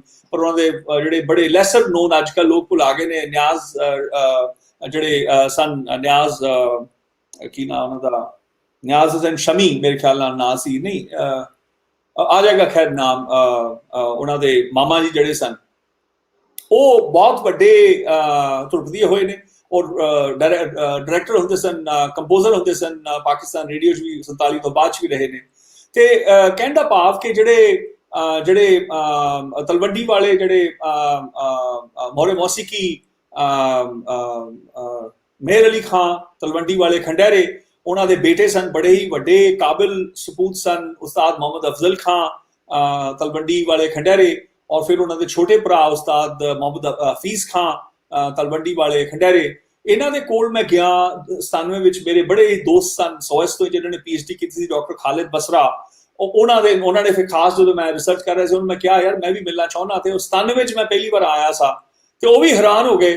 ਤੇ ਜਿਵੇਂ ਉਹ ਇੱਕ ਦਿਨ ਅਸੀਂ ਬੈਠੇ 2000 ਜਦੋਂ ਮੈਂ ਫੇਰ ਆਇਆ, ਤੇ ਉਹਨਾਂ ਨੇ ਇੱਕ ਚੀਜ਼ ਗਾਈ। ਤੇ ਆਪਣੇ ਚੀਫ ਜਸਟਿਸ ਪਾਕਿਸਤਾਨ ਦੇ ਜਿਹੜੇ ਸਾਬਕਾ ਰਿਟਾਇਰਡ ਜਿਹੜੇ ਨੇ ਜਵਾਦ ਖਵਾਜਾ, ਉਹਨਾਂ ਦੇ ਮਦਰ ਦੇ ਕਮਰੇ 'ਚ ਮੈਂ ਰੁਕਿਆ ਹੋਇਆ ਸੀ ਉਦੋਂ, ਤੇ ਉਹਨਾਂ ਦੇ ਘਰ 'ਚ। ਤੇ ਉਹ ਮੈਂ ਨਾ, ਖਾਨ ਸਾਹਿਬ ਹਫੀਜ਼ ਖਾਂ ਹੋਣੀ ਮੇਰੇ ਨਾਲ ਹੀ ਰਹੇ ਸੀ, ਇੱਕੋ ਡਬਲ ਬੈੱਡ ਤੇ ਸੀ, ਸਾਰਾ 24 ਘੰਟੇ ਸੀ। ਮੈਂ 12-14 ਚੌਂਕਦੇ ਰਹੇ, ਮੇਰੇ ਨਾਲ ਰਹੇ ਸੀ ਇਕੱਠੇ ਦਿਨ ਰਾਤ। ਮੇਰੇ ਰਿਕਾਰਡਰ ਡੈਕ ਤੇ ਮੇਰਾ VX ਜਿਹੜਾ ਖੈਰ 1000 ਮੇਰਾ ਕੈਮਰਾ ਸ਼ੈਮਰਾ ਲੱਗਾ ਹੋਇਆ। ਤੇ ਅਸੀਂ ਬੜਾ ਲੜੇ ਜੀ ਕਨਸੈਪਟਸ ਦੇ ਉੱਤੇ, ਰਾਗਾਂ ਉੱਤੇ, ਰਾਗ ਸਰੂਪਾਂ ਬਾਰੇ। ਉਹ ਹਰ ਇੱਕ ਕਲੇਮ ਹੁੰਦੇ ਨੇ, ਉਹ ਹਰ ਇੱਕ ਨੇ 47 ਤੋਂ ਬਾਅਦ 'ਚ ਉਧਰ ਵਾਲਿਆਂ ਨੇ ਆਪਣੇ ਸੈਫਰਨਾਈਜੇਸ਼ਨ ਤੇ ਸਿੱਖਾਈਜੇਸ਼ਨ ਕਰ ਲਿਆ, ਇੱਧਰਲੇ ਪਾਸੇ ਉਹਨਾਂ ਨੇ ਇਸਲਾਮਾਈਜੇਸ਼ਨ ਆਫ ਮਿਊਜ਼ਿਕ ਕੀਤਾ। ਮੈਂ ਵਿਚਕਾਰ ਵਿਚਾਰਾ ਇੱਧਰ ਵੀ ਰੱਸਾ ਫੜਾ ਹੋਇਆ, ਯਾਰ ਕਿਸ਼ਤੀ ਇੱਧਰ ਨਾ ਲਿਜਾਓ ਬਈ, ਇੱਧਰ ਆਓ, ਉੱਧਰਲੀ ਕਿਸ਼ਤੀ। ਯਾਰ ਮੈਂ ਕਿਹਾ ਜੀ ਇਕੱਠਾ ਕਰੋ ਜਰਾ, ਮੈਂ ਨਾ ਅਸਲ ਦੇਖਣਾ ਚਾਹੁੰਦਾ ਸ਼ੀਸ਼ਾ। ਉਹ ਤਿੰਨੋਂ ਸ਼ੀਸ਼ਿਆਂ ਨੂੰ ਲਾ ਕੇ ਦੇਖੋ, ਸ਼ਾਇਦ ਸ਼ਕਲ ਅਸਲ ਦਿਖੂ। ਜਿਵੇਂ ਕਈ ਵਾਰ ਭੇਲੀਆਂ ਹੁੰਦੀਆਂ ਨਾ ਪੁਰਾਣੀ, ਇੱਕ ਰੰਗ ਦੇਖੋਗੇ ਤਾਂ ਅੱਧਾ ਅਸਲ ਤੁਹਾਨੂੰ 1/3 ਸੱਚ ਮਿਲੂਗਾ। ਅੱਛਾ, ਉਹਨੇ ਚੀਜ਼ ਗਾਈ। ਉਹ ਕਹਿਣ ਲੱਗੇ, ਮੈਂ ਕਿਹਾ ਹਫੀਜ਼ ਖਾਨ ਸਾਹਿਬ ਭਾਈਆ ਨੇ ਬੜੀ ਕਮਾਲ ਦੀ ਚੀਜ਼, ਇੱਕ ਵਾਰ ਫੇਰ ਸੁਣਾਓ। ਇੱਕ ਰਾਗ ਕਿਹੜਾ ਹੈ? ਕਹਿੰਦਾ ਕਿਹੜੀ ਚੀਜ਼? ਮੈਂ ਕਿਹਾ ਹੁਣੇ ਜਿਹੜੀ ਗਾਈ ਸੀ। ਕਹਿੰਦੇ ਕਿਹੜੀ ਗਾਈ ਸੀ? ਮੈਂ ਵਿਸਰ ਗਈ। ਮੈਂ ਕਿਉਂਕਿ ਚੰਡਿਆ ਹੋਇਆ ਬਜ਼ੁਰਗਾਂ ਦਾ ਸਿਖਾਇਆ ਹੋਇਆ। ਮੈਂ ਕਿਹਾ ਅੱਛਾ, ਤੇ ਇੱਕ ਮਿੰਟ ਫਿਰ ਆ ਸੁਣੋ। ਰਾਗ ਭੁੱਲ ਗਿਆ ਨਾ ਤੁਹਾਨੂੰ ਜੇ? ਕਹਿੰਦੇ ਰਾਗ ਦਾ ਨਾ ਉਹਦਾ ਪਤਾ ਨਹੀਂ ਹੈ ਨਾ, ਬੰਦਿਸ਼ ਕਹਿੰਦੇ ਵਿਸਰ ਗਈ। ਮੈਂ ਕਿਹਾ ਇੱਕ ਮਿੰਟ ਸੁਣੋ। ਸਭ ਘਟ ਰਾਮ ਬੋਲੇ। ਉਹ ਹੈਰਾਨ ਹੋ ਗਏ। ਰਾਮ ਬੋਲੇ, ਰਾਮ ਬਿਨਾ ਕੋ ਬੋਲੇ ਰੇ, ਬੋਲੇ ਰੇ। ਜਦੋਂ ਪੰਚਮ ਆਈ ਨਾ, ਉਸ ਤੋਂ ਪਹਿਲਾਂ ਪੰਚਮ ਹੀ ਲੱਗੀ ਸੀ। ਪਹਿਲਾਂ ਹੈਰਾਨ ਹੋ ਗਏ, ਪਰ ਇੱਕਦਮ ਉਹ ਚੌਂਕ ਗਏ ਜਦੋਂ ਮੈਂ ਪੰਚਮ ਲਾਈ, ਕਿਉਂਕਿ ਉਹਦਾ ਰਾਗ ਫਿਰ ਸਪਸ਼ਟ ਹੋ ਗਿਆ ਕੀ ਸੀ। ਮੈਂ ਕਿਹਾ ਜੀ ਇਹੀ ਰਾਗ ਗਾ ਰਹੇ ਸੀ ਨਾ ਤੁਸੀਂ? ਕਹਿੰਦੇ ਅੱਛਾ, ਤੁਹਾਨੂੰ ਆਉਂਦਾ? ਮੈਂ ਕਿਹਾ ਹਲੇ ਖੜੋ, ਤੁਸੀਂ ਸ਼ੱਕ ਕੀਤਾ? ਹਾਂ, ਹਮਾਰੇ ਸਫਲ ਕਾਜ ਆਪਣੇ दास कहो ले हो निवाज अपने दास का, ले हो निवाज। मैं क्या ਉਹ ਪੰਜਾਬੀ ਠੇਕਾ ਸੀ 3 ਸਾਲ ਦਾ, ਭਗਤ ਨਾਮਦੇਵ ਦੀ ओरिजिनल ਸੀ ਕੰਪੋਜੀਸ਼ਨ। ਇਹ ਗੁਰੂ ਸਾਹਿਬ ਦੀ ਮੈਂ ਕਿਹਾ ਇਹੀ ਇਹ ਹੈ ਹਮਾਰੇ ਸਫਲ ਕਾਜ। ਕਹਿੰਦੇ ਹੈ ਅੱਛਾ। ਮੈਂ ਕਿਹਾ ਖੜ ਜੋ ਹੱਲੇ। मेरो बाप माधव तू धन के सो सांवलियो बाप बीठला मेरो। मैं कहा जी आ राग है, ਇਹਦੇ ਚ ਦੋਨੋਂ ਮਧਮਾ ਵੀ ਲੱਗਦੀਆਂ, ਰਾਵਲਿਓ ਕੋਮਲ ਬੱਧਮ ਵੀ ਲੱਗੀ। ਕਹਿੰਦੇ ਅੱਛਾ। ਮੈਂ ਕਿਹਾ ਇਹ ਵੀ ਆਉਂਦੀ ਤੁਹਾਨੂੰ? ਕਹਿੰਦੇ ਨਹੀਂ, ਹੱਸ ਪਏ। ਮੈਂ ਕਿਹਾ ਜੀ ਮਾਲੀ ਗੌੜਾ ਹੀ ਗਾ ਰਹੇ ਸੀ ਨਾ ਤੁਸੀਂ? ਕਹਿੰਦੇ ਹਾਂ ਤਾਂ ਫੇ ਆਉਂਦਾ। ਮੈਂ ਕਿਹਾ ਹੁਣ ਬੰਦਿਸ਼ ਯਾਦ ਆਈ? ਕਹਿੰਦੇ ਹਾਂ ਆ ਗਈ। ਤੇ ਦੇਖੋ ਕੀ ਸਿੱਖਿਆ ਮੈਂ ਇੱਕ ਪਲ ਚ। ਹਾਂ ਰਿਆਜਾ ਬੜੀ ਕਮਾਲ ਦੀ ਬੰਦਿਸ਼ ਹੈ ਜੀ। ਮੈਂ ਤਾਂ ਸ਼ੁਕਰ ਕਰ ਸਕਦਾ ਮੇਰੇ ਲਈ ਖਾਨ ਸਾਹਿਬ ਤੇ ਬੱਚਿਆਂ ਤੇ ਕਿ ਉਹਨਾਂ ਨੇ ਯਾਦ ਰੱਖੀ। ਭਾਵੇਂ ਜਿੱਦਾਂ ਵੀ ਕਹਿੰਦੇ ਅਸੀਂ ਕਹਿੰਦੇ ਵਿਗੜੇ ਹੋਏ ਕਿਸਾਨ ਆ, ਉਹ ਕਹਿੰਦੇ ਜੇ ਗਾਂ ਕਿੰਨੀ ਮਛਲੀ ਹੋਵੇ ਕਿ ਚੋਤ ਲੈਣੀ ਆ ਕੇ। ਹਾਂ रियाजाए बनन तेरे, रियाजाए बनन तेरे, ना काहूं देखे ना ही सुने, रियाजाए बनन तेरे। अब घूंघट के पट छूटे रहो। It's a marvel, I'm telling you. Believe you me. अब घूंघट के पट छूटे, अब घूंघट के पट छूटे रहो, जैसे चांद बादल घेरे, जाए बनन तेरे। मैं 2 ਮਿੰਟਾਂ ਚ ਸਿੱਖ ਲਈ। ਸੋ ਕਹਿਣ ਦਾ ਭਾਵ ਹੈ ਕਿ ਇਹ ਪਰੰਪਰਾਵਾਂ ਦੀ ਮੈਂ ਉਹ ਦਿਨ ਕਹਿੰਦੇ ਆ ਪੈਡਾਗੋਜੀ ਭਾਲਦੇ ਆ ਕਿ ਕੀ ਸੀ ਪੰਜਾਬ ਸਾਡਾ, ਇਹ ਕੀ ਸ਼ੇਅਰਡ ਐਸਪੈਕਟ ਸਨ, ਕੀ ਸਾਂਝੀਆਂ ਗੱਲਾਂ ਸਨ। ਇੱਕ ਮੱਤ ਹੈ ਰਾਗ ਨਾਦ ਨੂੰ ਵੱਖਰੇ ਵੱਖਰੇ ਜੇ ਗੁਰਬਾਣੀ ਚ ਗਾਇਆ ਗਿਆ ਕਿ ਧੰਨ ਨਾਨਕ ਤੇਰੀ ਵੱਡੀ ਕਮਾਈ, ਤੇ ਉੱਥੇ ਤਲਵੰਡੀ ਵਾਲੇ ਆਪਣੇ ਪੀਰ ਸੈਯਦ ਅਲੀ ਨੂੰ ਗਾ ਰਹੇ ਨੇ। ਹਾਂ ਜ਼ਰਾ ਸੁਰ ਸੈਯਦ ਅਲੀ ਕੇ 1 2 3 4 5 6 7 सदा सुर सैयद अली के भल भल वारे वारे जाओ, अन धन दे दे निर्धन को सदा, सदा सुर सैयद अली के, सदा सुर सैयद अली के बली बली वारे वारे जाऊं, अन धन देत निर्धन को सदा, सुर सैयद अली के। आओ सदा सुर सैयद अली के बल बल वारे वारे जाऊं, अन धन दे दे निर्धन को सदा। धन मूर्ख हो गया कि धन मूर्ख हो गया, करो ध्यानवंत कपटी को देत, बेसदाओं को सदा गुण। धन मूर्ख हो ज्ञान करो ध्यानवंत कपटी को देत, बेसदाओं को सदा और गुण, दे दे निर्धन को सदा सुर सैयद अली के। ਇਹ ਜੀ ਟ੍ਰੈਡੀਸ਼ਨਸ ਹਨ ਕਿ ਕਿਵੇਂ ਕਿਵੇਂ ਆਪਣੇ ਇਸ਼ਟ ਦਾਤਾ ਨੂੰ, ਆਪਣੇ ਗੁਰੂਆਂ ਪੀਰਾਂ ਨੂੰ ਕਿਵੇਂ ਗਾਇਆ ਗਿਆ। ਬੜੀ ਵੱਡੀ ਟ੍ਰੈਡੀਸ਼ਨ ਹੈ।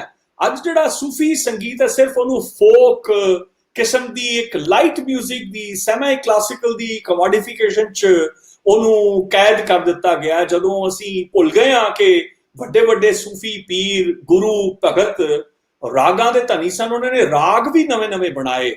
ਆਸਾ ਦਾ ਸਭ ਤੋਂ ਪਹਿਲਾ ਪ੍ਰਮਾਣ ਭਗਤ ਆਪਣੇ ਬਾਬਾ ਸ਼ੇਖ ਫਰੀਦ ਦਾ ਹੈ। ਉਸ ਤੋਂ ਪਹਿਲਾਂ ਕੋਈ ਪ੍ਰਮਾਣ ਹੀ ਹੈ ਨਹੀਂ ਆਸਾ ਗਾਏ ਗਏ ਦਾ, ਠੀਕ ਹੈ ਨਾ। ਸੋ ਆਈ ਥਿੰਕ ਜਿਹੜੇ ਘਰਾਣਿਆਂ ਦੇ ਕਨਸਟਰਕਟ ਨੇ ਬਾਅਦ ਚ ਨੇ। ਅਸੀਂ ਘਰਾਣਿਆਂ ਦੇ ਪਿੱਛੇ ਜਾ ਕੇ ਤਾਂ ਦੇਖਦੇ ਹਾਂ ਅਸੀਂ ਪੰਜਾਬ ਦਾ ਇਤਿਹਾਸ ਬਾਕੀ ਦਾ ਗਵਾ ਰਹੇ ਹਾਂ, ਜਦੋਂ ਹਜ਼ਾਰਾਂ ਸਾਲਾਂ ਤੋਂ ਜਿਹੜੀ ਟ੍ਰੈਡੀਸ਼ਨਸ ਚੱਲੀਆਂ ਆ ਰਹੀਆਂ ਨੇ ਉਹ ਅਸੀਂ ਉਹ ਤੋਂ ਟੁੱਟ ਜਾਂਦੇ ਹਾਂ।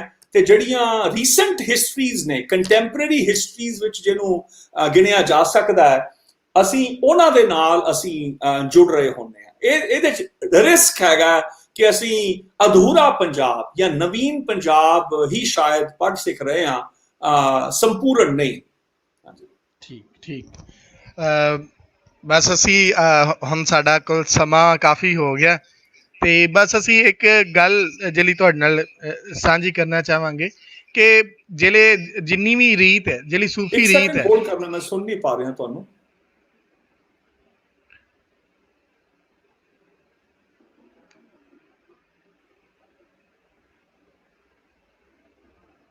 ਹੁਣ ਬੋਲਣਾ ਕੁਝ? ਹੈਲੋ, ਹਾਂਜੀ ਆ ਗਈ ਜੀ। ਹਾਂਜੀ, ਗੱਲ ਇਹ ਕਰ ਰਿਹਾ ਸਾਂ ਕਿ ਜਿਹੜੀ ਸਾਡੀ ਸੂਫੀ ਰੀਤ ਹੈ, ਜਿਹਨੂੰ ਅਸੀਂ ਪੰਜਾਬ ਦਾ ਜਿਹੜਾ ਕਲੋਨੀਅਲ ਜਿਹੜਾ ਈਰਾ ਤੋਂ ਬਾਅਦ ਦੀ ਜਿਹੜੀ ਡਿਵੀਜ਼ਨ ਹੈ, ਅਸੀਂ ਜਿਸ ਤਰ੍ਹਾਂ ਪਿੱਛੇ ਵੀ ਅਮਰ ਰਿਆਜ਼ ਨੇ ਵੀ ਇਹ ਗੱਲ ਕੀਤੀ ਕਿ ਵੀ ਜਿਹੜਾ ਰਿਟਨ ਜਿਹੜਾ ਮਟੀਰੀਅਲ ਹੈ, ਜਿਹੜਾ ਕਮਿਊਨਲਿਜ਼ਮ, ਇਹਦੀ ਵਜ੍ਹਾ ਤੋਂ ਜ਼ਿਆਦਾ ਰੇਜ਼ ਹੋਇਆ। ਜਿਹੜੀਆਂ ਓਰਲ ਟ੍ਰੈਡੀਸ਼ਨ ਅਸੀਂ ਜਿਵੇਂ ਜਿਵੇਂ ਛੱਡਦੇ ਗਏ, ਉਵੇਂ ਉਵੇਂ ਅਸੀਂ ਡਿਵਾਈਡ ਐਂਡ ਰੂਲ ਪੋਲਿਸੀ ਦੇ ਅੰਡਰ ਵੀ ਆ ਗਏ। ਸੋ ਇਹਦੇ ਤੋਂ ਬਾਅਦ ਵੀ ਇਸ ਤਰ੍ਹਾਂ ਹੀ ਹੋਇਆ ਕਿ ਹੁਣ ਅਸੀਂ ਜਿੱਦਣ ਅੱਜ ਵੀ ਜਿਹੜੀ ਅਸੀਂ ਗੱਲ ਕਰ ਰਹੇ ਹਾਂ, ਅਸੀਂ ਇਹਦੇ 'ਚ ਵੀ ਥੋੜ੍ਹਾ ਜਿਹਾ, ਮੈਂ ਪਿੱਛੇ ਵੀ ਗੱਲ ਕੀਤੀ ਕਿ ਜਿਹੜਾ ਸਾਡੀ ਸੂਫੀ ਰੀਤ ਜਿਹੜੀ ਚੱਲਦੀ ਆ ਰਹੀ ਹੈ ਔਰ ਉਹ ਖਾਜਾ ਫਰੀਦ ਤੱਕ ਹੈ, ਜ਼ਾਹਿਰ ਹੈ ਉਹਦਾ ਇੱਕ ਤਲਕ ਇਸ ਪੂਰੀ ਟ੍ਰੈਡੀਸ਼ਨ ਦੇ ਨਾਲ ਜੁੜਦਾ ਹੈ। ਔਰ ਇਹ ਬਜ਼ੁਰਗਾਂ ਦੀ ਜਿਹੜੀ ਇੱਕ ਲੜੀ ਹੈ ਪੂਰੇ ਪੰਜਾਬ ਨੂੰ, ਮੇਰਾ ਖਿਆਲ ਹੈ ਕਿ ਇਕੱਠਾ ਕਰਕੇ ਰੱਖਦੀ ਹੈ, ਜਿਹਦੇ ਨਾਲ ਉਹਨਾਂ ਦੀ ਫਿਲੋਸਫੀ ਜਿਹੜੀ ਔਨਵਰਡ ਅੱਗੇ ਜਿਹੜੀ ਚੱਲਦੀ ਜਾ ਰਹੀ ਹੈ। ਬੇਸ਼ੱਕ ਬੇਸ਼ੱਕ, ਇਹ ਤਾਂ ਇੱਕ ਜਿਹਨੂੰ ਕਹਿੰਦੇ ਆ, ਜਦੋਂ ਗੁਰੂ ਗ੍ਰੰਥ ਬਣ ਗਿਆ ਨਾ, ਹੁਣ ਤਾਂ ਕਿਸੇ ਸਿੱਖ ਕੋਲ ਬਹਾਨਾ ਨਹੀਂ ਹੈ ਕਿ ਉਹ ਸੂਫੀ ਪਰੰਪਰਾ ਤੋਂ ਟੁੱਟੇ, ਭਗਤੀ ਪਰੰਪਰਾ ਤੋਂ ਟੁੱਟੇ, ਉਹ ਵੈਦਿਕ ਪਰੰਪਰਾ ਤੋਂ ਟੁੱਟੇ, ਉਹ ਕਤੇਬਿਕ ਪਰੰਪਰਾ ਤੋਂ ਟੁੱਟੇ। ਕੋਈ ਬਹਾਨਾ ਨਹੀਂ ਹੈ। ਤੇ ਬਸ ਆਖਰੀ ਇੱਕ ਤੁਹਾਡੇ ਨਾਲ ਸ਼ਿਕਾਇਤ ਲਾਣੀ ਸੀ ਕਿ ਸਾਨੂੰ ਜਿਹੜਾ ਨਾ ਨਾਥ ਜੋਗੀਆਂ ਤੇ ਕੋਈ ਬੰਦਾ ਨਹੀਂ ਲੱਭ ਰਿਹਾ ਗੱਲ ਕਰਨ ਵਾਲਾ।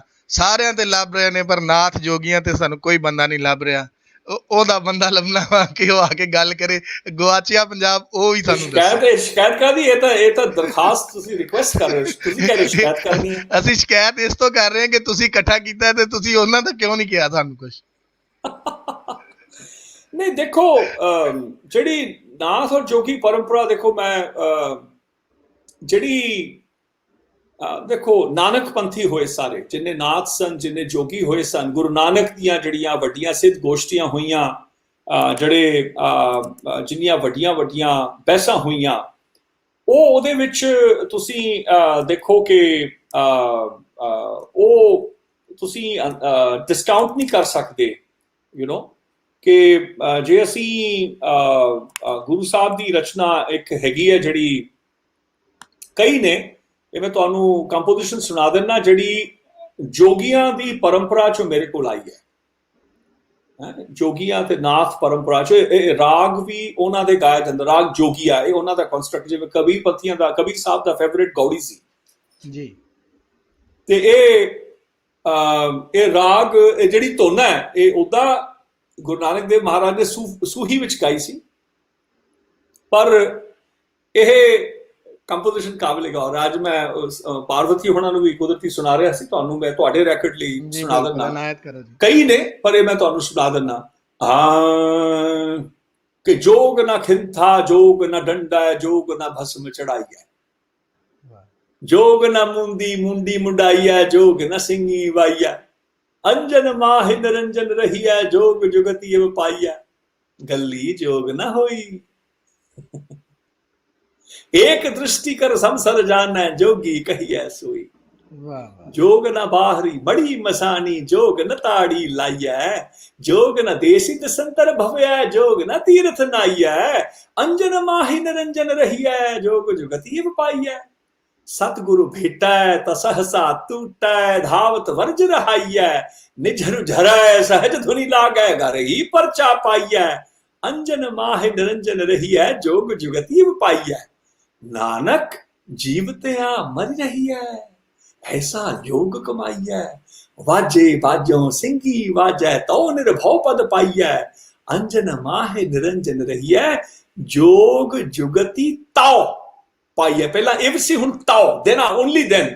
ਇਹਦੀ ਮੈਂ ਤੁਹਾਨੂੰ ਜਿਹੜੀ ਮੈਨੂੰ ਆਈ ਹੈ ਟ੍ਰੈਡੀਸ਼ਨ ਨਾਥ ਜੋਗੀ ਸੰਪਰਦਾ ਚੋਂ, ਉਹਦਾ ਮੈਂ ਤੁਹਾਨੂੰ ਵੰਗੀ, ਮੇਰੇ thanks to my grand uncles and my great grand uncle, they remembered it.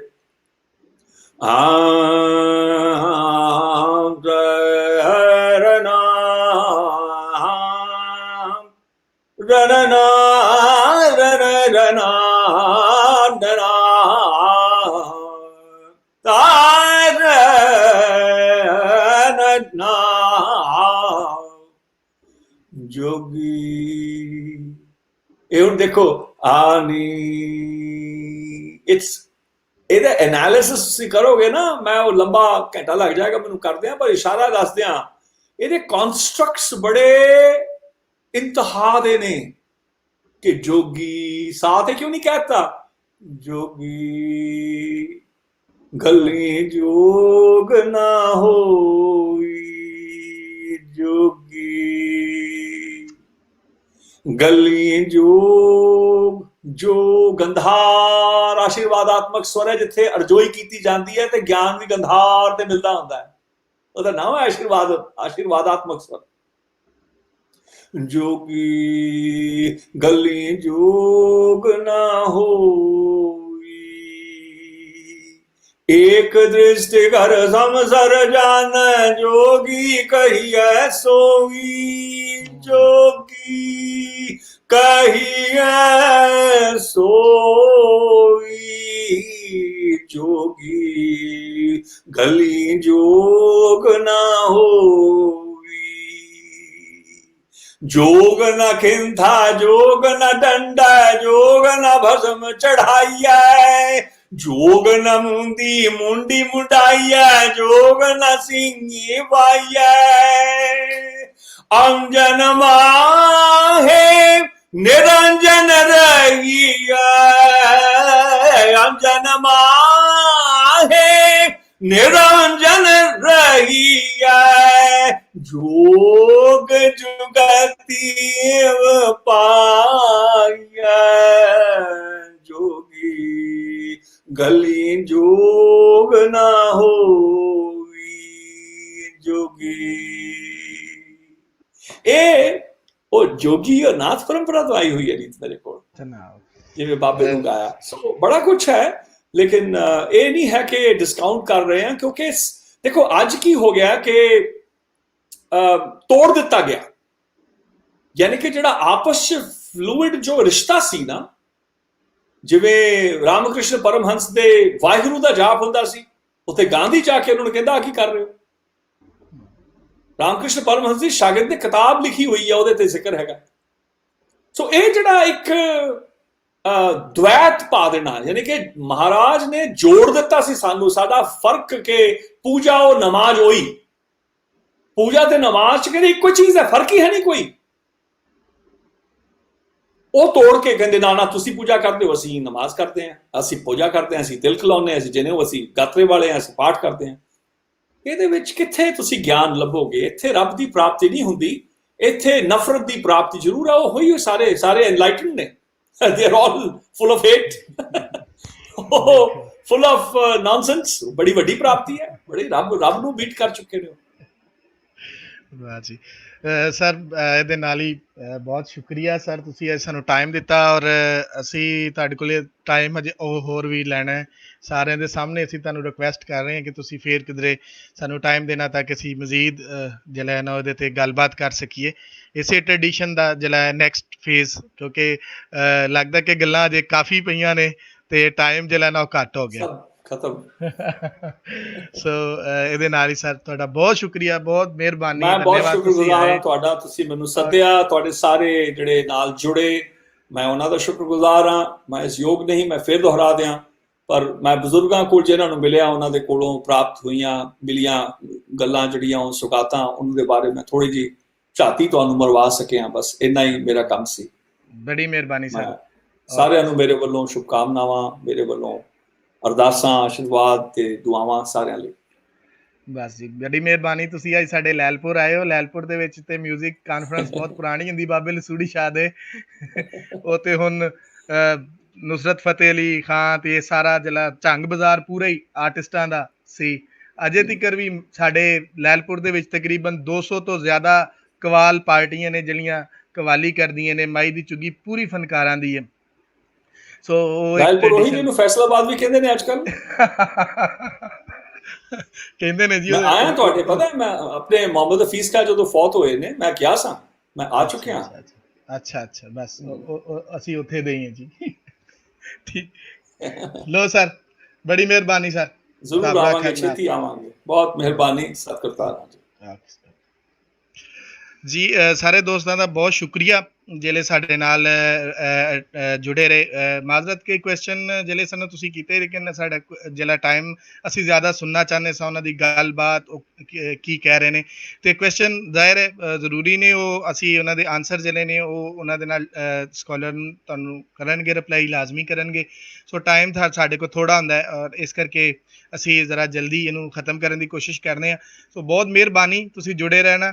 ਔਰ ਕੱਲ ਸਾਡਾ ਜਿਹੜਾ ਲੈਕਚਰ ਹੈ ਉਹ ਬਹੁਤ ਇੰਟਰਸਟਿੰਗ ਹੈ। ਯੋਗੇਸ਼ ਜੀ ਸਾਡੇ ਨਾਲ ਕੱਲ ਹੋਣਗੇ, ਔਰ ਉਹ ਜਿਹੜੀ ਸੂਫੀ ਸ਼ਰਾਈਨਸ ਨੇ ਜਿਹੜੇ ਈਸਟ ਪੰਜਾਬ ਦੇ ਵਿੱਚ, ਉਹਦੇ ਹਵਾਲੇ ਨਾਲ ਉਹ ਗੱਲਬਾਤ ਕਰਨਗੇ ਕੱਲ 9 ਵਜੇ ਪਾਕਿਸਤਾਨੀ ਟਾਈਮ ਦੇ ਮੁਤਾਬਕ 9 ਵਜੇ, ਔਰ ਇੰਡੀਅਨ ਟਾਈਮ ਦੇ ਮੁਤਾਬਕ 9:30 ਵਜੇ, ਔਰ ਅਦਰਵਾਈਜ਼ ਯੂਕੇ ਔਰ ਬਾਕੀ ਜਿਹੜੇ ਯੂਰਪ ਔਰ ਅਮਰੀਕਾ ਕੈਨੇਡਾ ਵਾਲੇ ਨੇ ਉਹ ਵੀ ਆਪਣਾ ਟਾਈਮ ਸੈੱਟ ਕਰ ਲੈਣ। ਕੱਲ ਅਸੀਂ 9 ਵਜੇ ਯੋਗੇਸ਼ ਜੀ ਦੇ ਨਾਲ ਆਵਾਂਗੇ ਸੂਫੀ ਸ਼ਰਾਈਨ ਈਸਟ ਪੰਜਾਬ ਦੇ ਵਿੱਚ, ਜਿਹੜੇ ਸੂਫੀ ਸ਼ਰਾਈਨਸ ਨੇ ਉਹਨਾਂ ਦੇ ਵੱਲ ਨਾਲ ਜਾ ਕੇ ਥੋੜ੍ਹੀ ਦੇਰ ਵਿੱਚ ਅਸੀਂ ਪੋਸਟਰ ਵੀ ਉਹਨਾਂ ਦਾ ਸ਼ੇਅਰ ਕਰ ਦਿਆਂਗੇ, ਤੇ ਤੁਸੀਂ ਜਿਹੜਾ ਨਾ ਸਾਡੇ ਨਾਲ ਆਉਣਾ। ਇਸ ਤੋਂ ਬਾਅਦ ਜਿਹੜੀਆਂ ਇਹ ਵੀਡੀਓਜ਼ ਅਸੀਂ ਬਣਾ ਰਹੇ ਹਾਂ ਲੈਲਪੁਰ ਯੰਗ ਹਿਸਟੋਰੀਅਨ ਕਲੱਬ ਦੇ ਨਾਮ ਤੋਂ, ਅਸੀਂ YouTube ਤੇ ਇੱਕ ਚੈਨਲ ਵੀ ਬਣਾਇਆ, ਉਹਦੇ ਤੇ ਵੀ ਇਹ ਤੁਹਾਨੂੰ ਮਿਲ ਜਾਣਗੀਆਂ, ਤੇ ਇਹਦਾ ਪੇਜ ਵੀ ਇੱਕ ਬਣਾ ਦਿੱਤਾ ਫੇਸਬੁੱਕ ਤੇ ਕੱਲ, ਕਿਉਂਕਿ ਇੱਕ ਫੀਡਬੈਕ ਸੈਸ਼ਨ ਹੋਇਆ ਸੀ, ਉਹਦੇ ਵਿੱਚ ਦੋਸਤਾਂ ਨੇ ਕਿਹਾ ਕਿ ਜੀ ਇਹ ਚੀਜ਼ਾਂ ਜਿਹੜੀਆਂ ਨੇ ਡਿਵੈਲਪ ਕੀਤੀਆਂ ਜਾਣ, ਉਸ ਤੋਂ ਬਾਅਦ ਅਸੀਂ ਇਹ ਡਿਵੈਲਪ ਕੀਤੀਆਂ।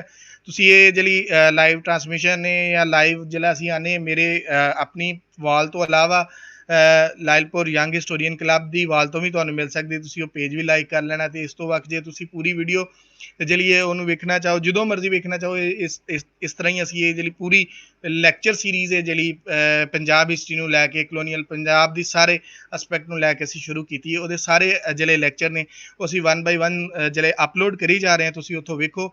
ਔਰ ਮੇਰੀ ਰਿਕੁਐਸਟ ਹੈ, ਸਾਡੇ ਨਾਲ ਬਹੁਤ ਸਾਰੇ ਪ੍ਰੋਫੈਸਰਸ ਨੇ, ਟੀਚਰਸ ਨੇ ਔਰ ਸਕਾਲਰਸ ਨੇ, ਉਹਨਾਂ ਦੇ ਅੱਗੇ ਰਿਕੁਐਸਟ ਹੈ ਕਿ ਤੁਸੀਂ ਜ਼ਿਆਦਾ ਤੋਂ ਜ਼ਿਆਦਾ ਸਟੂਡੈਂਟਸ ਨੂੰ ਜਿਹੜਾ ਹੈ ਨਾ ਸ਼ੇਅਰ ਕਰੋ ਕਿ ਉਹ ਇਹਨੂੰ ਵੇਖਣ, ਔਰ ਮਜ਼ੀਦ ਇਹਦੇ 'ਤੇ ਰਿਸਰਚ ਔਰ ਮਜ਼ੀਦ ਇਹਦੇ 'ਤੇ ਗੱਲਾਂ ਹੋਣ। ਇਸੇ ਨਾਲ ਹੀ ਜਿਹੜਾ ਹੈ ਉਹ ਜਨਾਬ ਤੁਹਾਡੇ ਸਾਰਿਆਂ ਕੋਲ ਇਜਾਜ਼ਤ ਚਾਹਾਂਗੇ। ਕੱਲ ਮਿਲਦੇ ਹਾਂ 9 ਵਜੇ ਯੋਗੇਸ਼ ਜੀ ਦੇ ਨਾਲ, ਯਾਦਾਂ ਪੀਰਾਂ ਦੀਆਂ, ਈਸਟ ਪੰਜਾਬ ਦੇ ਜਿਹੜੇ ਸ਼ਰਾਈਨਸ ਨੇ ਉਹਨਾਂ ਉੱਤੇ ਗੱਲਬਾਤ ਹੋਏਗੀ। ਤਾਂ ਮਿਲਦੇ ਹਾਂ ਕੱਲ। ਰੱਬ ਰਾਖਾ ਜੀ।